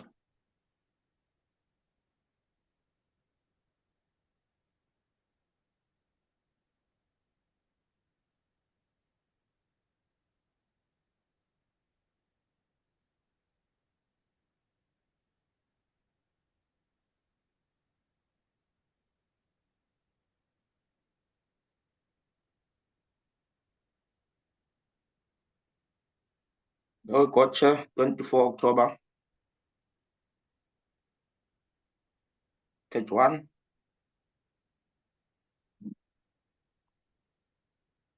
Page 2.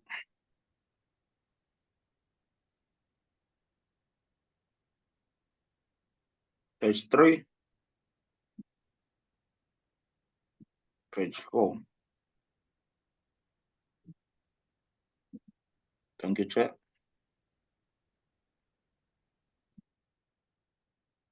Any correction or proposed amendment?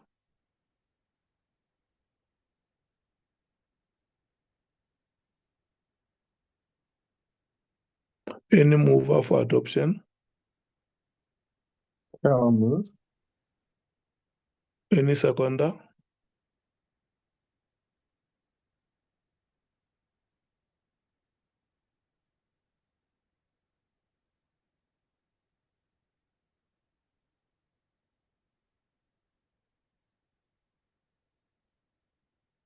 I'll second, Chair. Doesn't look like there's anyone else left on this meeting. Yeah, you must second if nobody seconds because the meeting still has a quorum. Next set.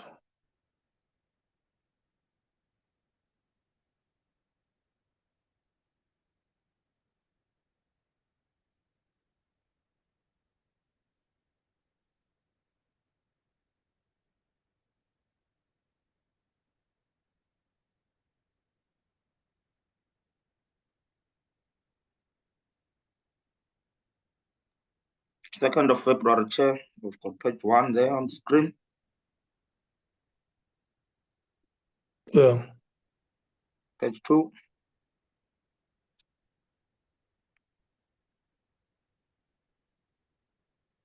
Page 3.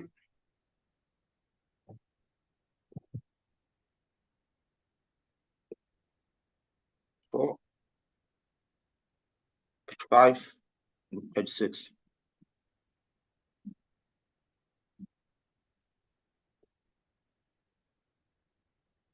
Correction or proposed amendments?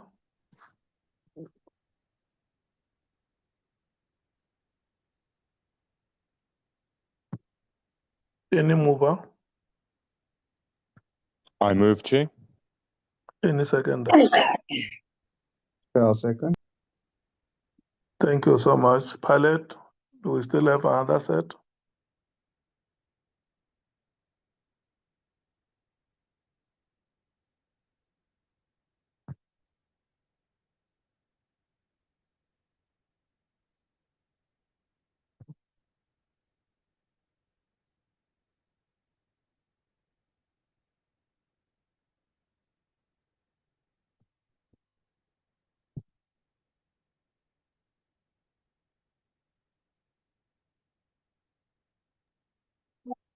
28 October, Chair.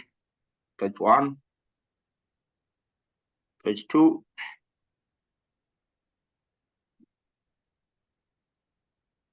page 3. Thank you, Chair. Okay, any correction or amendment? Chair, Honorable Matthys. thank you, Chair.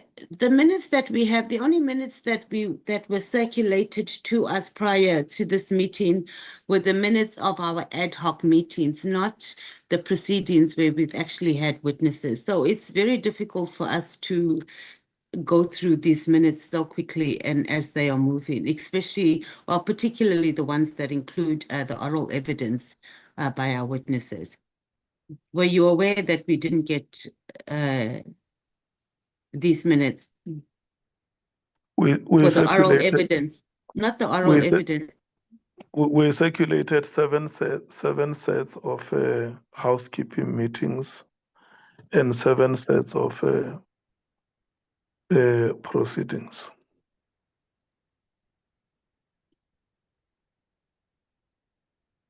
Okay, Chair, I'll go through the WhatsApp group, but I don't remember seeing the oral. I just saw the ones of the meetings. Thank you. Yeah, no, it's 7. What date is this one pilot? 28 October, Chair. And how many sets are left?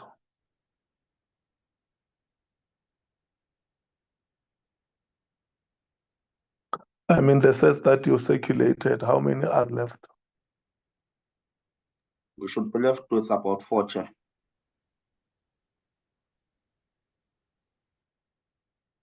No, I mean, we circulated seven sets of minutes. I want to know how many sets have we done so far and how many is left?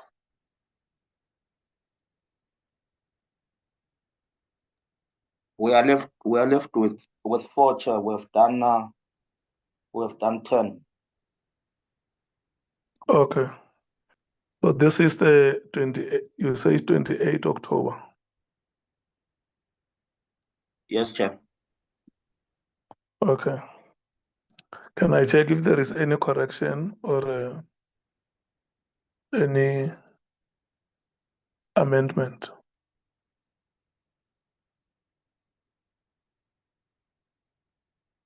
Any mover? Yeah, move. Seconder? I'll second. Thank you. Next set, palette.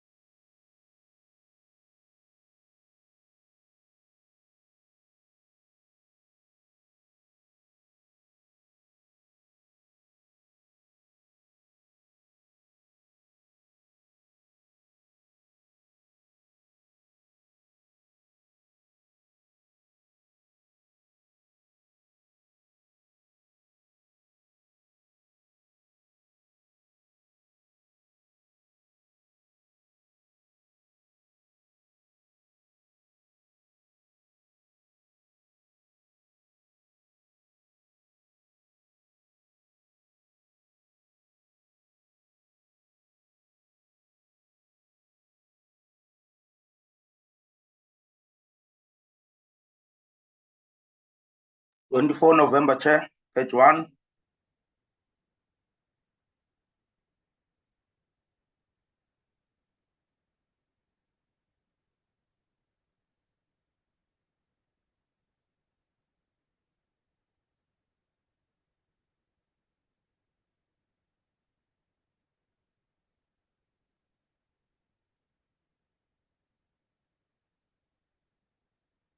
Page 2.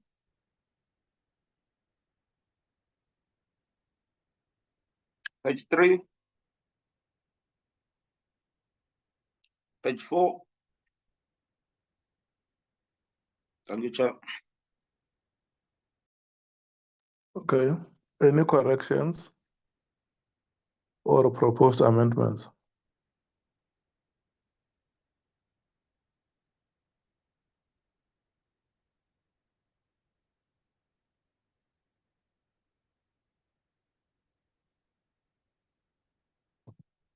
Any mover? Shall move? Any seconder?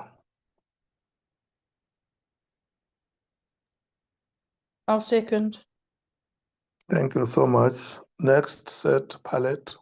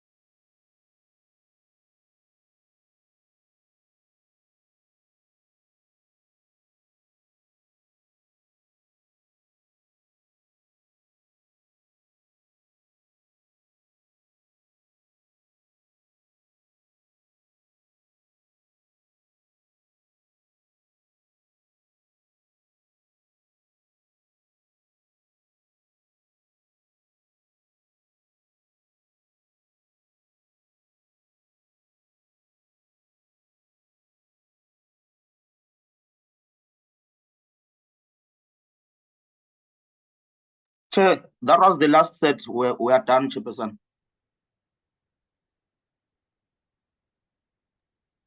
Okay. Thank you. Thank you so much. Honorable members, can I check because I think there is one item that Honorable Mr. Tejana spoke to. Do we want to put a deadline on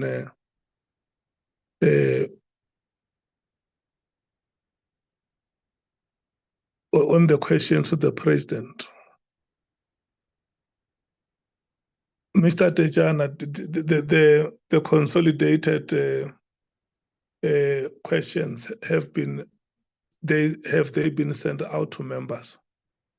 Correct, Chairperson. That's my understanding, Chair. Yeah, can we get that confirmation so that members, when they leave this meeting, we know when can they respond to the question to those questions?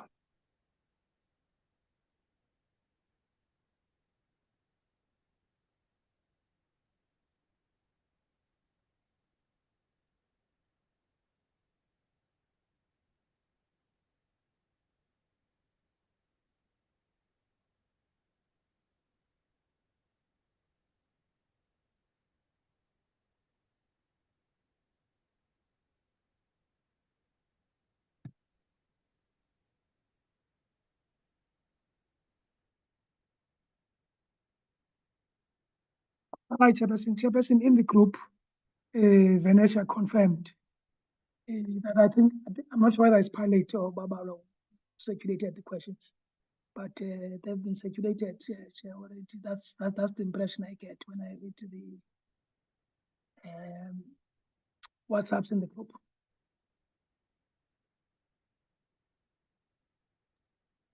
Okay, members, can we agree that by close of business on Wednesday, we must have got the responses? In the event there are no responses, the questions will be forwarded. Honorable Matthews. Chair, I'm here in the group. When was it put in the group?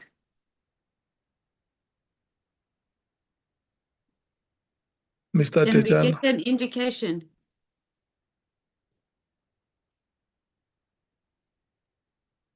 Okay, Honorable Matisse, I'm just trying to check my WhatsApps. I think, tell me, maybe we should ask this from Pilot. Sorry, Pilot, I'm not throwing you under the bus. Have the questions been dispersed to members?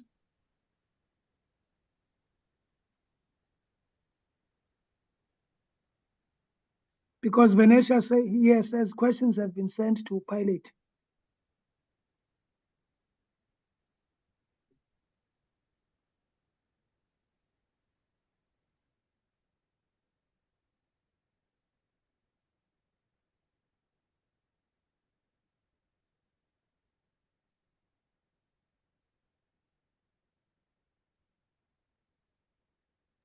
Chairperson, the questions will be posted in the group. Yeah. I was saying we are going to post them in the group. Do you have the questions? Yes, Chair. Okay. Can we agree, honorable members, that we must check those questions and indicate if we are happy by Wednesday close of business, we must have got the responses of members. If we haven't got those responses, we are going to forward those questions to the office of the president. Number two, are we agreeing to start at 10 o'clock tomorrow? Yes, Chair. Thank you. Agreed. Thank you so much. And the last announcement that I want to make before I close the meeting, tomorrow will be my last day of attendance at the University of Johannesburg, so I'm going to miss tomorrow's meeting. The members would have to arrive a bit earlier to agree on who will chair tomorrow's proceedings. I will only join the meeting on Thursday and Friday. Excellent. Thank you. Honorable members. Chairperson, if I may, Chair, if Honorable Mola is at the meeting, don't we have a standing arrangement that you will chair? It was a standing arrangement for committee meetings. For the proceedings, it still has to be finalized. I mean, it still has to be formal. It has to be formal. The correct procedure, Chair, sorry, is that we elect a chair. That's exactly what I'm saying, that it must be formalized. Thank you so much, honorable members, for your inputs. It has been a very long meeting from 2 o'clock now. I mean, from 1 o'clock. Yeah. Yes. No. From 1 o'clock until now, I must thank you so much for your commitment. This meeting has unfortunately come to an end until we meet again in the next proceedings. Thank you so much. Thank you, Chair. Thank you. Thank you, Chair.